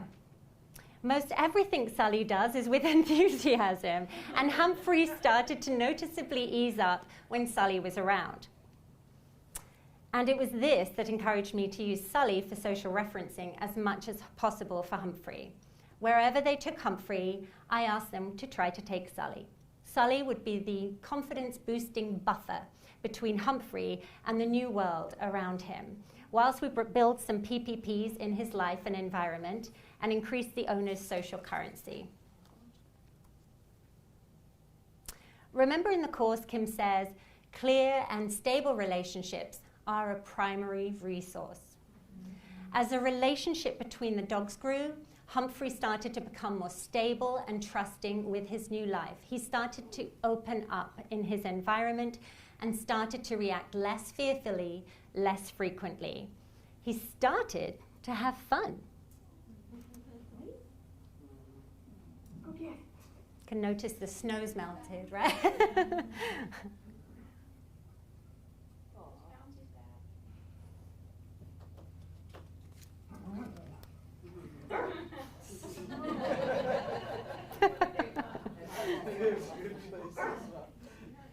totally different body language. So in our first meeting late February, these were some of the recommendations I gave. I asked them to go very slowly with him and give him time and space to settle into his new life, his third home, and start to establish some predictable patterns of precedence. Remember, predictability lowers anxiety. I asked them to obtain a Y-shaped harness for him and a 10-foot leash. Humphrey previously walked alongside them with his head down in a good heel position and just trotted along. And I wanted them to let him and encourage him to move where he wanted to and when he wanted to. I wanted him to lead the walk, and as long as they could safely do so, of course. And I also wanted him to sniff, to spend as long as he wanted to at what he wanted to. We also added scatter feeding outside into the mix and got a snuffle mat for inside. I sent them information on Amy Cook's Playway, aforementioned again, so that they could gently encourage Humphrey to play with them. Also possibly something they could do when Sully was over, so it would be less scary that the humans are acting weird. The second time that I saw them in mid-April, I asked them to use the step-up hack when he is in stressful, overstimulating situations before he triggers, if possible. These situations included Ryan's brother's dog, Odie, who is a gregarious adolescent doodle pup. I know that surprises you. And he doesn't, I know this will surprise you too, have too many social skills at this time. And let's just say Humphrey didn't enjoy those type of interactions at all and was not an Odie fan. And I wanted Humphrey to trust that Margaret and Ryan would take care of stressful environmental situations. I also showed Odie's dad how to encourage Odie to play with Sully rather than try to interact with Humphrey, because Sully's an always eager play pal. I asked them to slow down with their exposures to the world a little more, as they had fallen back into previous patterns with those previous doodles, and to go at Humphrey's pace, and to closely observe him for signs of stress, signs that they were now far better at reading. I asked them to continue going to classes at PetSmart with the referring trainer's therapy dog group. When he first went, he tried to hide under the chairs and behind them and would growl at the other dogs and snarl. But he was becoming more comfortable with these calm dogs and starting to walk around and investigate.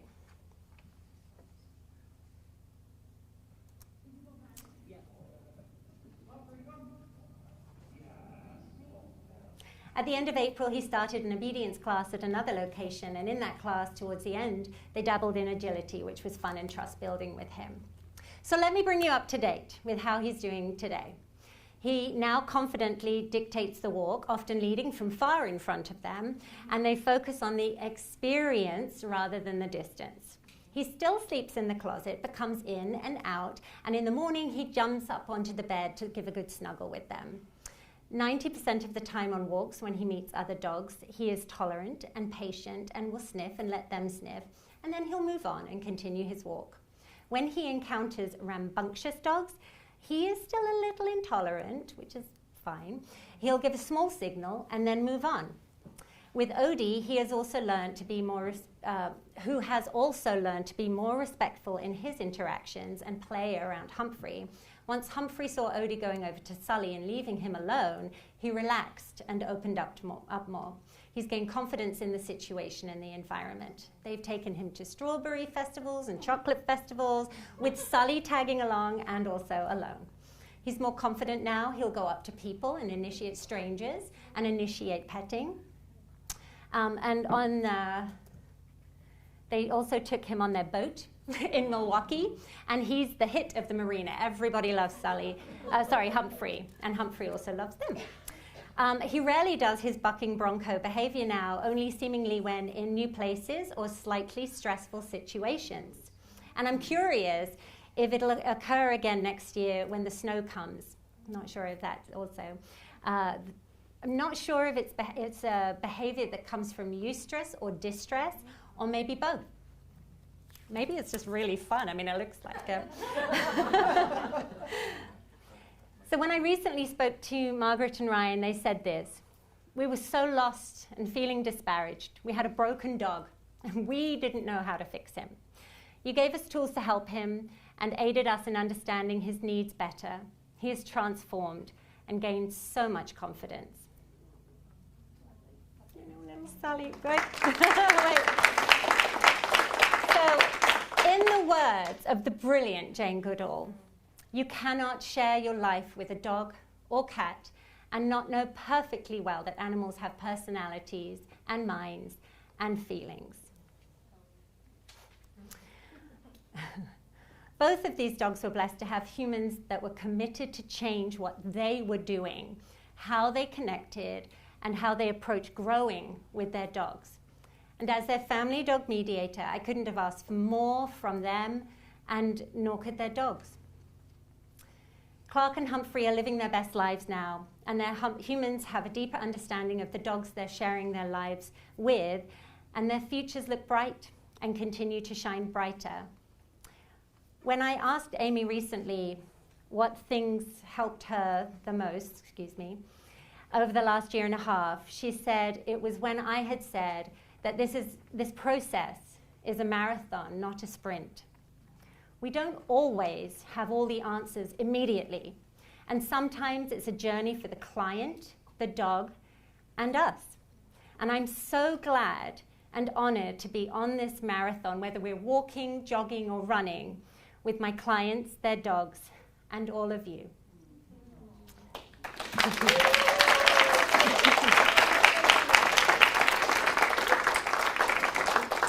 Anybody wants to tell me how awful this was, you can you can imposter syndrome, standing right behind me. But yeah, and also just if you want to stand in the feet of your, the shoes of your dog. I'd like to thank Sherry, wherever she is. Standing here, like this. Standing in our dog's feet. Do the George Costanza pose. I don't know, what is that? Come up and demonstrate, Anthony. I don't know what that I is. have just a hairy of a chest as him, so I couldn't do it. So, thank you, but this is how... That was fantastic.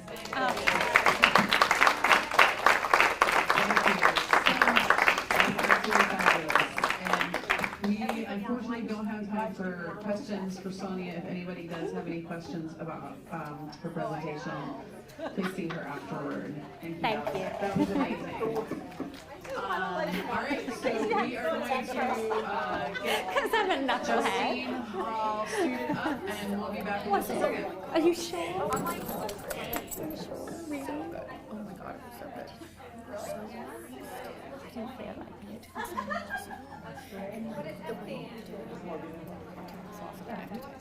would love to. Yeah, I would say my wolf shoes. I like it. So, I would say I think the more circles. I like the Abyssinia. The narrow format Abyssinia kind of pisses me off. There's definitely a narrow format Abyssinia. Oh, yeah.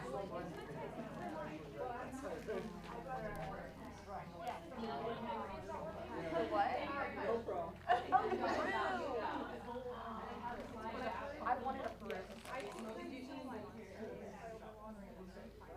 I've done that. I had to save myself from fraud. I also have a it's like based on Sarah.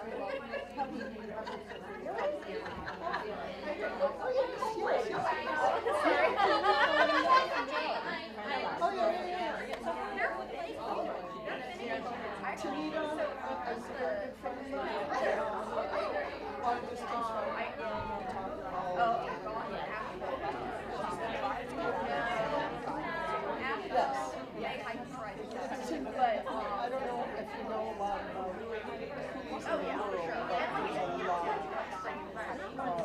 I ended up finding mine. I wasn't sure what it was, and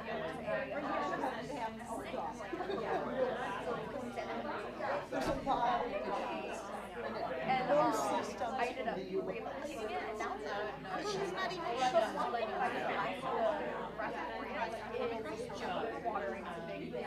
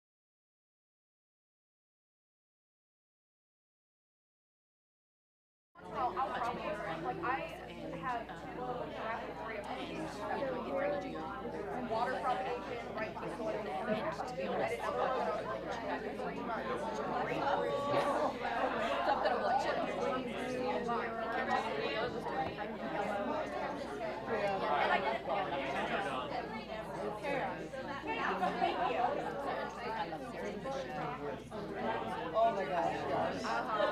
Yes, that's where you gotta be like, all right, well, I killed that, so let's try it. Amazing things happening in the dog world right now.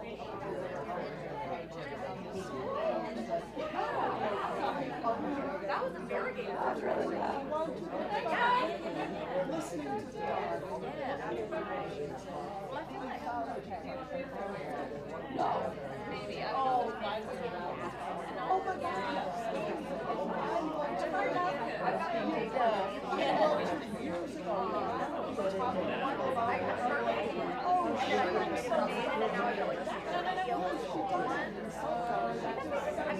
You don't my friend of mine. I so no, I just kind of started. I'm like, not even trying.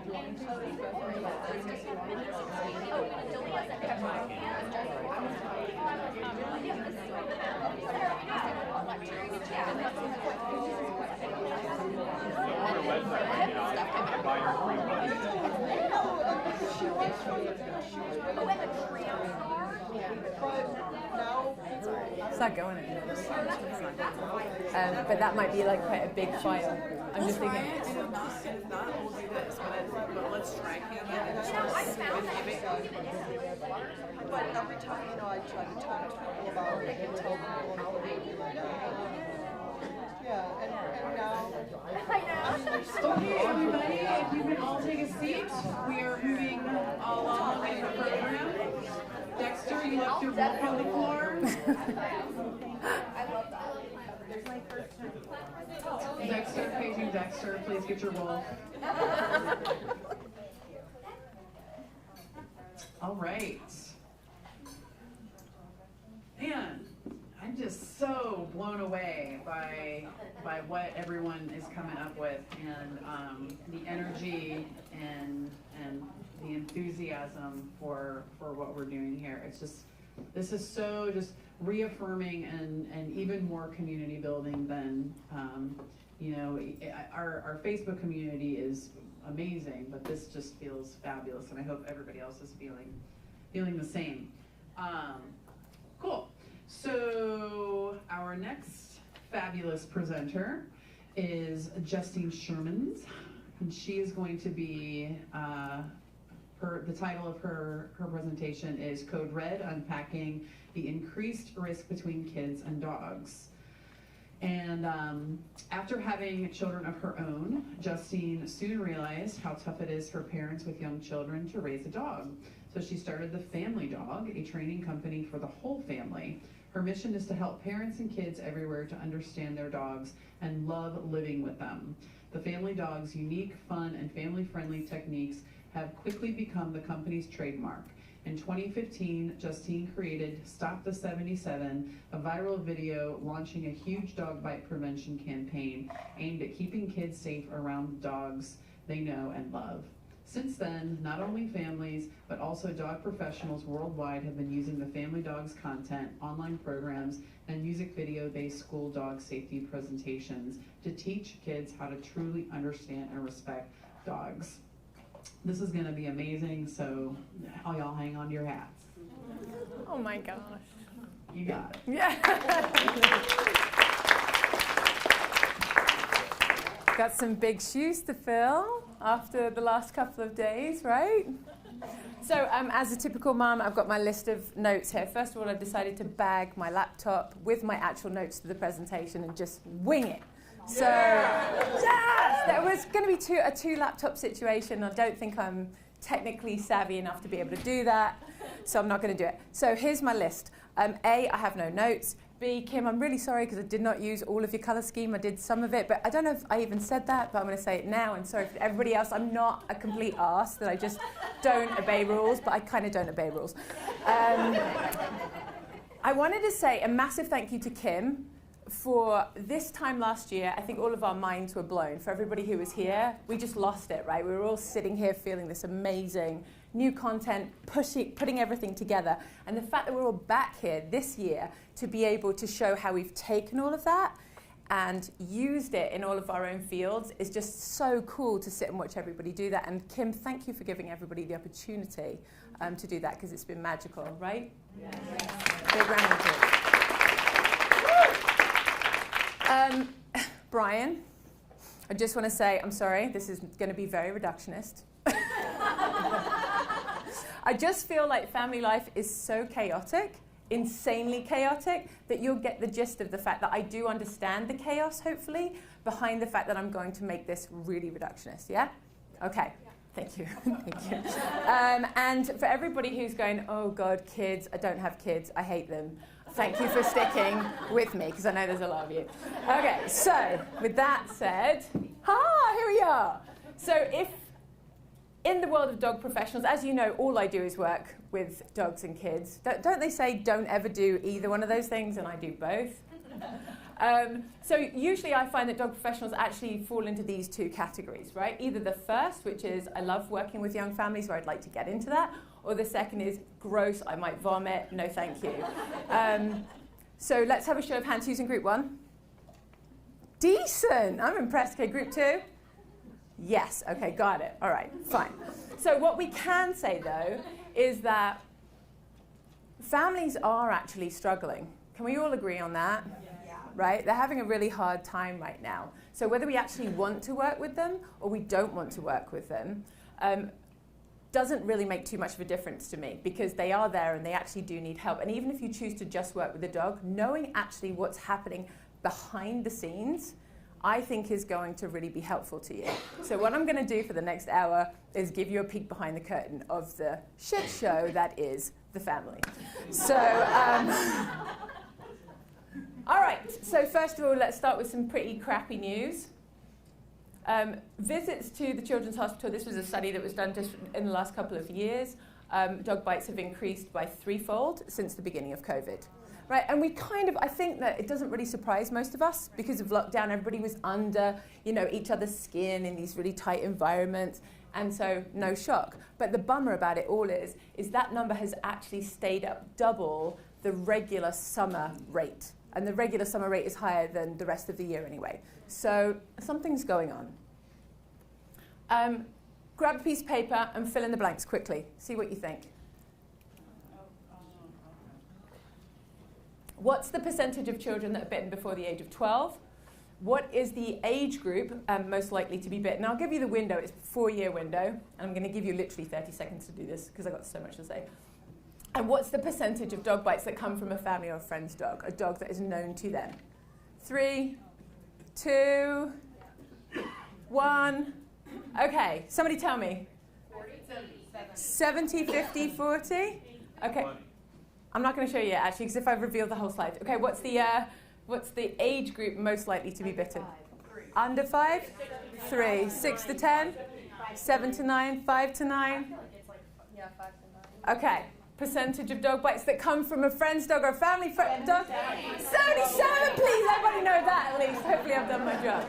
Okay, so 50% of kids are bitten before the age of 12. That's half. I got all of them. Okay, you get a prize. You get a prize. Is it Linda? It's Linda, right? Linda, you get a prize. I don't know what it is, but I might make a crown out of paper and you can wear it tonight. Okay, the age group most likely to be bitten is 5 to 9. And we could talk about that over dinner, but I have a theory on that too. And actually mostly boys. Only a slightly smaller percentage, but more likely to be boys than girls, and 77%. Oh, shoot. Oh, good, it's not playing. So this is my Stop the 77 video. If you have not seen it, I'd love to share it with you. And if you have seen it, I'd actually like to just play it as to set the context for what we're going to be talking about today. Shall I try playing it from the thing? So I have to go this way? No. Of course, there it is. Yeah, push that. I was like most kids, crazy about dogs. Every night I dreamed I would have my very own. And then one day, he came, and I loved him. We were partners. We did everything together. I always gave him his favorite treats, and I even taught him how to sit. And wow, the adventures we had. We were doctors, sailors, cowboys, and princesses. We had the most awesome times. Best friends forever. He was always there for me, and I loved him so much. I don't know what happened.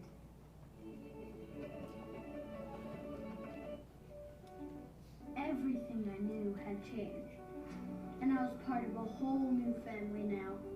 But boy, she was fun, and I knew she'd love me, so I let her hug me, lay on me, and pick me up, even though I really didn't like it. I did my best to be good, even when she put her hands in my food, and teased me with my bone, or made me do things I didn't want to.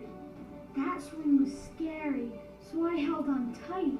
I tried to say I didn't want to be the patient, or the sailor, or the horse. I even asked the grown-ups for help, but nothing. I was saying it as loud as I could, but it was like no one could hear me. I kept telling her with my eyes, my face, my whole body. But she wasn't listening. I didn't mean to hurt her. I just wanted to make it stop. And then it happened. And we never saw each other again. 77% of dog bites come from the family dog or a friend's dog. It's not for lack of love, it's for lack of understanding. And children are the most at risk. Together, it's a number we can change. So join us at stopthe77.com and learn the fun ways to teach your kids to stay safe around the dogs they love.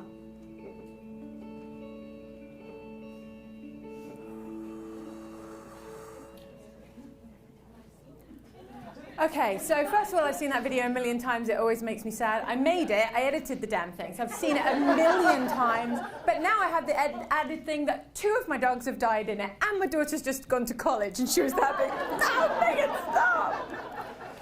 Anyway. Oh, no, I have to do that whole thing. Oh, no, I don't have to do that whole thing, do I? I can just... Do I need to go down to... hang on. This one?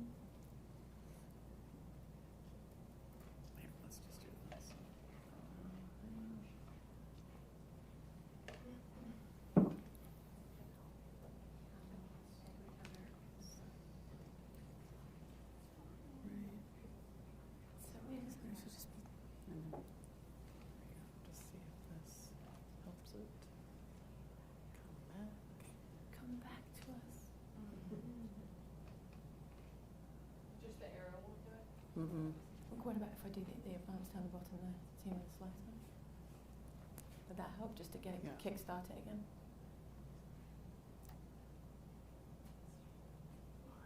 Go on, do it. Okay, thank you, Donna. Okay, so basically after that video, you can see how easy it is for a family to find themselves in that situation. The kid is not at fault there. They're doing what they think what comes naturally to them, but it's so unnatural to the dog. And at the end of the video, it says, not for a lack of love, it's for a lack of understanding, which is true, but it's so much more messy and nuanced and Brian-ish than that. So what I'd like to talk about today is actually, in thinking about the 77 question, is family life itself an inadvertent part of a perfect storm? So, what is the definition of a perfect storm? It's a situation where a calamity is caused by the convergence and amplifying interaction of a number of factors. All right, so, see, I had to use my little graphics. I'm sorry, Kim, I went crazy. Oh, hang on, shoot, go back. Okay, so first of all, I'd like to look at the dog's role in the storm, okay, our rain clouds.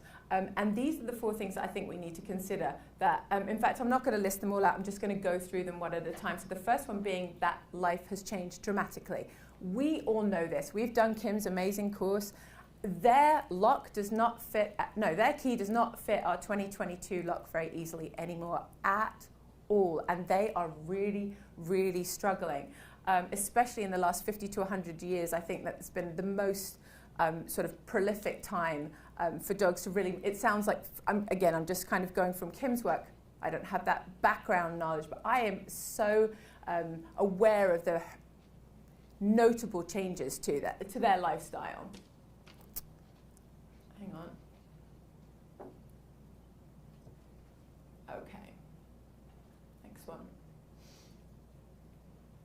Okay, so, it's catching up with me because I went too crazy. Okay, so in the past, obviously, we were artificially selecting for all of these amazing behaviors so that we could have this incredible symbiotic relationship with dogs. And the reason that that partnership worked was because we allowed dogs to be dogs. That was the whole point. But now, all of those exact same behaviors feel like this to the average family home with a very, very busy parent. It can be incredibly frustrating and annoying and difficult, and they don't really have any understanding of what to do with any of that stuff. It's just a hassle. It's very laggy, so basically, hello to family life in 2022 if you're a dog. You might be dressed up as a Christmas tree, you might be carried around in a very weird backpack, a child might sit on your back, or you may be left home all day. And the really sad part for me is that most families that I work with would very happily trade in all of the badassery of the dogs in the previous slide to have this. And actually, sometimes I would too, for convenience. If I'm really honest and really vulnerable, sometimes it's exhausting. But this is what their life does look like now. So why were they chosen? Somebody put their hand up and tell me why their clients pick the dog that they do. Okay, Linda. Oh, that's your prize! That is your prize! You get to answer the question. Yes! I was so quick as well, you didn't even have to wait till tonight. Oh, no. Whatever. Great. Looks. I'm so glad you said that, because guess what, Linda? You and I are on the same page. They're so cute. They're so cute. Look at this little Mally. Isn't he adorable?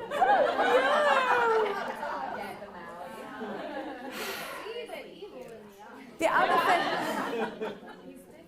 he's definitely up to something, isn't he? He's planning something. I don't know what it is. But also the hypoallergenic thing. Why is everybody seems to be allergic to dogs now? The entire world. So we've got cute, we've got hypoallergenic. We had as a child. Okay. Actually, can I just quickly step back to cute? Cute, actually, while we hate it, I just want to add a slight argument for cute. Oxytocin. All right, good, we're all on the same page. Okay, so number 3 is had as a child.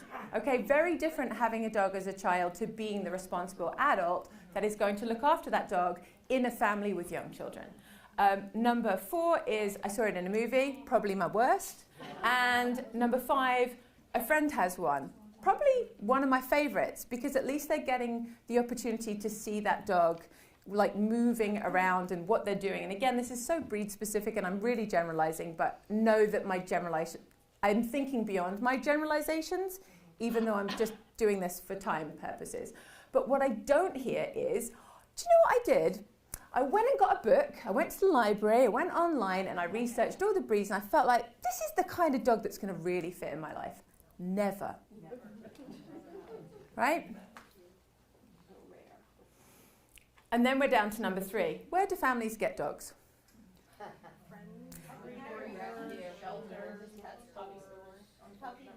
So as some of you may know, I got a dog last year, and I actually entered into this challenge myself. It's not a really very fun challenge, I'm just going to tell you. If you want to get a dog, it's a very, very confusing way, and people come and ask me all the time, where do I get a dog? I don't know the answer. I actually don't know the answer. What I can say is that rescues are high up on the list. People would like to go to a rescue. And rescues seem like a good idea, for sure, because you feel like you're doing something good. You're giving a dog a new opportunity.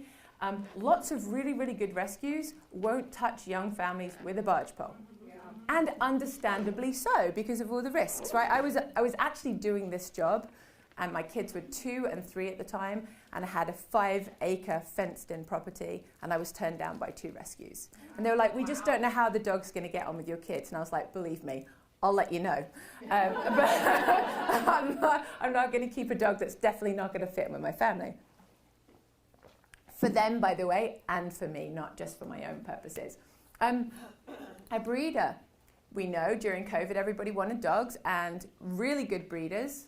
Probably if you've got a litter of 4 dogs and you've got 20 applications for a dog, and you see a home with a kid that's 4 and a kid that's 6, you're like, yeah, not that one. That application's getting tossed in the bin.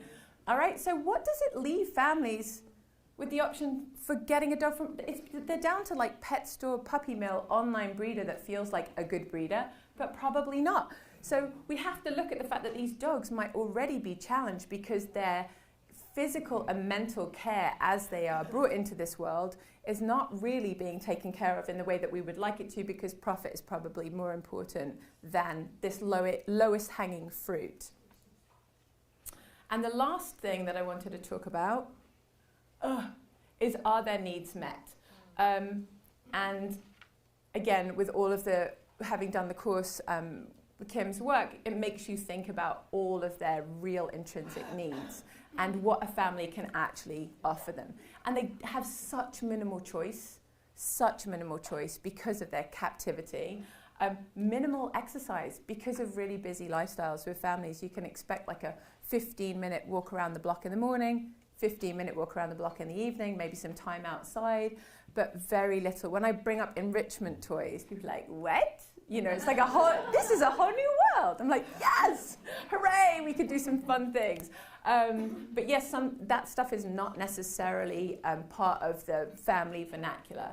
And then the other piece is that the minimal understanding of dogs, obviously. I did go and see a family once that had a dog that was in their foyer of their house. They had one of those split levels, you know, you go into the foyer and you've got an up and a down.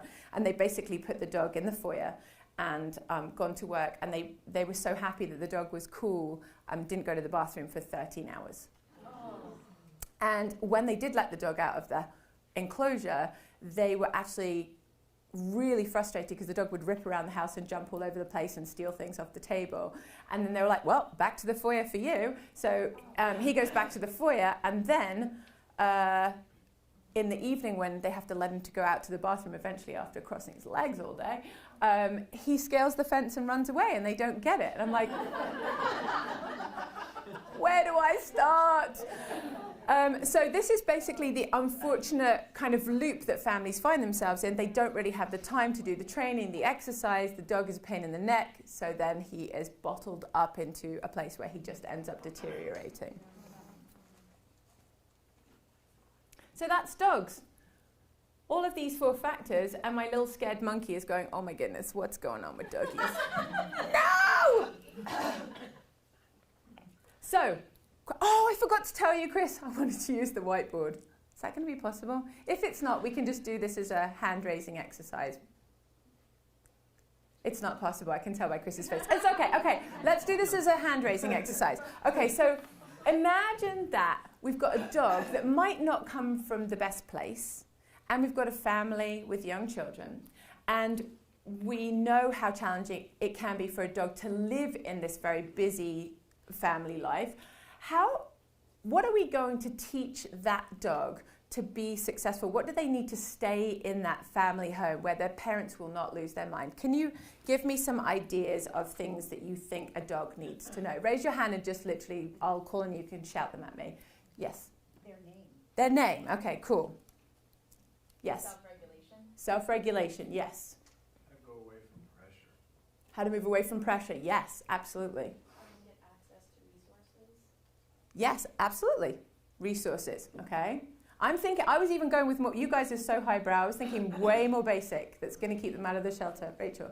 Learning appropriate boundaries, like what you can and can't do, but also how you can get to the things you want without doing an unwanted behavior. Yes.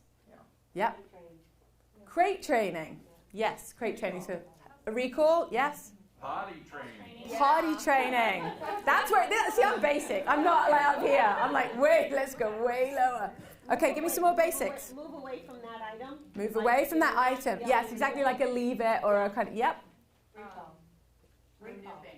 Nipping, yep.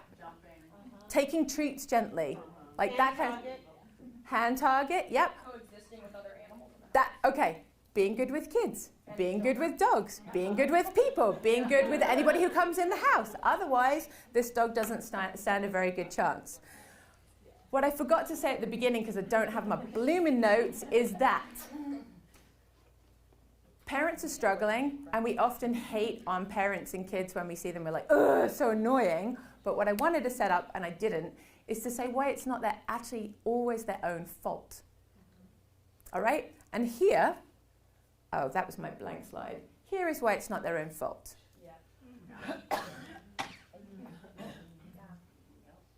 So I think we got to nearly 20 things. Now you tell me where do they go in here? This is my schedule from when my kids were younger, and I was doing this job part-time. My partner was working full-time, and my one kid was in preschool and one kid was in elementary school. And this was life. Every freaking day. I loved it. I actually did love it. I'm sounding like I didn't love it. I did actually love it. But it's really, really busy. It's really, really busy. Okay, so clearly we have a bandwidth issue going on here. And the problem with having a bandwidth is they have no time. So it's really hard for them to commit to training. They really aren't motivated to train because they don't have the bandwidth to do it. Priority will be priority. This is me typing at the back of the class. That should say priority will be the children. Remember the time thing, that schedule thing? That's what my brain feels like. So the priority will be the kids. When push comes to shove, they're going to pick the kids. You just need to know that. And families want results fast. And unfortunately, that makes them really easy prey for really horrible board and trains and really horrible pieces of equipment.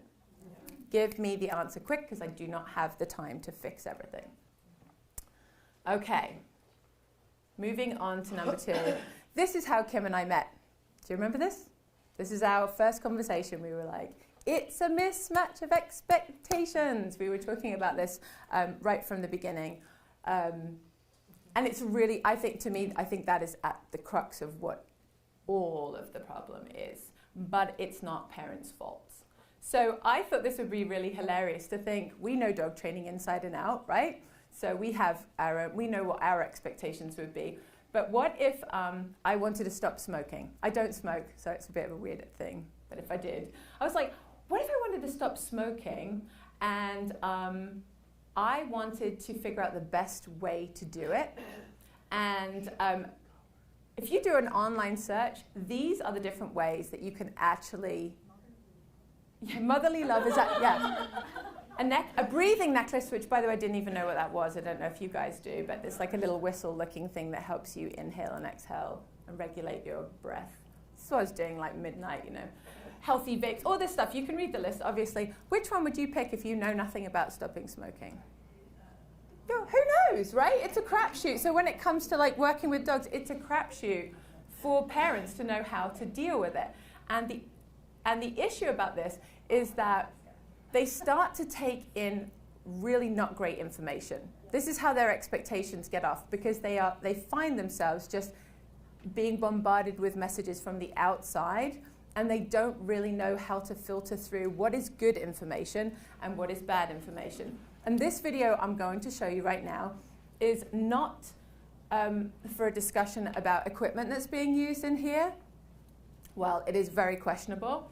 It is to do with the messaging that is in this video and what families may see on the internet and be like, oh, okay, let's give that a go.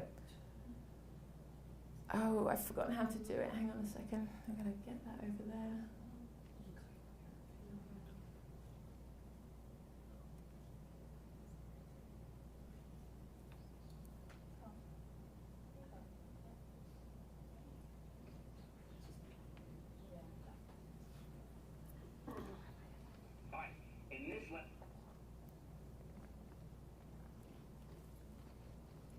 I'm going to show you, the folks at home, how you can teach your dog.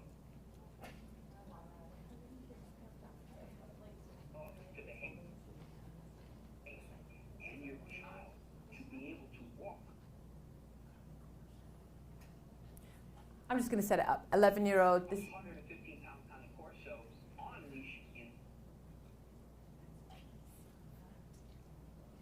How your 10-year-old child? Oh.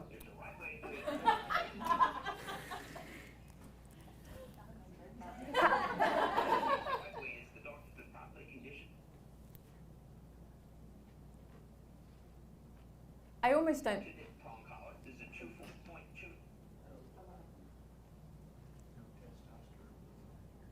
You know what? I'm going to bag out of it. I'm going to bag out of it. So just fix that.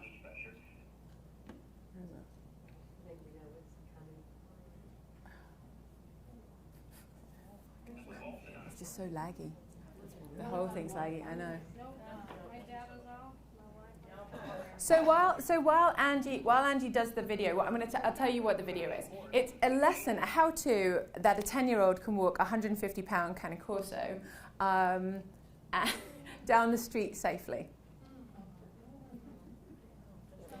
Luckily, he's been properly conditioned to the collars, and it's a really, really kind of frightening video to watch that made my stomach turn. But I want you to look at the amount of views and the amount of likes on that video. All right, so if I'm an average person, how do I know whether that's actually a good methodology or not, or whether that's safe? I have no idea. And the guy's really convincing, and he's got a bazillion videos out, and so why wouldn't he be a trusted source of information? And actually, again, without my notes, I'm kind of going a little off track, but I want you to just think in your head for a second about the 2 or 3 most influential dog trainers that you know that have changed your life, right? For a second, you got them? And now think whether if you asked your friend, that you see down in town or whatever, if they've ever heard of that person. No. And so that's the point. The really good information is not reaching the ears of the people that need it really badly. Because the risks are so high with kids, the stakes become so high, and if they're being bombarded with this kind of information, then it's really unfortunate they just can't make the right decisions. Are we playing it? Oh, you don't have to if you don't want to. I can just move on with the presentation. I'll show you afterwards. Don't worry, I'll share it. You guys can all watch it. It's weird. It's weird.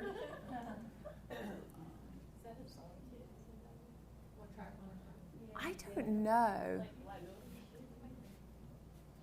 It's just a really crazy video.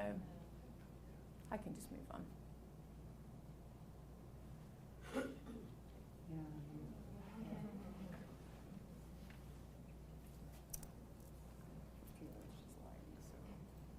There we go. So, ladies and gentlemen, welcome to the Forest of Fibs. This is what I have conjured up in my head. This is how I see it. That families walk into this place. It's very alluring. Everything magical and wonderful is going to happen. Your dog's going to be perfect. Your kids are going to be perfect. All you need to do is buy this product or do this thing. And these are the voices in the Forest of Fibs, drawing you in. Okay? Simple things. Old Uncle Billy says, hey, my dog was perfectly trained. All I had to do was give him a whack on the nose and everything was good. You're like, oh, should I be doing that? Maybe that's what I need. Or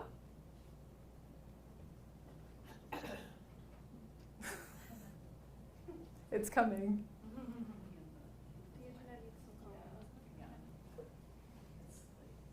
I don't hit it again though, because I feel like I'm going to cycle through.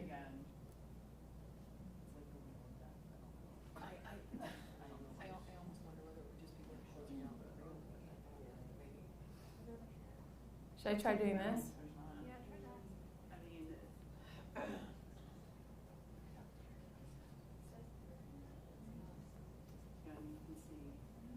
Okay, here it is. So if you have enough money, you can buy yourself the anxiety-relieving pet bed with the dog who's clearly feeling the anxiety relief.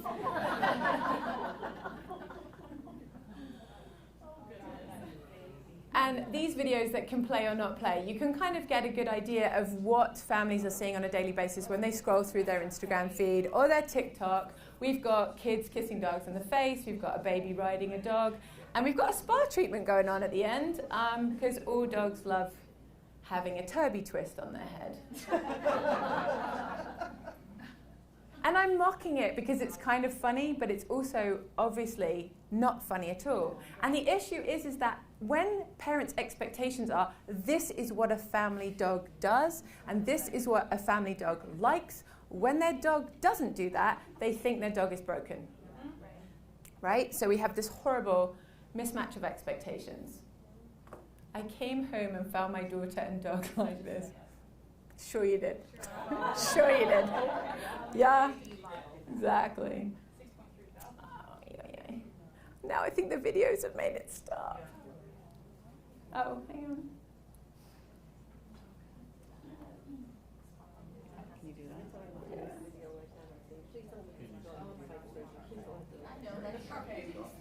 Okay, so if you take into consideration what they're being fed in the Forest of Fibs, when I meet some parents, when I meet some parents, this is really what they would like their dog to do, right? And also in a 6-week package, right? So we all know that that is just absolutely not possible because, well, picture's gone as well. Real puppies can't promise any of these things, right? They just can't. But there is a breed. Did you know there is a breed that actually can promise all of those things? The stuffed puppy can do all of those things, of course, right? No problem. There's just a bit of an issue. They're stuffed. So I actually started calling this stuffed puppy syndrome, and I have a blog about it if anybody wants to share it, because it goes into this in much more depth. But obviously stuffed puppy syndrome as like a state of mind for parents and for kids is really dangerous for children, and it ultimately then becomes really dangerous for dogs, right? Dog bites the child, it's a massive problem. So now we're on to capability. And this is something that I think that we kind of know, but we don't always think about, that these are just average people without any dog training skills. So sometimes when I think about my clients, I imagine what it might be like to work at an auto body shop. And somebody goes, hey, grab the cylinder, blah, blah, and take the data, blah, and do this, and grab that thing. And it's like in the third drawer. And I'm like, I don't understand anything you're talking about. And so when we start throwing like big words and loads of stuff at them, they're, oh, blimey, come on. So when they are average people. When we start throwing big words at them and asking them to do things, they find it really difficult. They also, because of their lack of time, might be limping along because they don't really know how to make changes. They might not spot the red flags that we would spot right at the beginning. You know, if you get a new dog, you're like, oh, gotta watch for that. I can see that brewing. They don't see that, so they're just carrying on doing the things that might be exacerbating the problem. So capability is a really huge factor for them. They also, as my slide just came back, they're not only trying to learn this stuff themselves, but they also then need to take the stuff that they're learning and then teach it to their dog. But they don't really know how to teach their dog because they're learning that bit too. And then they have to take all of that and then teach their kids as well. So they've got 3 different things going on here, which puts so much weight on them. Remember the schedule, everybody, right? So.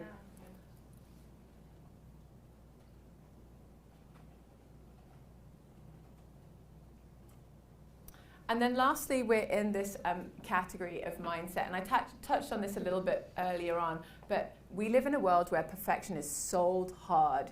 Perfect body, perfect face, perfect partner, perfect job, perfect kids. We've got helicoptering, we've got snow plowing, we've got the whole lot. And so I find it's really difficult to teach families about prevention because they don't want to hear it because they can't imagine there's going to be a problem ever. Right? So you can't say, oh, your puppy might in 3 months. They're like, don't care, it's cute, that's fine. They're not very comfortable with expression because of this perfection thing, so the growling piece becomes really uncomfortable for them. Back in my day, I feel like I'm one of the older people here, but if a dog growled at you, your parents would be like, what did you do? Right? Now, if a dog growls at a kid, they'll be like, I can't live with this in my house. Okay, so very different sort of times are really changing. And the dogs being a dog, like this, I love this dog so much, he just had the best day of his life. And meanwhile, the parent's like, oh my gosh, I can't do with all the doggy stuff. It's just not, I want a stuffed puppy that breeds. And then to really empathize with the parents, there's so much guilt. And I think really, being a parent myself, you always feel like you're under-delivering. You're not doing enough for your kids. You're not doing enough for your dog. You're like, oh, how do I walk the dog and entertain the kids at the same time? And so there's so much going on. So the monkey is equally scared about what's going on with the parents as well. So that's just a quick recap. And now we're on to children. So I actually really didn't love children when I was younger at all. I once had a dream I was pregnant and I was horrified.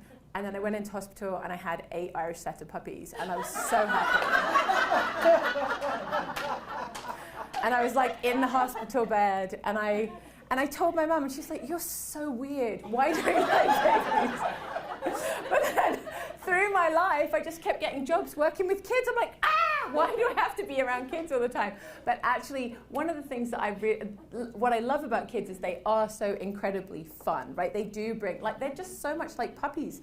I know that some people don't see it that way, but they do have the same kind of magic. But they are unpredictable. They are not super gentle, easily distracted, unaware of personal space, and they live in the moment. They just don't see future consequences of their actions. And that can make them very tricky for some dogs to be around. And what I wanted to do is introduce you today to my, anytime I feel like there's trouble brewing in a household, these are my usual suspects, all right? I was one of them. Can anyone else identify with whether you were when you were a kid? I was Professor Bossy, of course. Any other Bossies in the house? But these are the 3 different personality types. Zoomy, rough, flying around, throwing toys, getting up in people's faces. Smoochy, kissing, hugging, picking up, dressing up. And Professor Bossy, this is the one I see a lot. And I really hate to call out oldest daughters, but often the oldest daughters are really bossy and controlling, and a lot of dogs really don't like that. And the saddest part is usually Professor Bossies were the ones that wanted the dog in the first place. So that kind of is a bit of a bummer.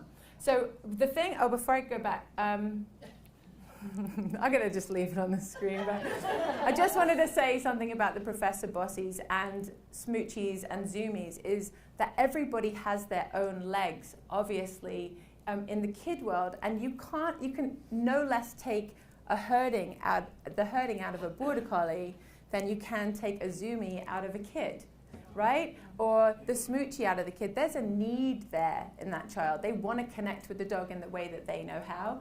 And so to be able to get kind of in touch with that and really relate to them around that and work around it, you're going to help them be successful with their dog.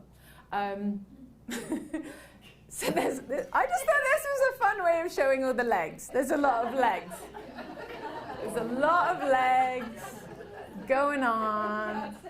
And that's a very confused caterpillar. So when you think about this again in the context of it being a perfect storm, and you look at the little probability scale of whether trouble could actually be brewing in a house, I mean, where does it fall for you guys?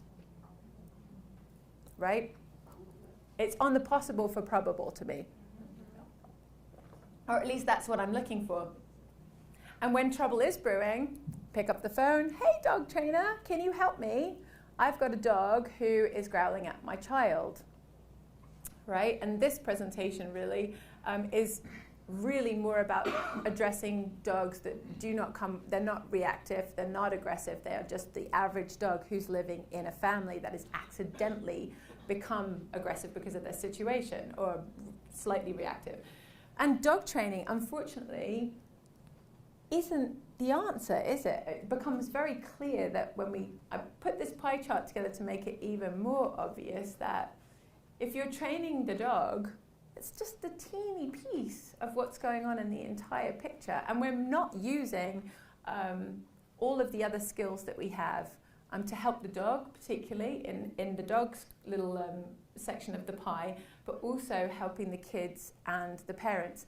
And my biggest bugbear is the fact that there isn't enough information for parents and for kids to have easy access to know what to teach. Because if the parents, like the kids need really, really clear boundaries, like puppies need really clear boundaries. But if the boundaries are not even visible to the parents and they're not aware of what they are, how on earth is anybody learning anything? So if dog training is not the answer, I think creating a team is the answer. Okay, so really meeting families. And what I loved about all the other presentations is talking about meeting not only the dog, but the guardians where they are. You know, perfection is the enemy of the good, right? And when you walk into a family, you are not going to get to perfect. You have to distill, be reductionist, give them one thing to focus on. But I think the key to this is to not only meet them where they are, but also put everybody on the same side, because there's a lot of opposites here, like he does that and she does that, and I want everybody to be back on the same, behind the same line, playing for the same team, supporting each other, and looking at their legs to see how we can make everybody mesh a little bit better, and give everybody their specific roles in this, like separating out what adult responsibilities are, what kid responsibilities are, and what the dog's responsibilities are, and make that really clear to everybody. And I'd be happy to talk to anybody about those things afterwards, whether you want to work with families, or whether you're like, no, I have resources that I can share with you and help you reach your families. But we have to be realistic with them about what's actually going on with dogs. We can't do any of this stuff unless we're telling the truth and getting out of the forest of fibs with them. They have to have a place to know where the trail of truth. Let's get out of them. Okay. So there is some good news. There's some light at the end of the tunnel here. Parents have done this all before, right? As stretched thin as they may be, they do understand parenting concepts. They do understand management. They did this with their babies, right? You have to. You can't just leave a baby just to lay on the bed and walk out of the room. Oh, the baby fell off. Whoops. You can't do that. Can't do that kind of stuff. You really have to look at what you're doing. They understand management. They understand schedules. Oh my goodness. They understand schedules. And they desperately want to get it right. And they think they need perfect, because that's what the Forest of Fibs is telling them. But actually, after you tell them they don't need perfect, they're like, really? Yay! I didn't want perfect anyway, because I can't do perfect. It's so hard. And kids, the flip side of all of their unpredictability is obviously they love fun. They're little sponges. They really do love to learn. They're open to new ideas. They don't have a lot of preconceived ideas, which is really nice, because you can sell them on a concept like, okay, that's cool, I like that. And after we fill them in with all this really good information, I would love to get my programs into schools so that we can start this really early and get them thinking about what dogs are and how dogs are and our interaction and our connection with them. They can be the new generation. And we can get them to feed back information to their parents. So we're kind of doing it on the sneaky DL, you know, like, oh, Mom, look what I learned at school.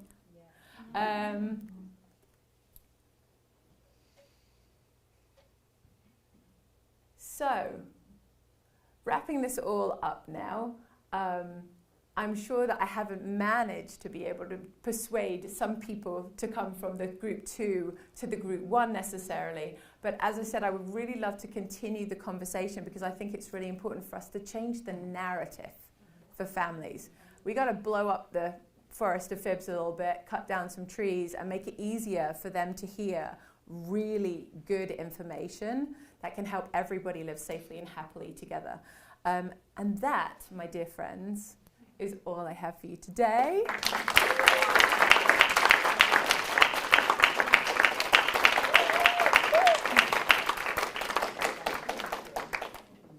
Thank you so much, Justine.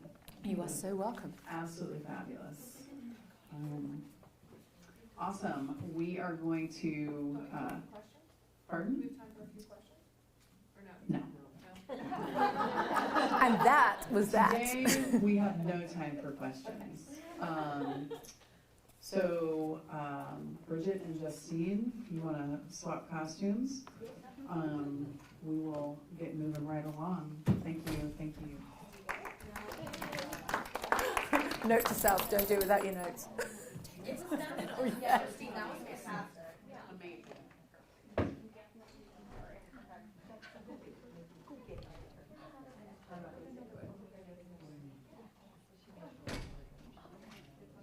No, you can read.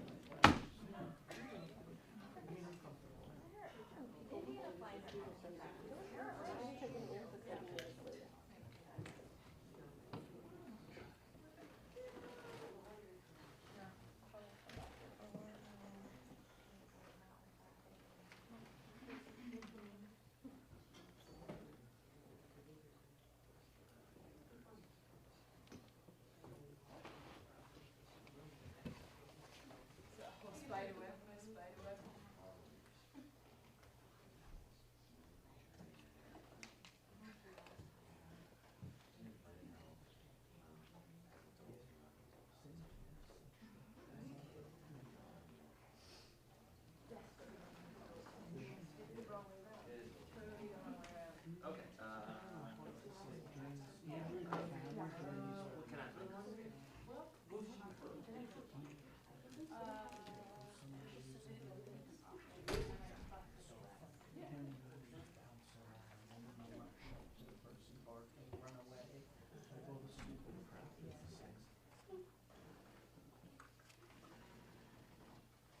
And can you take this and go? Yes, ma'am.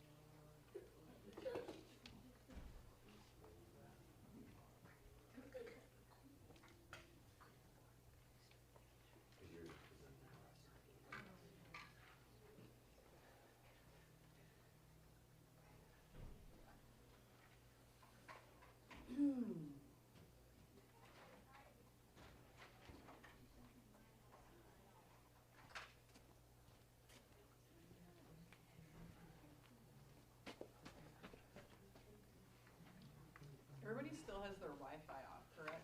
Yes. Part of it's just my old laptop.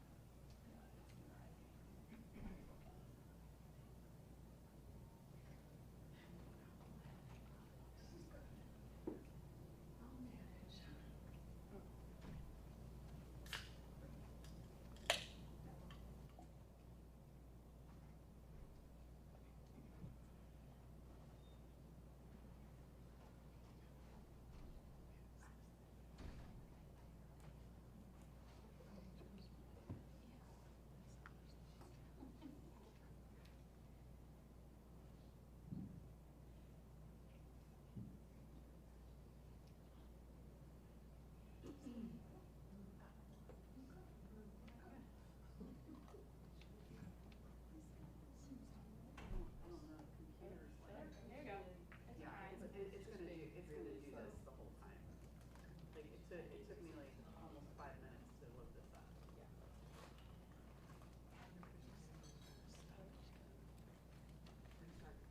We could reboot, but, Yeah. Let's wait. Reboot. Yeah. Yeah. Yeah. Just take a second. Just so. Oh, did you like it?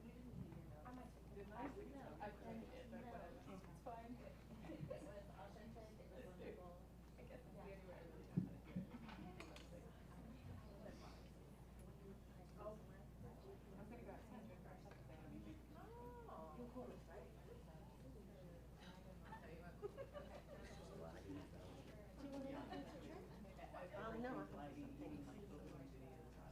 Do you want anything to drink? No. Sarah, do you want anything to drink?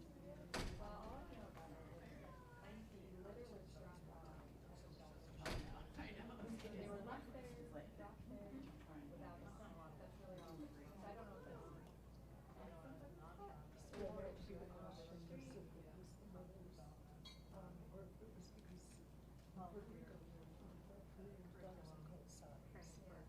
And there are typically mixes. And typically not, but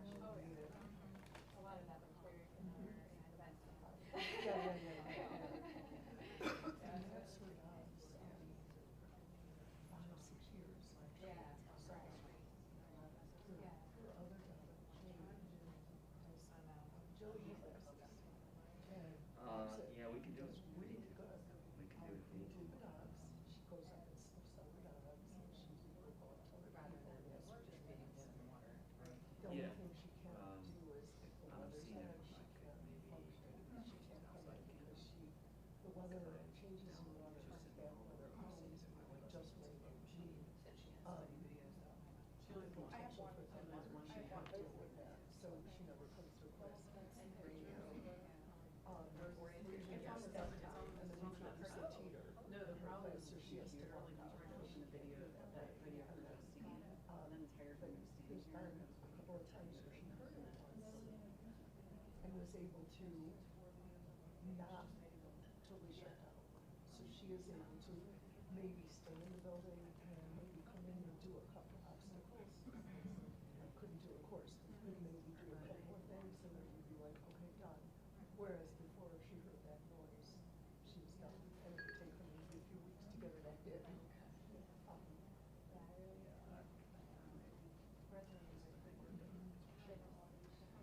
Which is crap.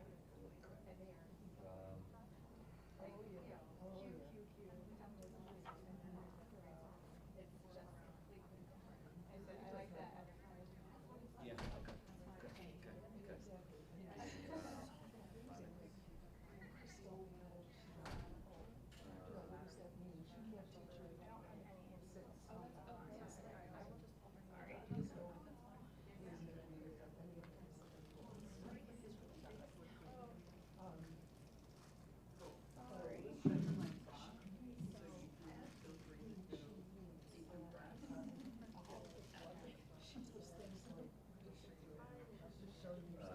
You don't have to worry about it.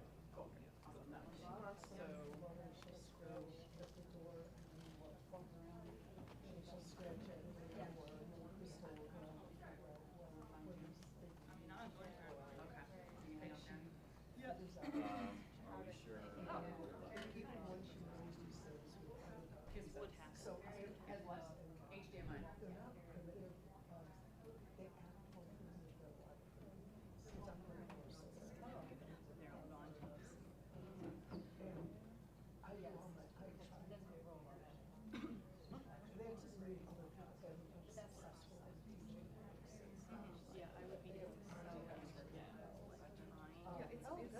It's like teaching us at the state and dance. It's like, wow, see the reasons we can do all this other stuff that our kids do. Anyways, I do a lot of communication with my eyes with them, and they do too. I watch them. I know what my, because I read all the bowls on my fridge, on the top of the fridge.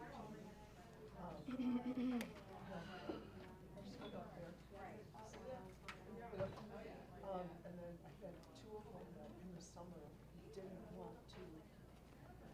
We have a big outdoor 100 by 200 fence area for them. They will be fishing out there. And in the summer, there's two of them that's there. I mean, we can go for a walk in the woods and when it's time for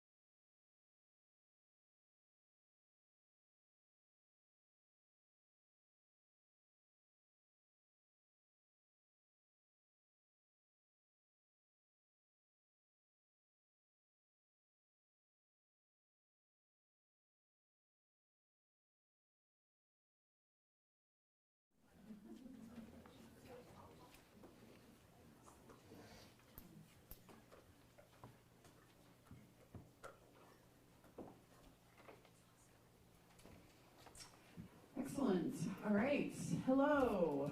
2 more to go. And so you may notice some things are a little different. We lost a friend, our old laptop, and that's what took so long to get back. But we're back. We have a new laptop, and we are ready and raring to go. And our next speaker is very excited. Bridget Sullivan is going to be talking about highly sensitive dogs and legs. Bridget is a self-proclaimed dog nerd, loving to study all things dogs from a very early age. She made her way to dog training via animal sheltering, starting as a volunteer at her local shelter and then interning for Best Friends Animal Society the summer after college. She became staff at St. Hubert's Animal Welfare Center, joined multiple emergency deployment teams, and began fostering. From there, she moved to Dutchess County SPCA as the shelter manager and lead playgroup coordinator, getting the chance to do an internship at Animal Farm Foundation while there. Since her interest in canine behavior was strong by then, she took an opportunity to work for Catch Canine Trainers Academy as program director, teaching the curriculum to over 300 students with their dogs and attending many workshops and conferences to continue her own learning. She got her CPDT and CCPDT and CPDT-KA certifications before turning back to sheltering. It's like our letters. It's just turning back to sheltering, working for Lifeline Animal Project in Atlanta, Georgia as the head behavior and training. Currently, Bridget is back in her home state of New Jersey running her own dog training business called Hounds at Home, specializing in helping highly sensitive dogs. She is proud to be a licensed family dog mediator in the sheltering division, as well as a fear-free certified professional, and is completing a bucket list item by being chosen to speak at this conference. In her free time, she loves reading, gardening, and hiking, and spends her days with her 2 adopted dogs, Murphy and Sonic. Everyone, give it up for Bridget.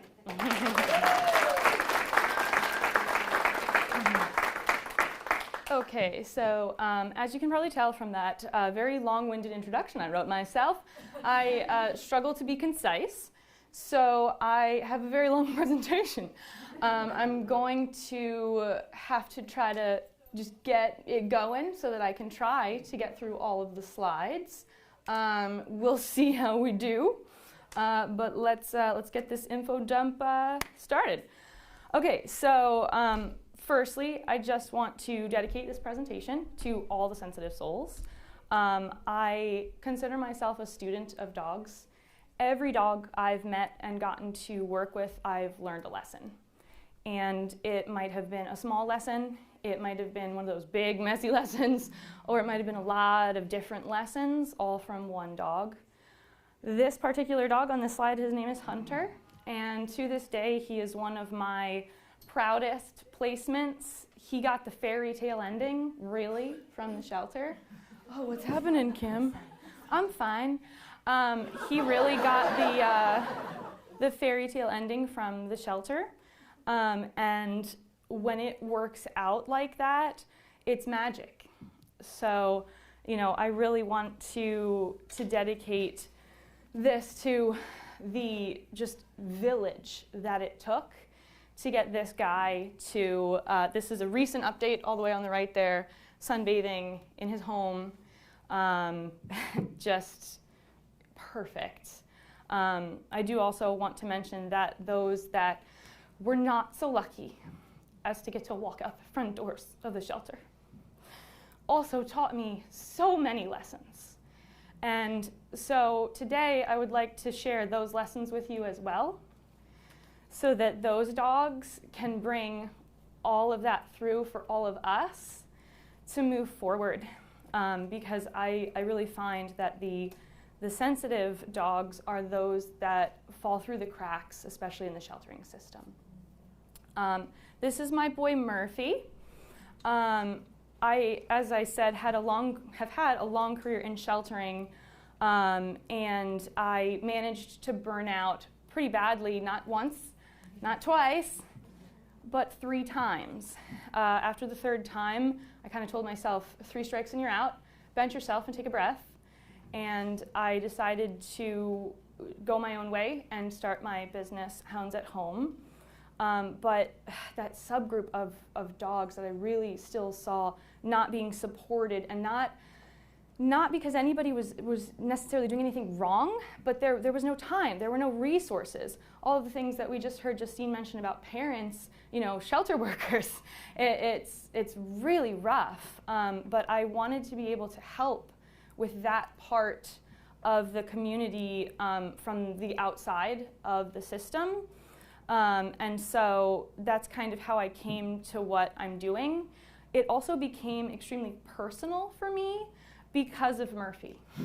I know a lot of you probably have that dog that made you a dog trainer. And for me, it was a lot of different shelter dogs, and then it was Murphy.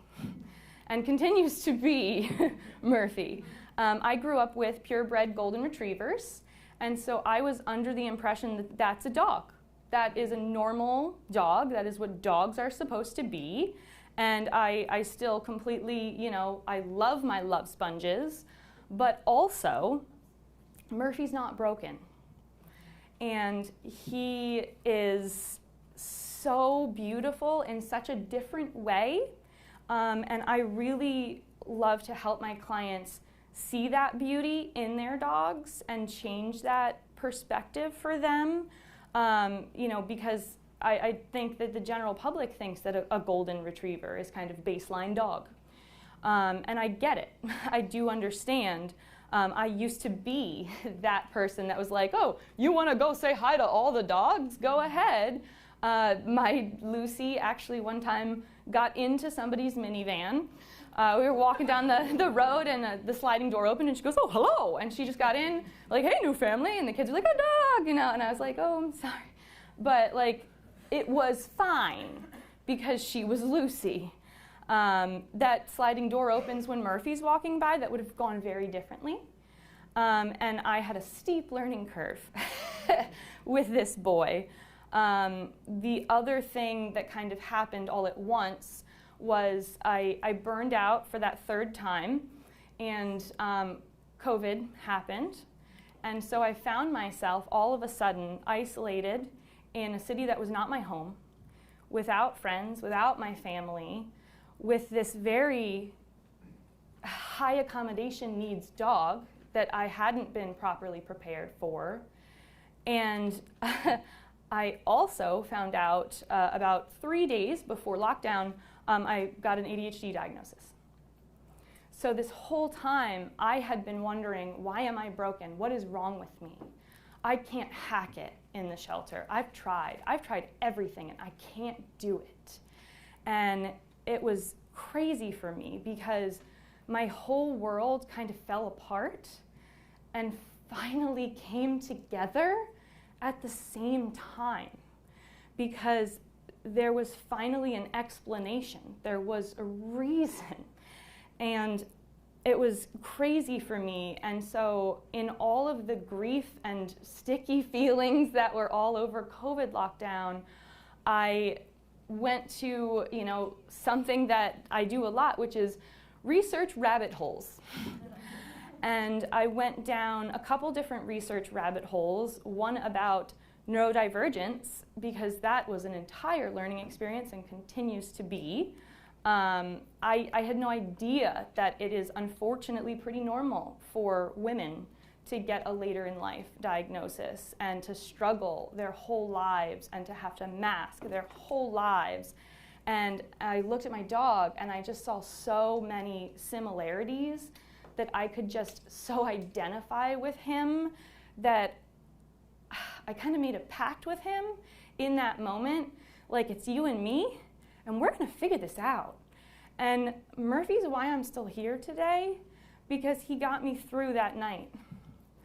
The other rabbit hole that I went down was YouTube, because they're like, watch this next thing is like so targeted at ADHD peoples, but everybody. And I found Kim Brophy's TED Talk. And so Murphy and Kim got me to the next day. And I will continue to be his advocate. And I will continue to normalize highly sensitive dogs for people because it just is, it's in me, and it has helped me understand so much about the world. There's no turning back now. So really the main takeaway I try to have for clients is your dog is not broken, because these are the dogs that people see on their TVs. They see Lassie, they see, Comet from Full House. Fun trivia fact, also Air Bud, same actor, his name is Buddy. They see, I grew up with Wishbone, so right? Rin Tin Tin and, Petey from the Little Rascals. Petey, people have all of these ideas about nanny dog and all sorts of things of what a good pitty should be and all of that.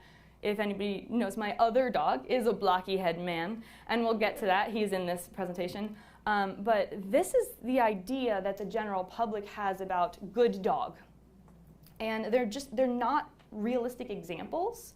It's really kind of Disney-fied examples that people will see. And so just like Justine was saying, we really have to set expectations going into this. I really wish that I had expectations set up for me upon adopting Murphy, who, by the way, I was told was a purebred black and tan coonhound puppy. He actually has 0 black and tan coonhound in him. He does have blue tick a little bit, but he's got a lot of beagle and a lot of Parson Russell Terrier. I did not want a Parson Russell Terrier, so a lot of learning.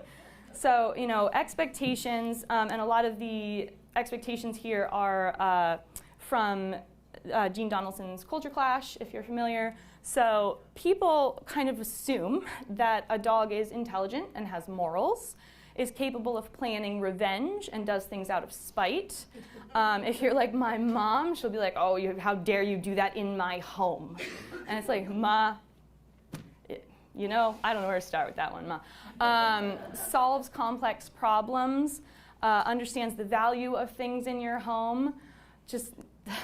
And then, our lovely boy, Doug, I just met you and I love you. And we can't all be Dexter. It's a shame, but we can't all be Dexter. People assume that this is what a dog will do and will be. And a real dog has no morals. They just see the world as safe or unsafe. They're living in the moment. They're not always attaching the human reaction to the stimulus. Timing matters, as you all know. And they see everything as chewable. So, I've seen, especially Goldens recently and Doodles, people really don't have their expectations correct when they're going into dog guardianship, and it really just sets us up for heartbreak. So, to go into the science part of this, what is high sensitivity? The trait of high sensitivity was actually first coined and researched by Dr. Elaine Aron in the mid-1990s. Her book came out in '96, which is called The Highly Sensitive Person. So by her definition, someone who is highly sensitive is thought to have a more highly developed central nervous system and therefore sensitivity to physical, emotional, or social stimuli. High sensitivity is a behavior trait, not a mental illness in need of diagnosis or a cure. So since those who are highly sensitive are the minority, the world isn't set up for us. And sometimes situations need to be modified for highly sensitive people to be at their best. If you can imagine being the minority in, human society, and then you take that and you apply it to dogs who it's set up even less for, you can see why we would run into some problems. How common is high sensitivity? So Elaine Aron's original research showed us that 15 to 20% of a population, roughly evenly dispersed among all gender identities, are highly sensitive. The trait is also known as sensory processing sensitivity, so SPS, and it's been found in humans as well as over 100 different species at this point. Individuals who are highly sensitive are those in the group who will look before they leap. They're the first ones to warn the rest of the group to danger. So in reality, having a minority of every group have that more finely tuned nervous system is good for the survival of the species. If you didn't have that minority, the entire group couldn't flourish. So this is on some updated research. So they have some terminology around this because there's been a lot of research on highly sensitive children, and they would call them orchid children or dandelion children. So the dandelion children are more resilient naturally. Stuff can happen and they kind of bounce back. They can handle it. The orchid children, while bad things that happen to them are more destructive going forward, they actually found that if they were raised in good, accommodating environments, they flourished more than their peers. And so I think that that's just wonderful. They've also added tulips because you gotta have the middle of the road people. So if we take Elaine Aron's original research and have that 15 to 20% all the way down by the orchid side, you've got about 10% between the orchids and tulips, 40% at tulips, and about 30% at dandelions in any given population. So sensory processing sensitivity is not to be confused with sensory processing disorder. So some of this gets very confusing with all of the naming, but it involves a deeper processing of thought and emotions, a greater likelihood of being over-aroused, higher emotional intensity. So when you get really excited, you're really excited. My brother is like, okay, you need to just like take it down a notch. And you know, when you're really upset, you're really upset, and you need to just get through the storm. Higher sensitivity to subtle stimuli is also perceived in all modalities, so visual, acoustic, tactile, olfactory, gustatory, and proprioceptive. And there's a really cool proprioceptive connection that we'll go into later. Characteristics of sensory processing sensitivity have been suggested to be a consequence of deeper and more complex cognitive processing, so we're talking brain wiring, and not to be linked to actual higher acuity of the sense organs. So you don't have, you know, sharper eye vision, but your brain processing the input is the difference here. Again, dogs have that double dose because they do have a lot of differences with the acuity of their nose, etc., plus all of this. So the other thing that I want to make sure is understood is when you're looking at any individual, it's not just you're not very sensitive or you're too sensitive. It's not just a high or low. It's really more of this type of chart. So these could be various different things. This was just an example for a specific dog. And for each of these colors on the right here, you would have more or less of each. So, you know, if a dog doesn't have very much body awareness and they don't have great social skills, you might have one of those Tarzan dogs that comes into play just swinging. They don't know. And they don't mean anything by it, but they have a lower sensitivity in that portion, but then a loud noise sends them running. And it really confuses people because they're like, well, he's not a sensitive dog. He comes in here smashing or whatever. But he might be in some of these other areas. And so you really have to look at the whole picture when we're talking high sensitivity. And you really have to take into account very heavily looking at that S part. Okay, so the 4 parts of this trait, according to Dr. Elaine Aron, are depth of processing. So somebody would need more time to process information in their environment, which I love. We were talking about let them look away. So give them that beat, give them a second. Overstimulation, so picking up tiny details, signals, and differences in the environment. Highly sensitive dogs can smell the setup a mile away. So a lot of training that you have done like in a very regimented way, no, it's not going to work with them. It can be very frustrating, but you have to be smarter than that, which is hard sometimes. They're very smart dogs. Emotional responsivity and empathy, so they notice and respond to the emotions of those in their surroundings. But that can also mean they have those explosive reactions if too much emotion is brought into their surroundings. sensory sensitivities and sensitive to subtleties. So sensory sensitivities, processing sensory stimuli and information more strongly and deeply.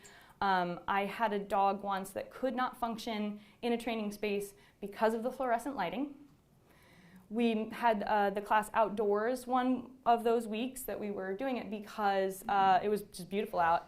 And it was night and day. And it hurt that the idea that the guardian had of their dog, like, oh, my dog can't X, Y, and Z in this class, but he's not going to live in the training facility. Like, it wasn't an accurate picture of what this dog was capable of and who this dog was, but there was a negative label put on him from mostly, honestly, the public embarrassment that the human felt of the dog being unable to perform in the class. And it's part of why the programming I do is hybrid, and I do a lot from my own home, from their own home. I don't invade their space. We will explain that later. But it really hit me that the training space wasn't what these guys needed. So I'll talk about the programming a little later. I'm getting ahead of myself. So yes, there is science for this in dogs as well. So some researchers took the highly sensitive person questionnaire from Dr. Elaine Aron and made a highly sensitive dog questionnaire.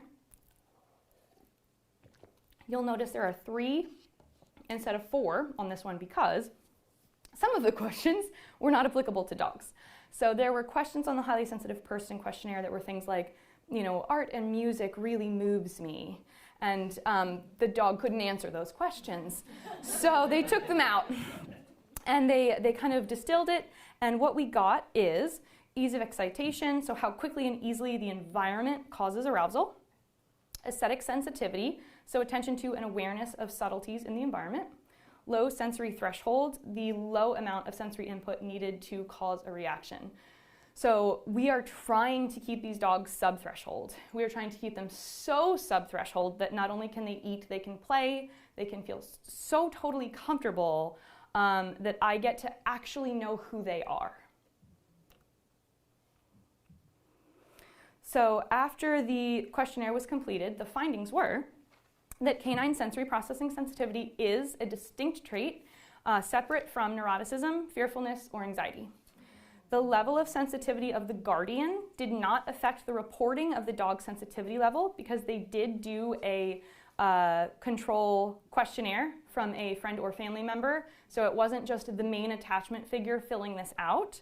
They did also do a questionnaire of each person filling this out because a lot of highly sensitive people are highly sensitive dog guardians because, like I said, we connect to them and we feel them and we get them. It can unfortunately tip over into I must save you. And so there is some, nuance that we need to make sure is understood here, but their findings showed that even if it was a highly sensitive person, it did not mean that the dog would then be reported as a highly sensitive dog. Sensitivity levels also, this one blew my mind, varied across all breeds, and highly sensitive dogs were not more prevalent in any particular breed or breed group. Right? Because you have to think about that chart, right? So even if, you're all thinking about herding dogs, because even if the herding dogs on that one part of the chart are way at the end, some of the other stuff, their social skills, their emotional skills are also, like, you've got a balance there.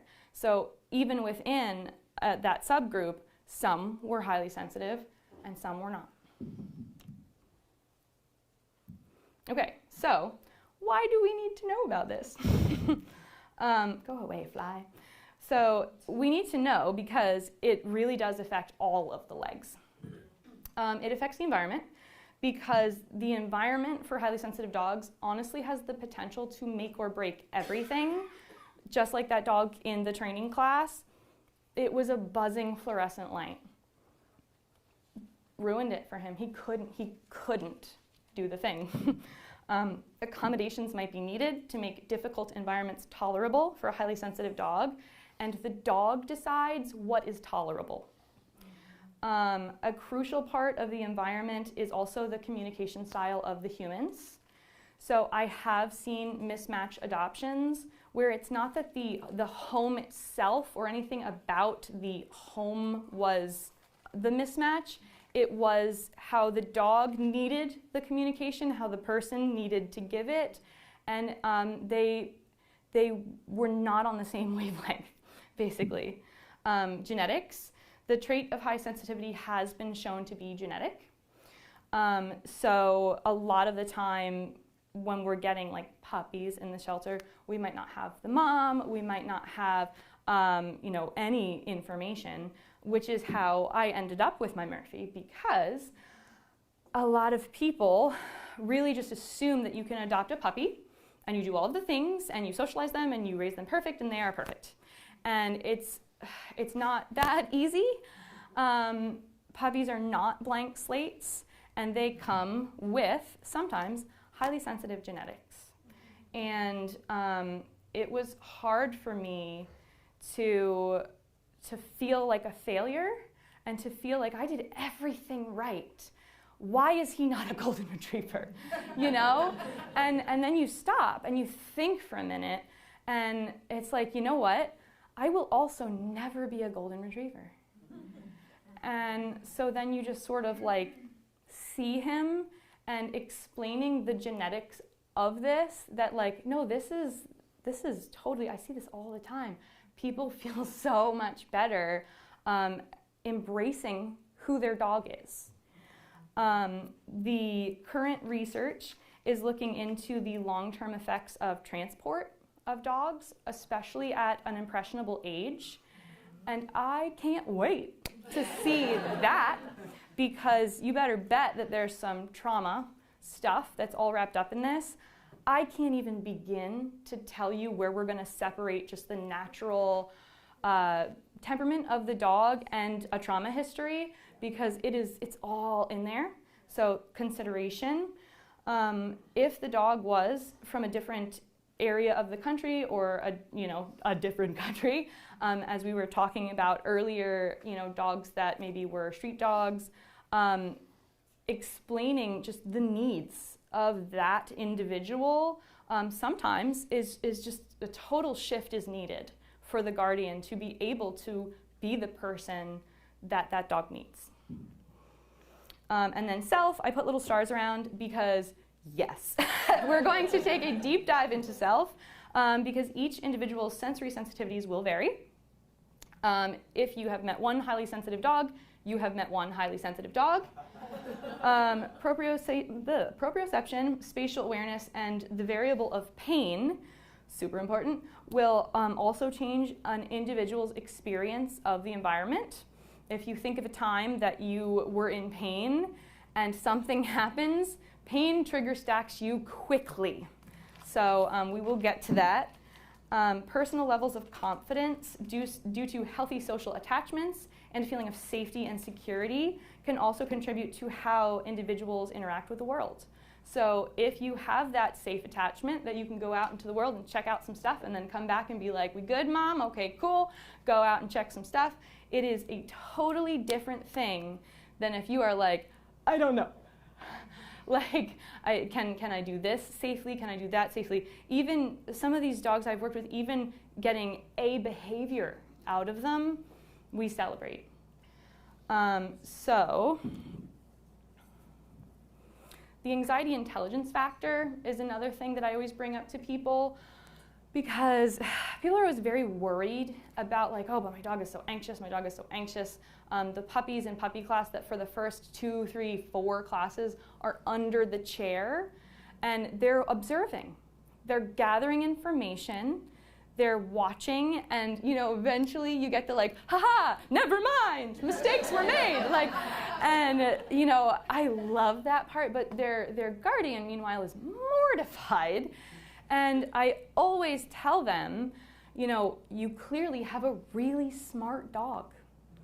Like, this puppy's in a puppy rave right now, and he's choosing to not just throw himself into the mosh pit. Like, he's sitting back and he's observing and he's figuring it out. Like, he's really smart.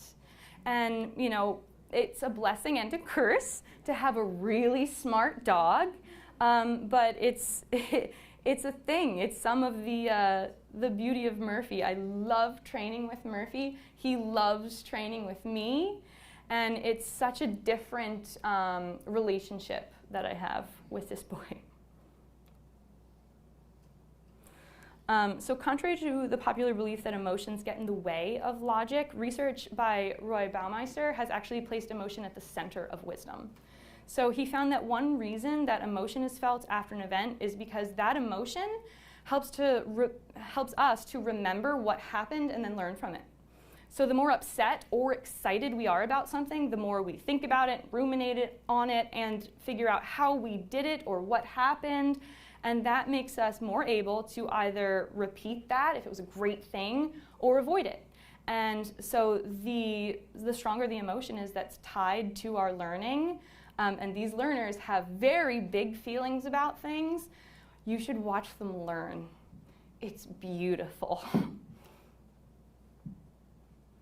So, what is worth noticing? Basically, the dog gets to decide that. And partially, they also don't get to decide it. Because this is where breed comes in. If you have a dog that is very easily triggered by motion, or easily triggered by sound, or anything that was integral to that original breed, it was part of the machine, it was purposefully put there, that's still there. However, in our modern society, we have some miscommunications with that now.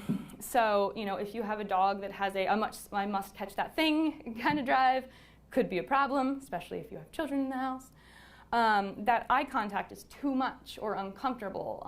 Very mild social pressure can make these dogs very, very uncomfortable. It is almost painful, and they can have outbursts. That thing is out of place or not supposed to be here. A lot of times, since their observations are so finely tuned, you get those dogs that are the rule keepers. They're very scheduled, and it is, that's not right. That's not how you're supposed to do it. My parents are watching my dogs right now, and they had a power outage, so they couldn't take the dogs out the garage for their walk like they normally do. So they took them out the front door, and my mom's like, Murphy is so confused. Like, he was just, Mom, this is not how we do this. Like, he very much knows this is how we do the thing. But it also makes it so much more important that you have that schedule for them. You have those PPPs because they need them. It is their life raft. If a member of a group strays, especially their primary attachment figure, some of these dogs really can't handle that. If I'm not in the room, actually settled, shoes off, like there's so many bits to it, Murphy cannot chew his bone. It's not time yet. Nope, not yet. And, it's it's a lot, but I get him, it's really interesting for some of them what they consider moving oddly, what they consider, my one dog can't handle my mom coming down the stairs wearing flip-flops. Specifically, my mother coming down the stairs wearing flip-flops. So, you pick out all their things. There's a lot of things. And bringing too much emotion into a room, like I mentioned, that can be a problem. Oop, there we go. So the dog decides what is concerning in his environment, not us. And one of the hardest things for me to hear, that I hear a lot from clients, is that's ridiculous. It's just a fill in the blank. He needs to get over it. But the reality is, that dog is probably so much more resilient than you're even giving him credit for. And it wasn't just about the truck that just went by. That dog is chronically trigger stacked because there were fireworks last night, and then there was a thunderstorm overnight, and the cat is sitting on the stairs who's really scary to run by because he hits him. And the dog finally gets upstairs past the cat to get to the safe bedroom, and a truck flies by the window. And then you have a meltdown. And I don't blame them. But we need to explain it to their people who think it came out of nowhere, or that's ridiculous, that's unnecessary. So we need to help people see their dogs. Resentment ruins relationships. And if you really do not understand the dog for an extended amount of time, you really are not going to be able to have a strong, healthy relationship with that dog. Another thing that often breaks down these relationships is if there is some family conflict because of the dog. So, personal story, Murphy. We're just going to talk a lot about Murphy. Murphy specifically really hates my Uncle John. Just Uncle John. Because Uncle John is a firefighter. He is classic ADHD. And he'll just kind of bust in the house to visit, whatever, unannounced, whenever, in his firefighter gear, whatever. He's that guy. Big Irish family. He is the 7th son. And, he has 7 son privileges. He's the youngest son. And then there's a girl. And Murphy is just terrified of him. It's not that Uncle John ever did anything to Murphy, but he's so terrified that it's an instant 0 to 60. And it's hard because I have to check if Uncle John's going to be at any family events. If he is, my dog is not invited, clearly, and most likely I am not invited. And it has turned into a thing. So it can get really difficult when it threatens your relationships and your family ties. And I've had to have a lot of just really honest conversations with clients because compassion fatigue and burnout for the caregiver is a really big deal too. But if possible, my goal is to help them fall in love with who their dog is as they are, which for me, loving them is less about, possessing someone or what they can do for you, and it's more about being able to just clearly observe them from afar in their element and just being in awe of their strengths and abilities. So, try to think of the first time you saw a dog that had never seen sheep before but had that in him.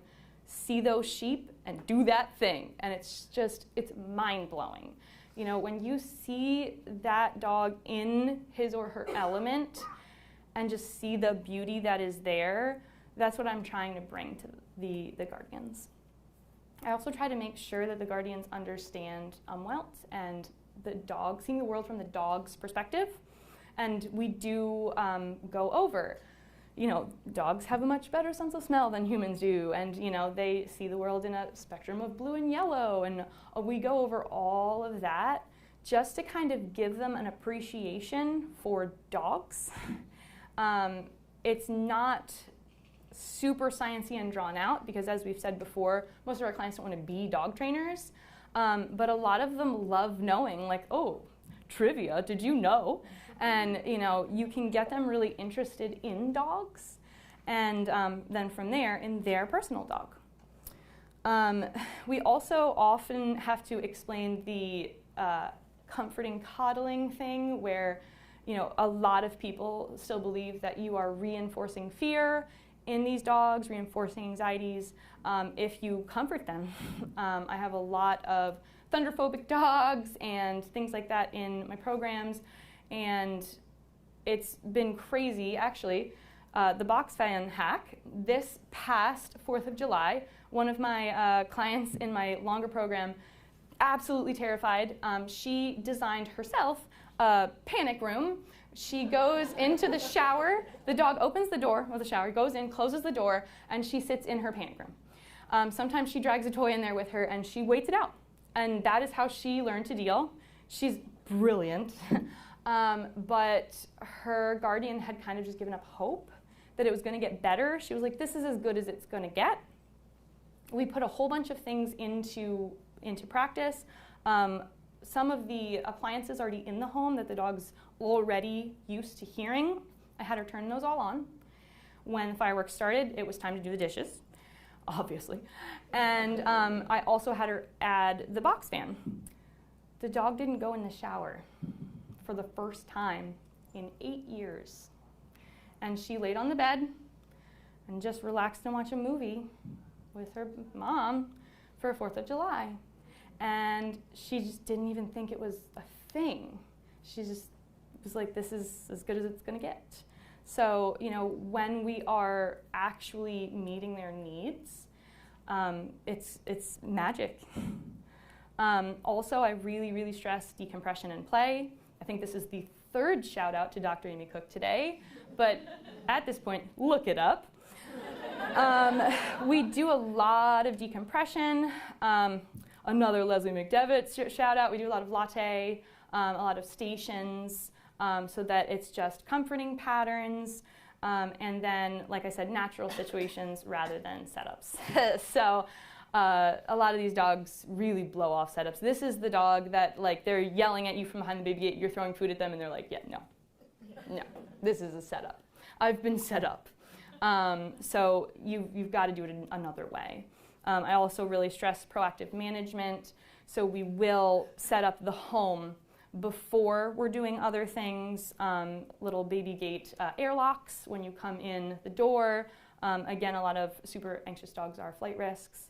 So we do their entire legs assessment, get the home set up, and then immediately try to get some decompression and play stuff going, because the assumption is they're probably already trigger stacked, and go from there. So I really kind of look at these things through the neurodiversity lens.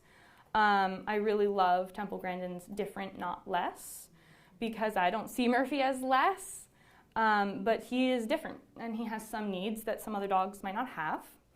I also really loved a TED Talk I listened to by Professor Tony Atwood. He was talking about people with autism, autistic people, and his quote was, if they don't get a medical diagnosis, they will get a moral one. And it like cut me. Because if we don't understand that the wiring's just a little different and we need to support that, we're just going to say you're a bad, broken dog. And it's gonna stick with them. In the shelter in particular, it really hurts me because those are the dogs that there's a legacy about. Because something happens and then telephone happens, and then, you know, no adopter is ever going to pick that dog, and it's sad. It's really sad. So there isn't yet solid scientific evidence on neurodivergence specifically in dogs, but there is ongoing research into canine versions of ADHD, autism, and other neurodiversities. The main professor doing canine autism research is Dr. Nicholas Dodman. Most of this research is on bull terriers.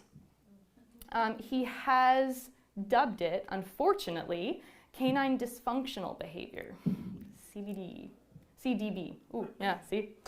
And so, I just went there. And so it is going to be interesting to see some other research come out in the future. A lot of the research that we're seeing on these types of things are all bull terriers, which is very interesting with the video that you're going to see because of some of the behavior that is there. I will mention that, well, two things.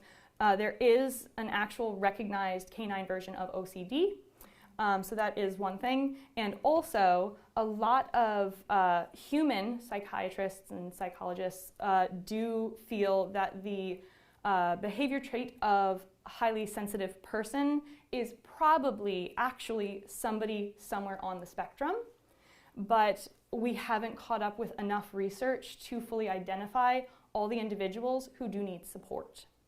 Dr. Elaine Aaron, who was the original person who did the HSP research, after her research came out, she did actually find out, late in life diagnosis of women, two very close, I think it was her sister and her aunt, were diagnosed with autism. So very interesting. So I personally do not consider myself disabled, but the environment does have the ability to disable me. Likewise, a dog might be a good dog, but they might be too negatively impacted by their environment, like the shelter, to behave in the way that they are expected in order to get adopted and then to stay in that home, etc., etc. This is Cinderella. She got adopted. So what can we do to help these dogs? Well, we can normalize a bunch of things. Firstly, we can normalize personal space. I have heard it said that a dog's personal space bubble is about 7 feet.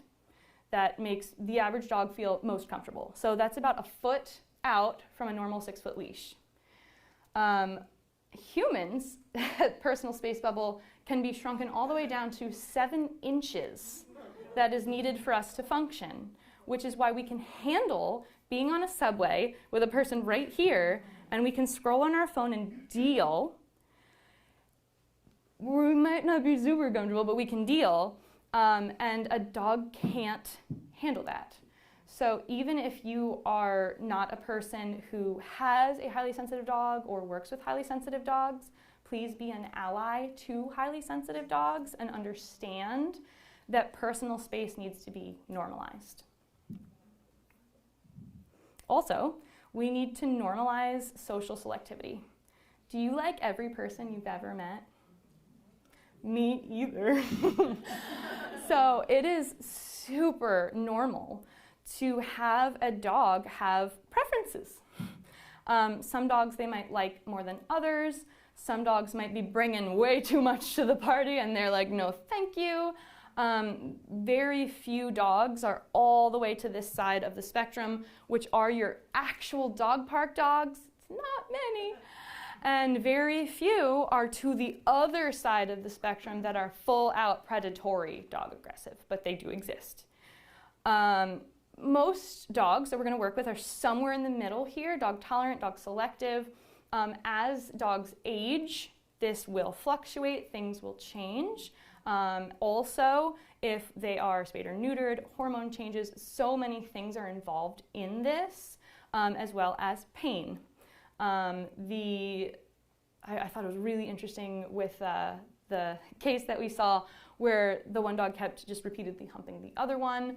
I have also seen a dog with hip pain doing that same behavior. He wanted to play. He physically couldn't. That was all he could do. It was his best try at play. Not super appropriate, but with the pain on board, this is what we get. So I wouldn't say that, either of those dogs are not friendly. They're just not able to communicate in the way that we are expecting them to. So, what do these dogs do about it to get through? They try to self-soothe. Any sort of retriever is probably putting stuff in their mouths. If everybody saw Dexter showing everybody his wolf earlier, he's very proud of his new wolf. Grabbing something, so oral, tactile, vocal repetitions. I have seen dogs that they seem to just yell, just to get it out. Sometimes Murphy will go outside and you know it's still bottled up. It's bottled up and he needs to shake off, but he can't yet, and he'll just, ah! And then he shakes off. And it's like, it's so bizarre to me, but also he needed that. So, okay, cool. It's interesting because some of the behaviors that we see, immediately the people are like, that is weird. I don't like that. It looks different. And they try to cut it out.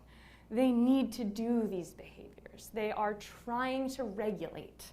They're trying to self-soothe. It's what they've got. They're working with what they've got. So these can be highly beneficial and adaptive unless they disrupt daily life functioning. I mentioned the OCD, which can happen.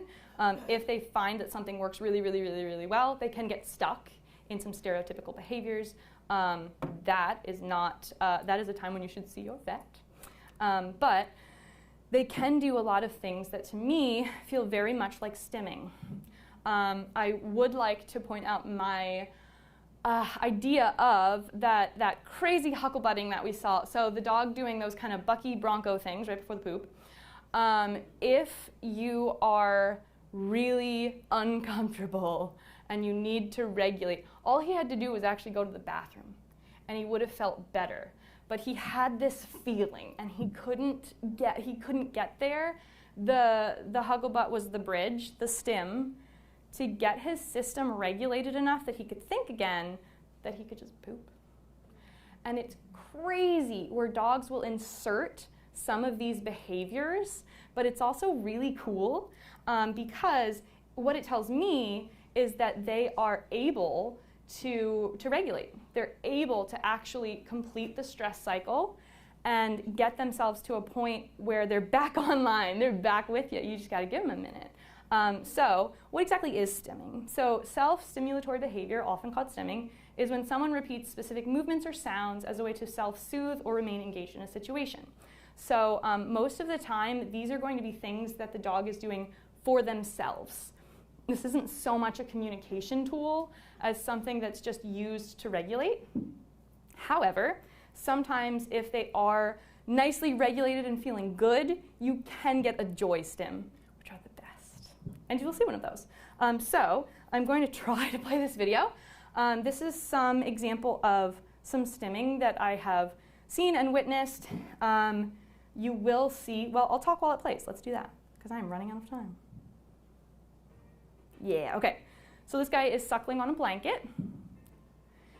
You will see a lot of chewing, flea biting, some people call it corn cobbing, sucking, suckling on blankets or toys or other soft things. Also, I see a lot of dragging back legs for tactile stimulation. So when I saw beautiful Luna in that other presentation do that very briefly, that was beautiful. This dog can fully use his legs. He is doing this for, I put that part in there. I was like, can you make him jump up on a thing? So the legs work. Also, Murphy, I did cue this, but he does this all the time. When I sit, he will rub himself back and forth under my legs a couple of times. That one is pretty common. This is trancing. Bull terriers, they're so cool. So bull terriers, while it's thinking, bull terriers do something really cool called trancing or ghost walking. And they will go under hanging stuff, so curtains, plants, we'll see a bunch of different ones. Hello. And they go into a trance. And they move really slowly. It's very cool. Greyhounds are also quite known for trancing. So bull terriers and greyhounds, look at his mouth, are like the two most known for this. The dorsal stimulation really, really helps them regulate. Quite often you'll hear guardians say that the trancing happens immediately after some sort of commotion. So something happens and the dog's like, hold on, I need to do the thing. And they will go trance and then they feel better. This little Shiba is loving trancing on this little fringy thing here. This video is so long, so I'm trying to combine these, but I love some of the trancing and like let them do it. I've tried to do some more in-depth research on trancing, and it doesn't exist because scientists have decided that this behavior has no purpose. It's a throwaway behavior for no reason at all, but that's not a thing. They're doing it for a reason, and I think it's a really important reason. If Murphy can start doing some of his like stimmy things, I know he's doing okay. So this is Petey. So this is the classic ghost walk. Watch that back foot, the far back foot. It's gonna hover like real weird. He's so weird, I love him. And it's this slow. This is not slowed down. This is how slow the ghost walk is. And they're kind of in the zone when they're doing it. Bull terriers are also known for the hucklebutt. So they'll really tuck their butt and zoom, zoom, zoom, and then it ends in some of those flippy ones that we saw earlier. This is my guy. So he's gonna look up and see a biker pass and then use the ball to stim his feelings about that biker. So he will take it and scush, scush, scush, which is why the ball looks like that now. But I would much rather we do that to jolly balls and not bike riders. So he sees the bike rider. Damn, it's lagging. He sees the bike rider and he's gonna scush, scush, scush this ball. I've seen Goldens do it a lot. They'll get a tennis ball and just let it bounce back, let it bounce back, let it bounce back. A very common human stim, which is one of mine, is gum chewing. If I'm anxious, I will get a piece of gum. Pause in a weird spot. Also, some of these shake grabs, when they're excessive. So sometimes it's not so much about the play as to get the feelings out. And the next one, if it loads, is a beautiful shake in his feelings. Yeah, so the next one's going to be a beautiful shake in his feelings while this continues to load. Also, so we're going to see the really great shaky, and then dorsal stimulation, same type of thing. So we need to do research on dorsal stimulation, please. But dorsal stimulation can also be a very common joy stim. So you'll see dogs flop on the ground and like really feel great. So we're going to end with a joy stim after this amazing baby. Ugh! Like I just want to.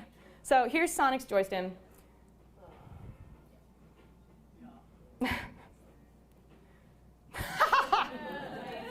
You're doofy. So, there you go. Go, Bubba D. Ah. Yeah. Oh, it's freezing in weird spots. So, you also might see some things like ripping or nibbling at grasses or other plants almost absent-mindedly. So this is not the intense, I must eat the grass when there's GI upset. That is a separate thing. But just the really absent-minded, like, why are you even doing that? I call it a pibble nibble because Sonic will will just taste stuff and it's like that's paper, like, but he's just tasting it. And the barking just to bark I mentioned, also squeezing themselves into tight spaces. So sometimes we have dogs that really like that compression. So some accommodations are things like thunder shirts and pressure wraps. Is it going? Okay, cool. So there is a difference between these stimming type behaviors and calming signals. As I said, the stims are not for anyone else but the dog, the one doing them. They're not so much for communication, but for nervous system regulation and expression. So some may overlap. So like a shake-off, for example, is a good one. It is for regulation, but it will also communicate things.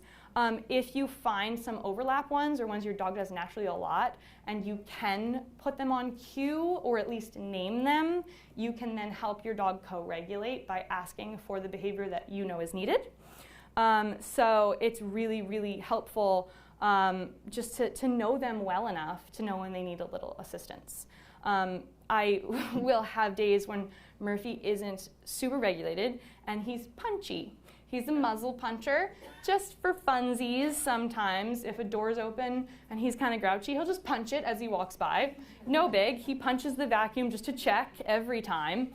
And so sometimes he just needs a nap. And if I pull him up on the couch with me, he's asleep in like a minute. He maybe didn't know he needed that, but you can see by some of the things they're doing if they need some assistance. So we can cross halfway and help them out. Instead of making the dog totally, accommodate to us, to our environment, to our lifestyle, we can cross that bridge halfway and help them across. So these are actually doggy noise-canceling headphones called Mutt Muffs. There are about 4 different models. I don't love the Mutt Muffs for certain doggy head shapes, let's say. But there are 4 different ones at this point. But there are lots of different accommodations depending on the dog. I do not have time to name all of them, but the headphones can be a game changer for some sound-sensitive dogs. Distance and time and choice and control I have in all caps because they are super, super important. You just need to leave some space around some things for these guys. I have parkour on here. Because being up off of the ground can really, really help with the feelings. Also, there has been some research into children with ADHD and doing balance exercises because they could not both use the emotional outburst part of their brain and the balance part of their brain at the same time. So practicing balance actually enhanced their ability to focus and have emotional control. And I totally believe this carries over to dogs. We do a lot of platform work and parkour. If I am out on a walk with Murphy and something is coming, big truck, something scary, that he knows he can't handle at this point, that is his environmental cue. He will get up on either a wall or a tree stump or a something, and he will balance, and he will just handle it. And it's magic. He really can handle things a lot better when he's up there. The first couple of times they're trying this, they might choose emotional outburst center and they fall off the thing. That does happen, but the learning through that is beautiful. Boxy and hack we mentioned. Brown and pink noise can be particularly helpful for dogs rather than white noise. So there's actually lots of colors of noise. But pink noise takes out some of those highest frequencies, which are a little uncomfortable for dogs. And brown noise takes out even more of those. My favorite is brown noise. It kind of feels like airplane mode from a brain. But if you have a dog that is scared of the deeper frequencies, so thunder, rumbly things, brown noise might be too much, so you might go with pink. But yeah, we've mentioned free work. There's lots of wonderful, wonderful things that we can use to help these dogs really thrive in our environment. Is it going? There we go. And our goal is not perfection. We just want to practice and try to make things a little bit better for them, have realistic goals. I'm not trying to fix anyone's dog. The car is a great example. We mentioned car is hard. And I don't think Murphy's ever going to love riding in the car, but I can make it as comfortable for him as possible. I'm gonna go real fast, I promise. So there are 3 really important things that I'll end on here. Number 1, the importance of advocating. Step up for your dog, and I just want to say if and when you can. So it's also a very important note that advocating for our dogs is not that easy if you are a person of color or somebody in another marginalized community. I do not have the right to have the mic on that one, so please do check out my good friend Rachel Forday at Dog at Heart. She is where dog training and social justice meet, and she is a beautiful soul. The importance of predictability, which we all know and love. Really not having that pattern can make life really hard for these guys. And the importance of recognizing pain. So this should say up to, but the Daniel Mills study from 1998 showed that up to 82% of behavior problems in cats and dogs were actually based in pain. Highly sensitive dogs may have a lower pain threshold, but they may have more motivation to mask that pain, which then you can imagine makes them quite cranky sometimes. So these are some things to look for if there might be underlying pain. Hopefully this will be my talk next year because I will be taking the Dynamic Dog program with Gemma Hodson.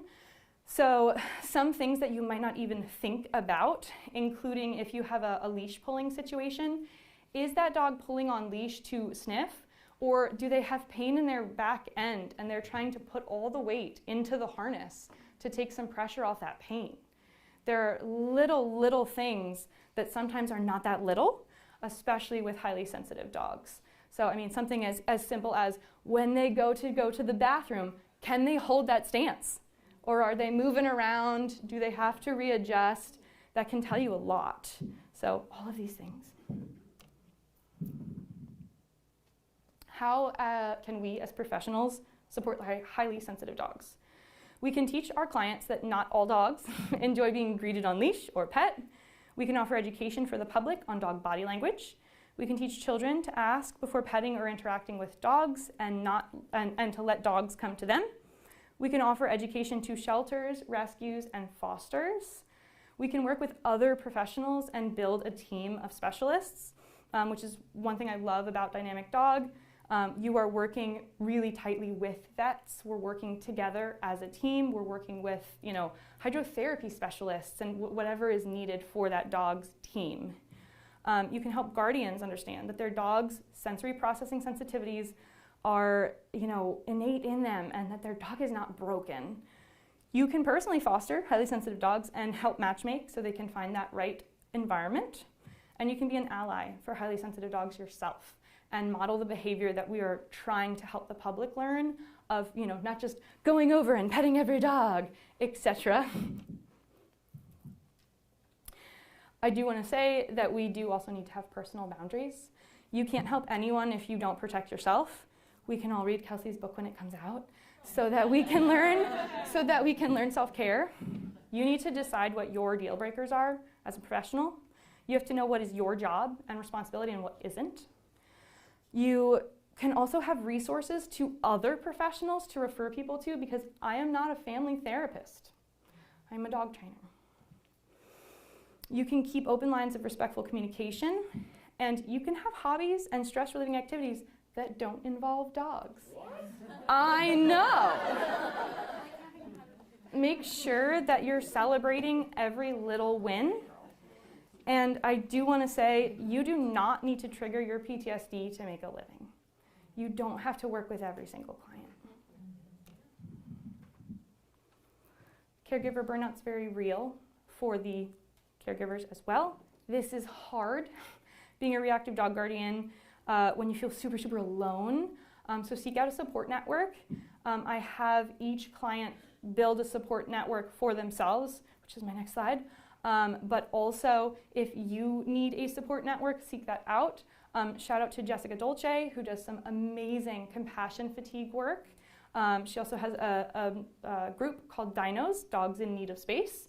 And so some just wonderful work being done there. You can't sacrifice your own quality of life as the caregiver. I've seen so many people martyr themselves for dogs with high accommodation needs, and it doesn't work out. It never does.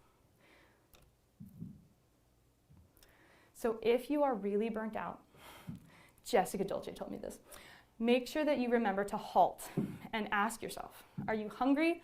Are you angry? Are you lonely? Are you tired? And I added, or in pain.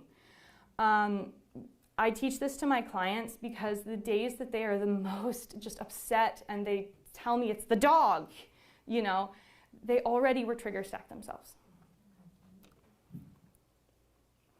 So these are the types of villages that I have my clients build.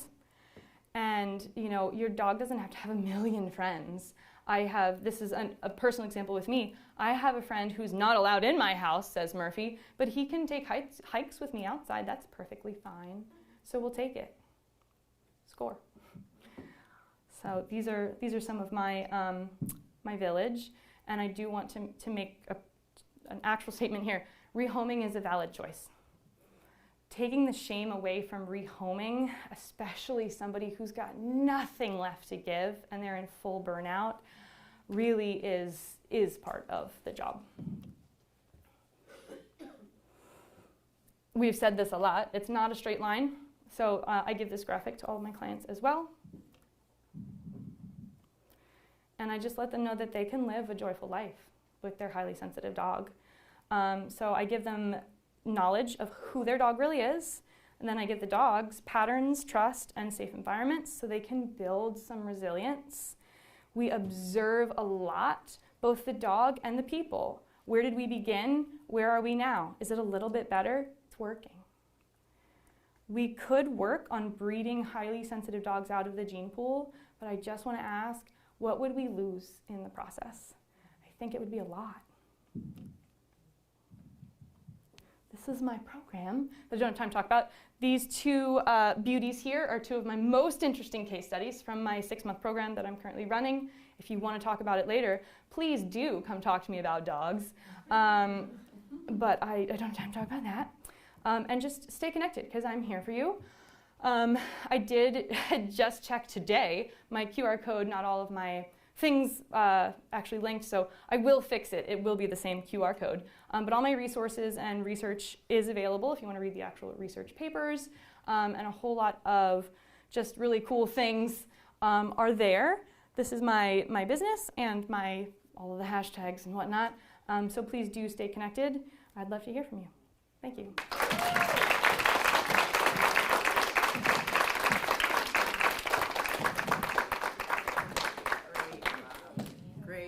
Great job, Bridget. Thank you so much. I ran 10 minutes over. That was fabulous. it'll be a great segue into my talk, which is coming Which is up. right now. So I'm going to leave you for a second so I can go mic up. We'll be back. Great job. Thank you. So awesome. I like looking at absolutely fabulous. Thank You you. really did a great job. Thank you.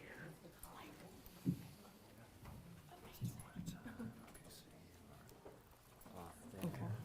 Yeah, you can. Vote? Yeah, yeah. I have to do the thing. Okay.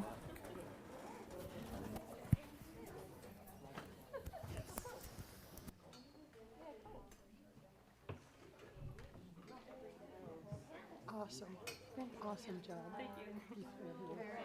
I learned so much. Oh, good. Okay, great. Yeah. Yeah. Oh, wow. Bridget, I wanted to give you one more acronym that you might like. Okay. I've got CDO. You know what that is? It's like OCD, only I had it so bad I had to put the letters in alphabet. I thought you might be able to work that in. I love it.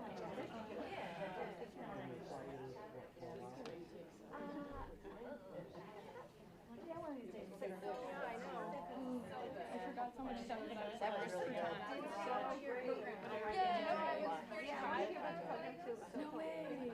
That's crazy. So like I at least my goals are so autistic that I can't have it, be start. My therapist actually just corrected me because I told her that about myself. My psychiatrist was in there. He got me 50% growth. Yeah.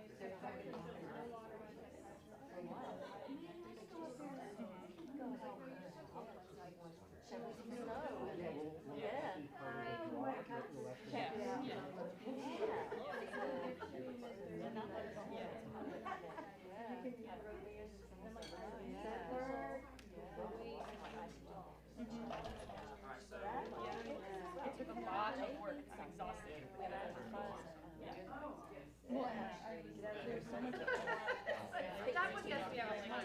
Social model. I didn't do it clear because I went 10 minutes over. Thank you, Brian. I appreciate that. Was it okay?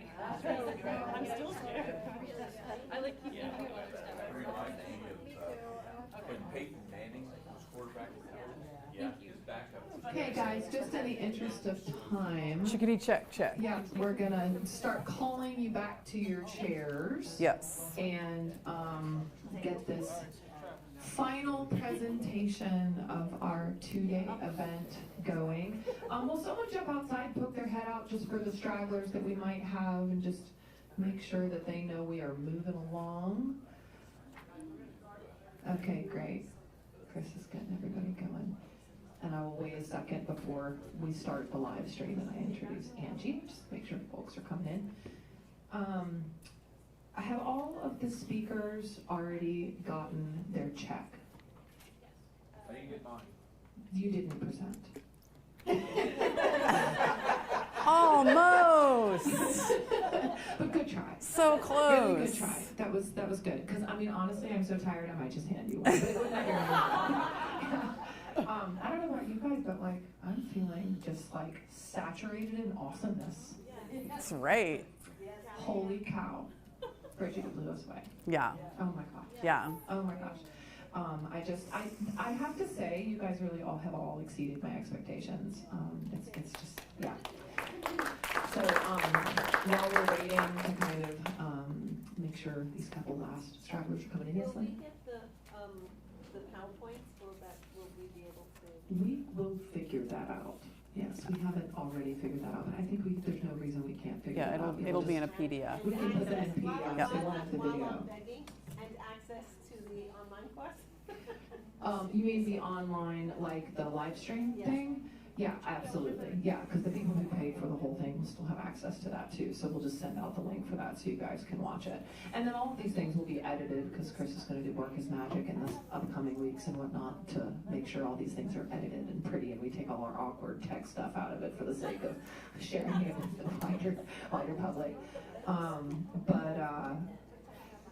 Another detail, we're going to do a group picture out here directly after.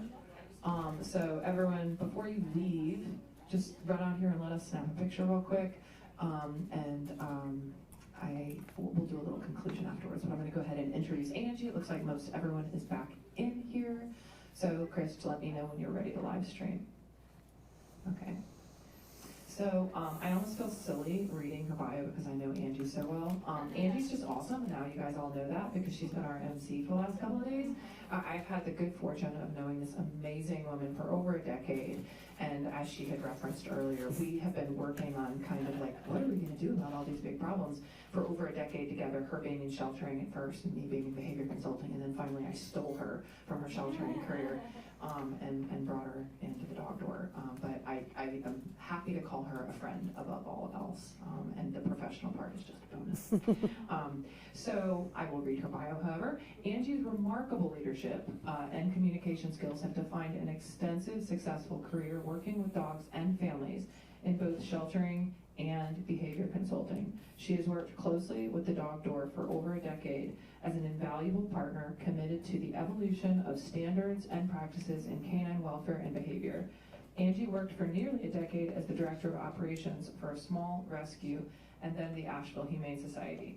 During her time as Director of Operations, she facilitated the creation of the agency's behavior and community outreach programs and expanded the foster, transfer, and volunteer programs. She served on the board of the North Carolina Animal Federation, in addition to volunteering and deploying with the ASPCA on animal cruelty cases. Angie became the first licensed family dog mediator under myself in 2017. She loves the work she does as a family dog mediator and is passionate about bringing her experience and knowledge to the Legs Shelter program. She lives in Weaverville, North Carolina, with her wife, Carrie, 18-month-old son, Jasper, who's a rock star, dogs, Izzy and Coda, 2 pigs, a chicken, and a duck. She is forever grateful for Kim Brophy for being an amazing adoring friend. Angie Cook.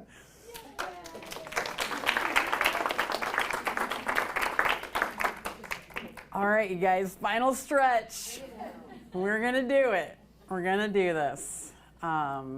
This has been just, I know, I keep saying it, it's just been so amazing. We were talking about it this morning, and I know I've mentioned it at other times during the conference, but it is so refreshing to be with you people. Like, it is so just, Janine, like, I totally get what you were talking about at the beginning of your presentation. It's just like, I feel like Kim and I have been walking around for over 10 years, just, don't you see? You know, like Chicken Little, like, you know, and all of the professionals, at least in our community, are looking at us like we're crazy.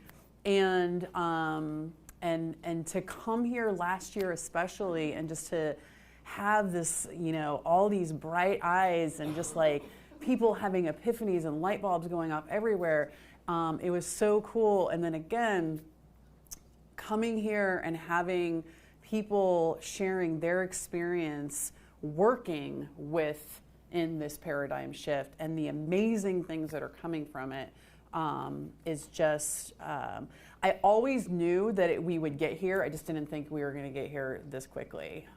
So thank you so much to the people in this room, the people on the live stream, and the people who don't even know about Legs yet. You will. Woo! All right. So here we are. We're going to talk about 2 of my passions, Legs and shelters. Yeah, so let's get off the title slide. The content of the presentation, I'm going to tell you a little bit more about me. I'm going to tell you about our incorporation of Legs at Asheville Humane Society, which was the shelter I oversaw. I'm going to tell you why Legs is needed in sheltering and rescue, not that you need to know. I'm going to tell you a little bit of what Legs looks like for sheltering and rescue, a little bit about our Dogs Truth program, our pilot program, and then our rollout at the conference at St. Hubert's next year. My Legs, as Kim mentioned, I started out as the Director of Operations at a small rescue. It was called Animal Compassion Network in Asheville, North Carolina. It was a limited admissions rescue, a very small. At that point, we were mostly foster. We had just gotten a brick and mortar, and we were bringing in animals. When I first started, very, very strict placement policies, and just some of the other things that you see with the smaller rescue groups who are pulling from the county shelters.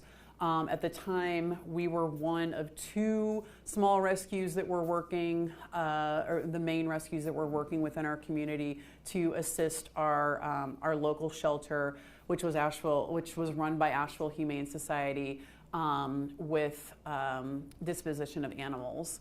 After I worked there, I believe 4 years, we were acquired by Asheville Humane Society. I was instrumental in making that happen. We felt like we were actually sort of splitting resources, and we thought it would be much better if we joined forces and shared donors and volunteers and all those fun things.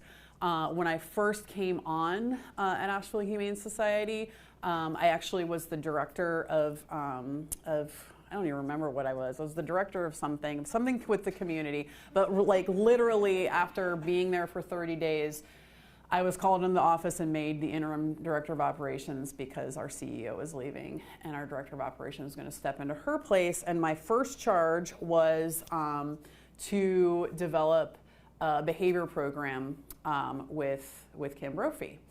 And we called it the DRIVE program, and I'll go into a little bit more about that later. And then when we got our CEO, we developed an initiative called the Thrive Initiative. And basically, what we were trying to do is create a paradigm shift from no-kill to a life worth living. And that was one of the key things that I worked on while I was there. And I also helped develop with my amazing staff Asheville's first community outreach programs to keep pets who could stay in the home. I served on the board of NCAF, which is the North Carolina Animal Federation, which is a coalition of shelter, rescue, animal control, and really kind of any animal-related nonprofit public interest. So dog trainers and things like and veterinarians aren't really in NCAF. I'm still trying to work to change that because we're all dealing with animals. But it was a way for those agencies all across North Carolina to communicate and collaborate. After working at Asheville Humane Society for a number of years, I basically, I built a lot of programs, and I felt like I had done a lot of work for the animals. But I'm an animal empath, and basically I couldn't go to work any longer. And even though we were doing great work, I couldn't go to work any longer and feel the feelings that the animals were feeling in captivity. And so I had dinner with Kim one night, and I was telling her about that, and she said, "You should come work for me." And I said, "What? You want me to work for you?" And she's like, "Yeah, totally." And I was like, "Oh my gosh." I mean, I was like above honored, beyond honored. And I did. And I became the first licensed family dog mediator under her. And honestly, I feel like it's the fortune to only know this work through being a family dog mediator. I don't have any other point of reference as to how to work with dogs except through the lens of legs. And I feel very fortunate for that. And then we sort of, the movement exploded, and Kim made me the shelter division lead for the licensure program, because sheltering, even though I can't, my nervous system can't do it every day. That world is still very much a huge passion of mine, and I really I want to continue the work I was doing there, but at a different level. And so I'm so excited for the program that we're going to be unleashing on the public. So yeah, at Asheville Humane Society, basically what was happening at the time is Asheville Humane was a community partner of the ASPCA. And none of you have heard about that, the ASPCA for, I believe, 5 or 6 years did a community partner program where they just threw a ton of money at shelters. Well, it was actually communities who had collaborations with one another. And so our collaboration was with the Humane Alliance, because that's where the low cost spay neuter of the Humane Alliance had originated in Asheville. And one of the targets for the community, and the goal of the community project was to lower the to raise the live release rate. Blah, blah, blah, yes, to get the live release rate 90% or above. And when we first started in our community partnership with the ASPCA, our live release rate, I believe, was 30%. And when we finished in 2000, I think we graduated in 2014, it was 10 or 90. I keep going backwards. It's like, no, you don't want to euthanize animals. You want more to leave. That's what live release rate is. Anyway, so one of our targets to do that was to develop a behavior program, which wasn't really happening in shelters at that time. Behavior programs were like, it was, we had, medical and foster and volunteer, like those were the big things. We weren't making behavior a priority. And so this was really kind of cutting edge, and our CEO brought Kim in because not only had she done a lot of work in the shelters, but she, Catherine knew that Kim would do a badass job. And so, Kim and I started working together. The main goals were we wanted dogs to be less stressed, present better, lower the length of stay, and adoption returns. So we developed the DRIVE program, which was basically like how we were going to explain legs to adopters. Okay, so phase 1 of the program was focusing on adoptions and the animals in the adoption center. And then we were going to have phase 2, which was going to focus on intake and sheltering and all of the things that lied within those things. And so the DRIVE program, basically to make the genetic groups accessible and I would say politically tolerable, because our leadership felt like if we named the genetic groups, which we're still seeing in the shelter world, is a hard sell for some people, that people would get offended. And so Kim developed basically all of these, so for each genetic group, she assigned a form of transportation. And that's why it was called DRIVE. And, I'm going to. And so the terriers, the toy breeds were scooters. The terriers were dirt bikes. The gun dogs were ATVs. The sight hounds were metro trains. Scent hounds were freight trains. The herding dogs were cop cars. Guardians were tanks. The bull breeds were hot rods. The world dogs were, what were the world dogs? No, those were the natural dogs. No, they had a car. Maybe they were just a car. Were they just no, it's up there. Super hybrid. It was a super hybrid. Yes, that's right. That's right. Woo! And then the natural dogs were dragons. And it was great. We had these graphics all over the place. Adopters really, really loved it because it just, it was accessible for them. And we had all these little sort of euphemisms and cliches about the cars and the dogs, and it was fun. But that's how we introduced that. Along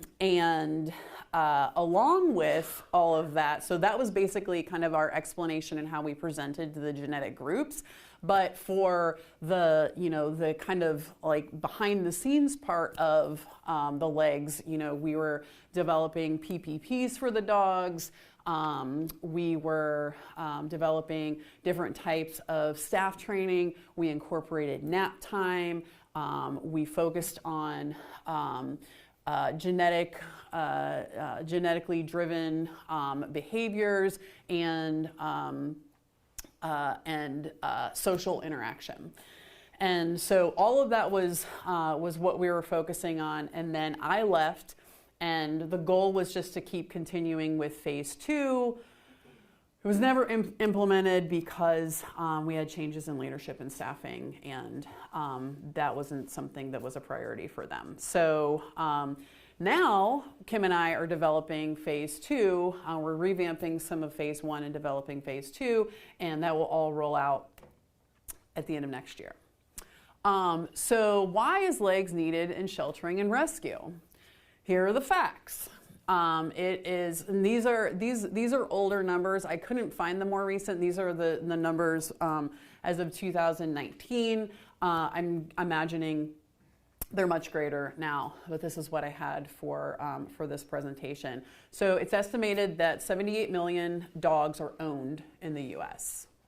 23% of those dogs were acquired from a shelter or rescue.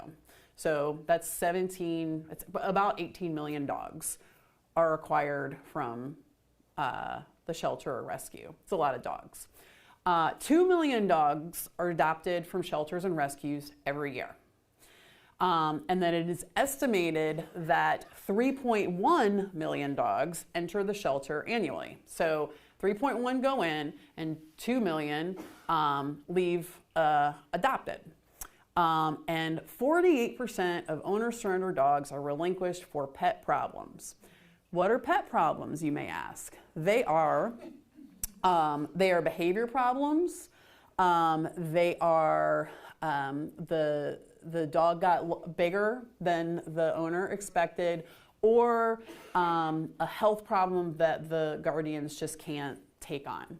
So that's what is encompassed in the pet problems. So behavior, aggression, things like that. So a big part of the reason, almost 50% of the reason that dogs are surrendered to the shelter are because of behavior and misunderstandings about those dogs. And then each year, 390,000 dogs are euthanized in the shelter.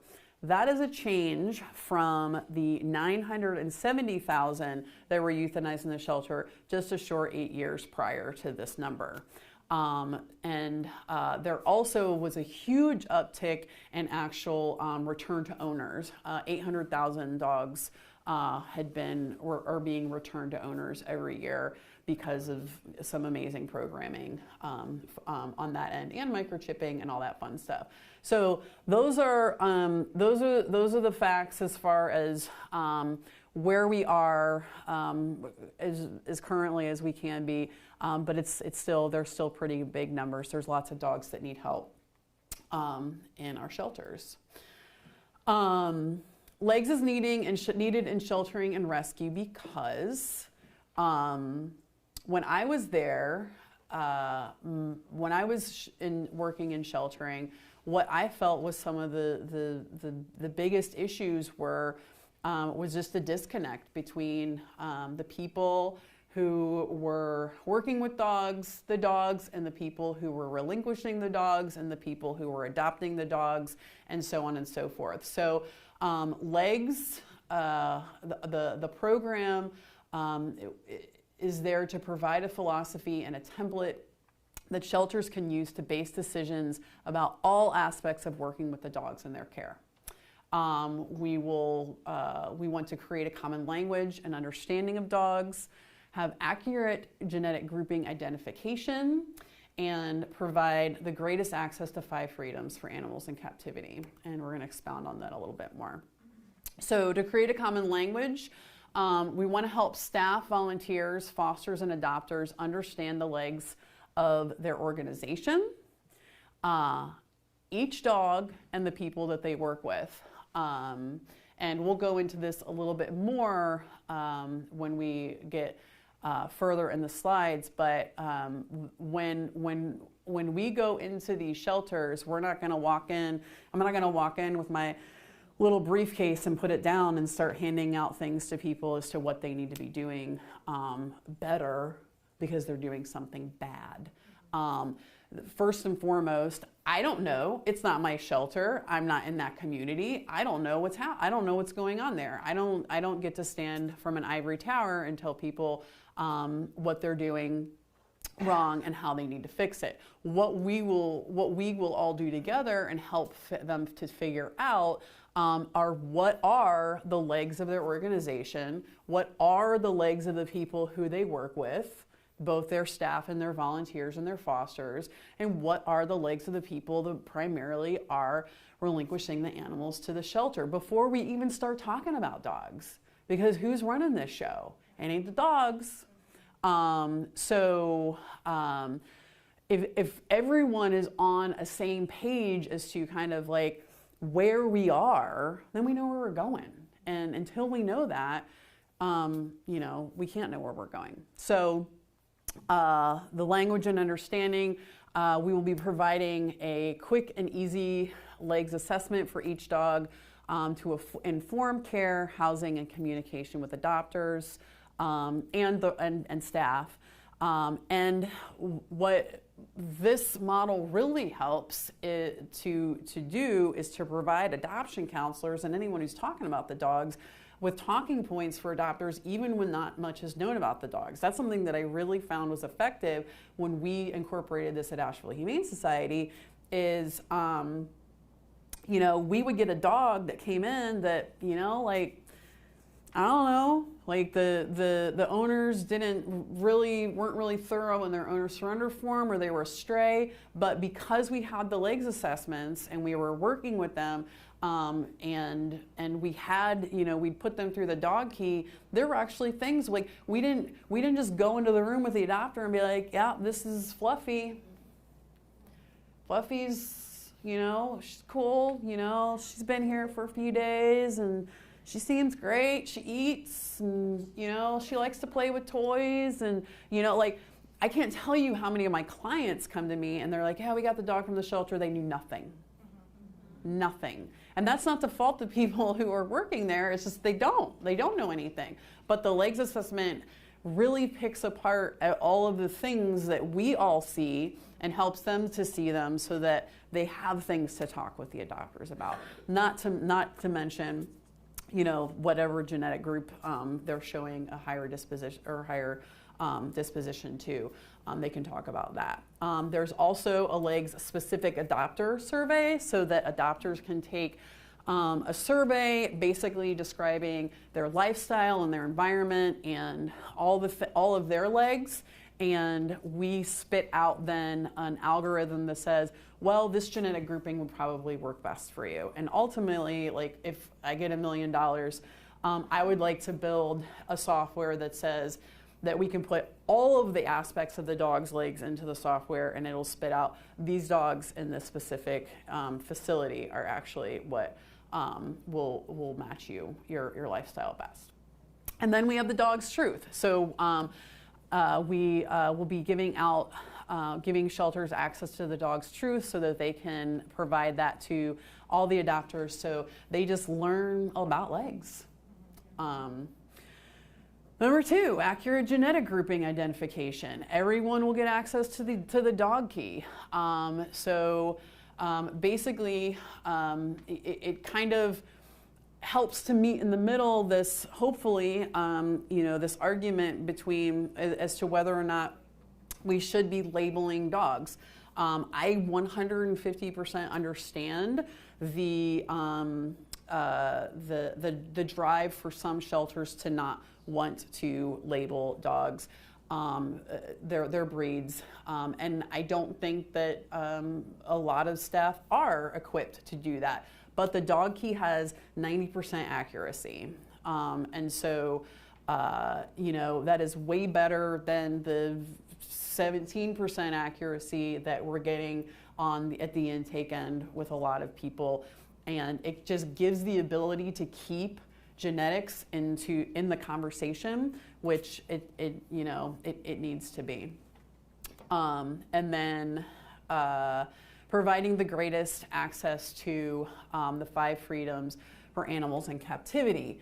One of the biggest things the greatest things that struck me in being a family dog mediator and really understanding kind of this critical point that we're at with our dogs living in captivity in just a home, and the impact that has on them, was then to look at the fact that sheltering and rescue, sheltering probably more so, is the epitome of living in captivity. And so, Janine and Crystal today are talking about dogs that we're pulling off the streets that are used to running around all the time and don't want human beings intervening in their lives, and how much of a culture shock that is to them, but it's just as much as of a culture shock to dogs who are being sheltered. And under the current paradigm, there are dogs living in the shelters for years. And most facilities, as hard as they're working, are not able to give the affordances that these dogs need to thrive. They can't guarantee the 5 freedoms, and I understand that the 5 freedoms can't be guaranteed all the time, every time, but it's something that needs to that we want to strive for. And for anyone who doesn't know what the 5 freedoms are, it's freedom from discomfort due to the environment, and that's just not physical discomfort, that is emotional and mental discomfort.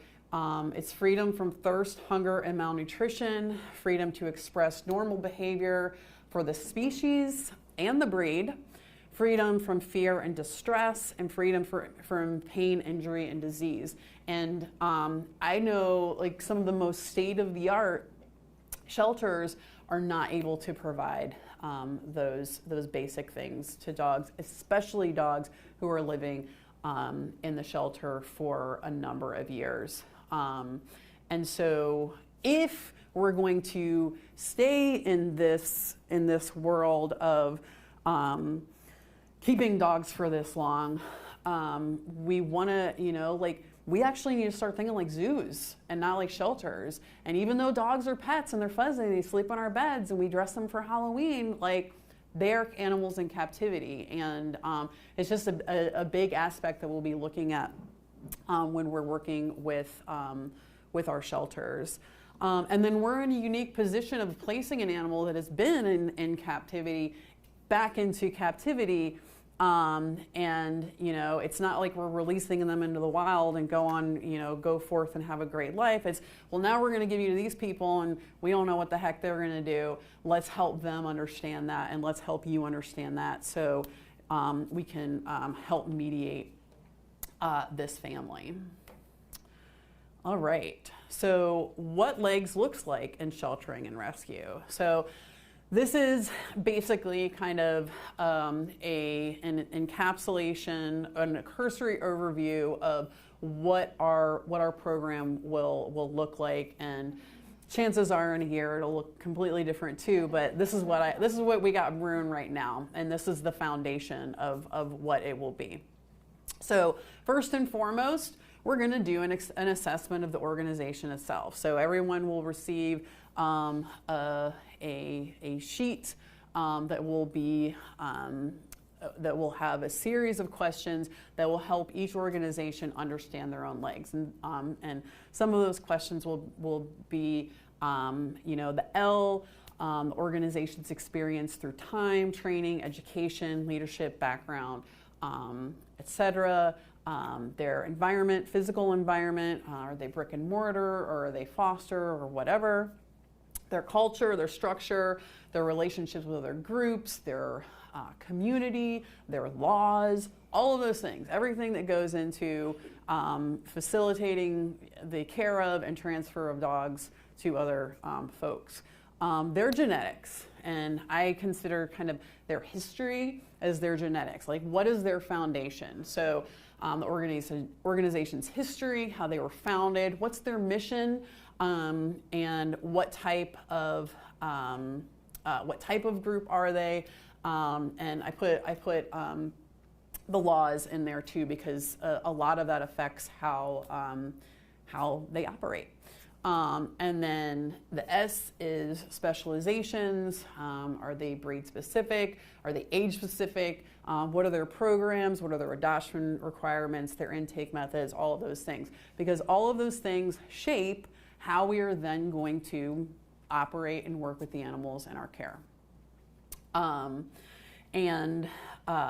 They will also get that same sheet with different questions that they'll have each of their staff and volunteers fill out. So, ideally what would be cool if you are a legs shelter partner is, again, each of your staff will sort of identify what their legs are, and at every, at your yearly review, you review your legs profile. The staff reviews their legs profile, because if this is the paradigm that we're going to work in for dogs, the humans also should be working in it. These are kind of the areas, of course, that legs will address. Intake, the actual sheltering and housing of the animals, fostering, adoption, other dispositions, and staff and volunteers. Intake, we will be providing them again with the dog key, or the dog key. It takes less than a minute to complete, and we've got over 90% accuracy. And I say it takes less than a minute to complete, because I don't want legs to be something that the staff and volunteers find aversive, or just as extra work to be doing. And so everything that we incorporate or work with the shelters, again, just like we do with our clients, we say, hey, this is the information, do with it what you want. Here are some suggestions, here are some things that could be helpful, here are some hacks, and if you want to use the hacks, cool. If not, whatever, this is your ship, but here's the information. The legs intake assessment, so each intake counselor will work with owner surrenders, especially in filling out the intake questionnaire, but there will also be a questionnaire for strays and seizures in order to get as much preliminary information as possible. We also will take a look at just the intake process, because that is many times the most stressful time for the dog, because all these people are coming at it. It's leaving the people it's known for the last 24 hours or 4 years, and we want to make that as low stress as possible. And then we would also start to develop our PPP protocols from the very beginning. And then if anyone has an owner relinquishment prevention program, we would have things designed to work within that program as well, as far as helping on the behavior end for any relinquishments.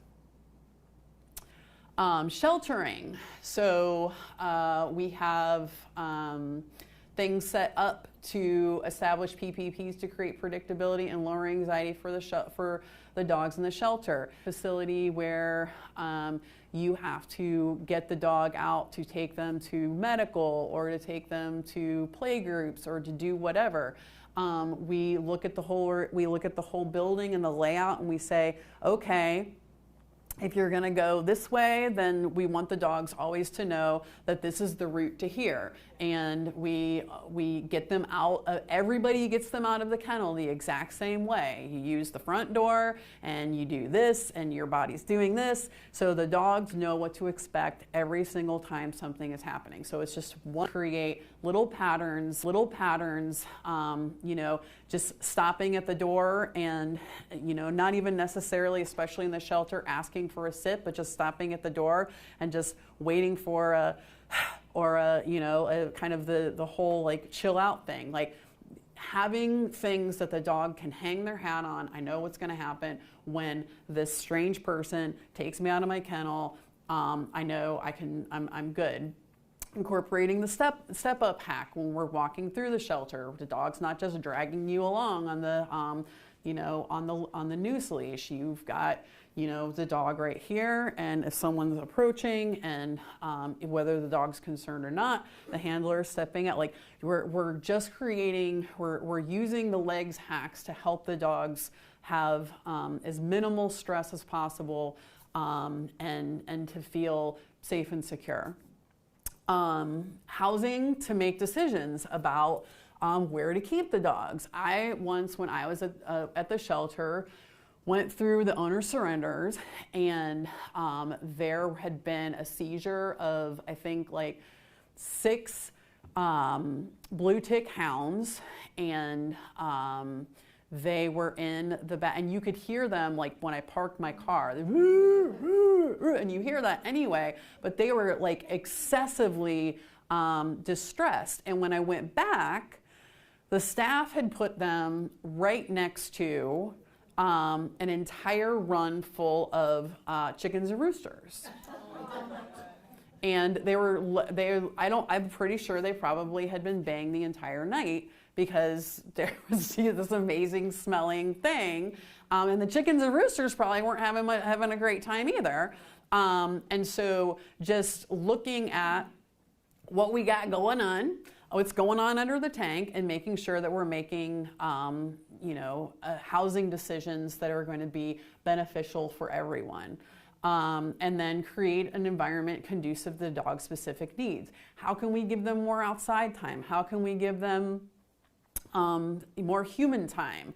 Time with dogs? How can we do all those things? And then enrichment, redefining behavior programs. You know, our behavior, or just looking at them. Are our behavior programs here to get the dog prepared for adoption? Because that's a big sticking point for some behavior programs. There are some times where, you know, a dog will be in the adoption center, at least this was happening at my shelter, a dog would be in the adoption center, and then behavior wouldn't adopt them out because they didn't think that they were ready. And it's like, well, what are we doing here? You know, like, this isn't a board and train, you know, like, they got to go, and we're going to give them the resources to help them go, but this isn't, we're not here to get them ready for adoption. Yes, are we here to, like, we're here to help minimize their stress and guide the rest of the staff to help minimize their stress, and make them hopefully present better because their stress is lower. But we're not here to, you know, make them ready to sit and lay down in place when they go to their new home. Recognizing that dogs need downtime and to just be in a relaxing manner, and in the shelter environments, they're always stressed out, even at nighttime, you know.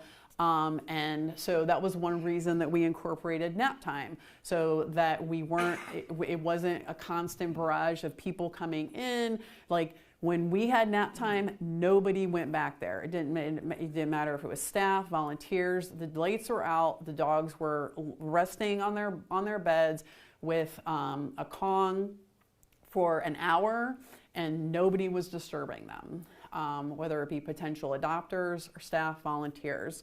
That's something that's part of enrichment, is just being out there and being a dog. Having play groups is great, but dogs also need time to just sit outside and lay and watch the world go by.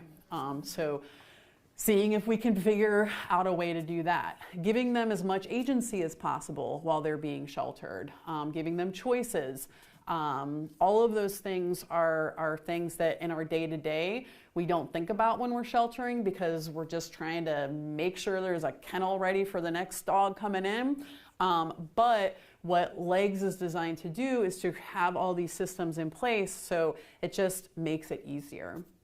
And then continual observation to continue to add to this LEGS profile as the dog continues to stay in the shelter. And then considering social factors, organizing the environment to mitigate against agonistic encounters with other animals and people.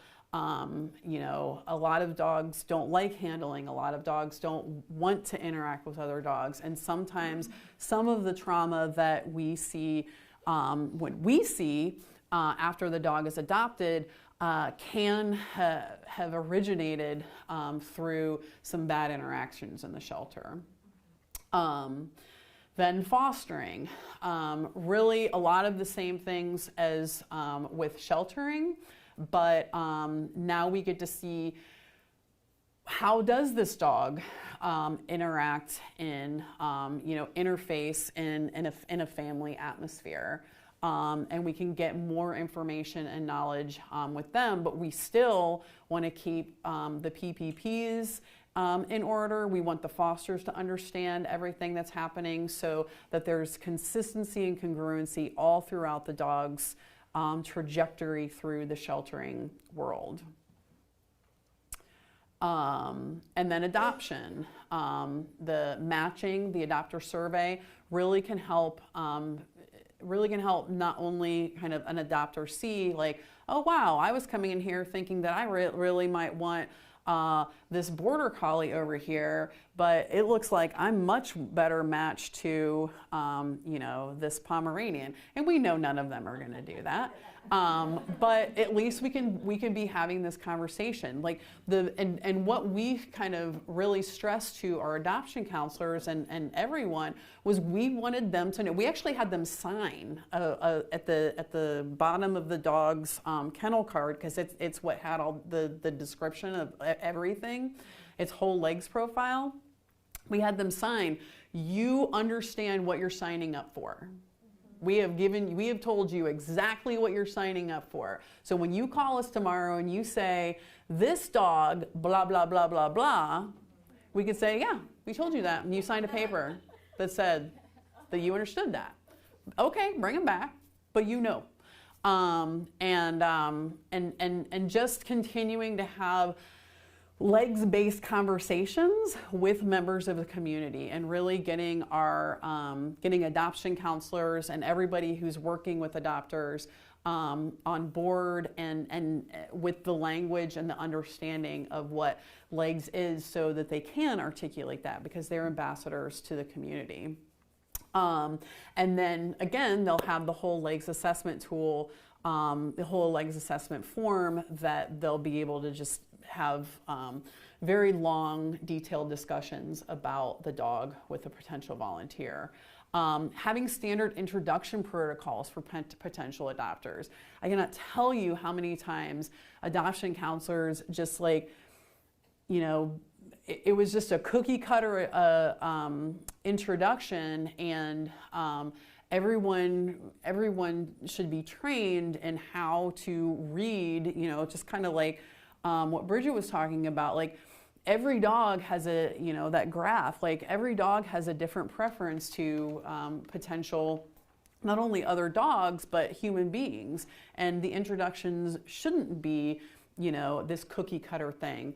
But there are protocols around it so that the introductions go as well as possible. A lot of adoptions were missed or didn't happen because an introduction was botched, both with the humans and with the dogs. And then, more to that, just making sure that we're optimizing the environment and making sure that the shelter dog coming in is low stress as possible. communication, providing the dog's truth so the adopters really understand all about legs and about dogs in captivity and all that other stuff. And then handouts and other media for adopters to really, really get what we're trying to put out. And then a lot of information and guidance in the transitions to transition with all the information they've been given, the transition to the home for the dog, so that hopefully within the first 72 hours, they're not putting the dog in precarious situations that's going to get them brought back. So that's for adoption. Then other dispositions. I'm really looking forward to seeing what that study says about transport. But while it's happening, looking at the dog's legs and making honest decisions about whether or not that dog is best suited to go to the place that we're sending it to. And I understand better than anyone how it is just like you get to this place where it's just like, we have so many of this dog. If this rescue would just take this dog, this type of dog, then there'd be some relief. It's just, it turns into this kind of like, I'm gonna make it your problem. I totally get it. But we're all here because we care about dogs. And so sending certain types of dogs to certain parts of the country may not be beneficial for them. And looking at their legs and seeing if that actually is the case. And then euthanasia. Having, we'll have a form, like a quality of life form based on the 5 freedoms and based on the dog's legs that staff can look at, on a daily or weekly basis with each animal that's kind of on their, the back burner list and say, where are we with this animal?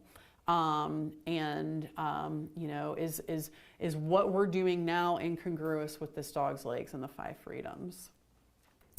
And then again, for staff and volunteers, having full training so the staff will get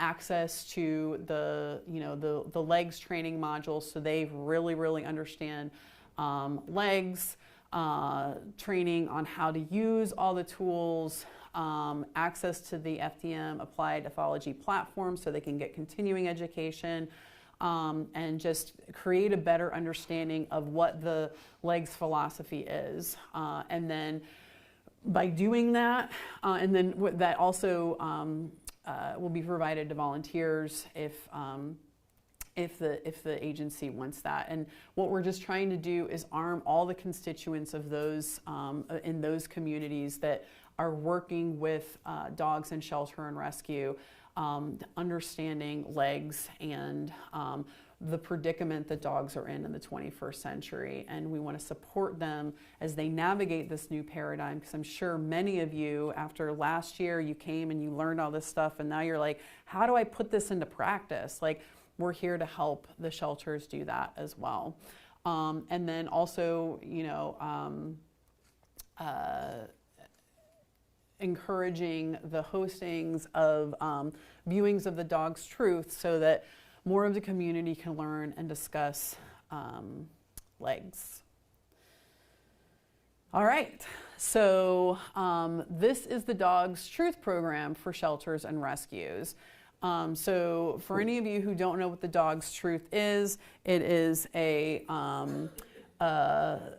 synthesizing of the entire last year's week-long course of here at Wolf Park into an accessible 1-hour documentary type film for families. It's really, really, it's a very, very interesting. I think, even kids will enjoy watching it. It's a really great, course. And we are, in order to collect some data for St. Hubert's, what we want to do is we are giving shelters. So for our pilot program is giving shelters a year-long access to the Dog's Truth that they can give adopters for free, provided they give us some data. And the data is very simple. It's just, did you show the Dog's Truth? And what are your retention rates based on your retention and return rates?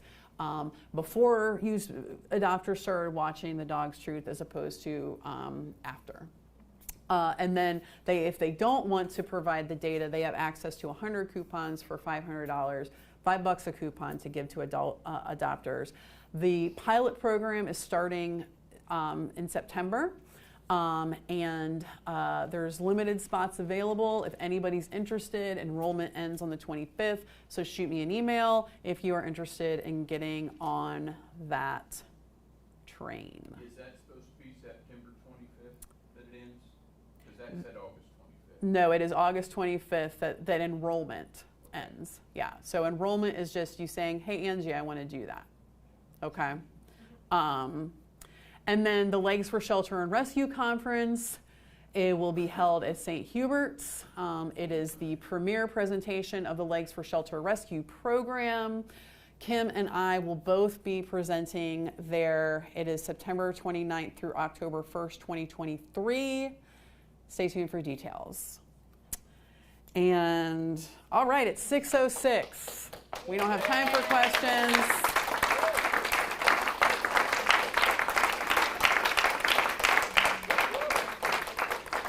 If anyone has any questions, just raise your hand.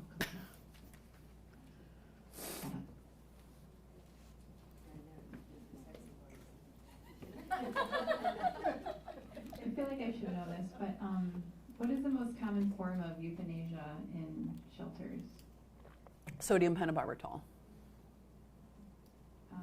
Are you talking about the method or the? Yeah. I've seen a lot of mixed things like heart sticks and gas chambers. And things Yeah, like that. there's some like more rural shelters that don't have the affordances to get training, and that's kind of what they do. But for the most part, most shelters are doing humane euthanasia, but either intravenously or they're not doing all the horrible things that everybody's saying. Most of them, but there are still some places where, yep, there's some stuff going on.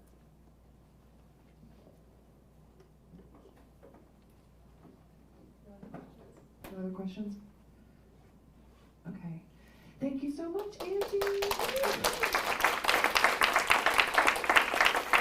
So, I'm sure everyone's brain's about to pop. We're already running over, so we are not going to do a big dramatic closing. I've already said a lot of my big feels that I wanted to say to y'all. But thank you so much for literally everything, for being on this journey with me through this whole last year, for continuing that journey in the last couple of days, for all the things that I know that you're going to go home and implement after hearing all of these amazing presentations. I learned so much, and it's humbling and it's very inspiring. I feel like we are experiencing a really critical, magical moment of change in our industry, and I feel really honored to be a part of it with all of you. So thank you all so much. And we are, and I want to thank Kim for continuing to drive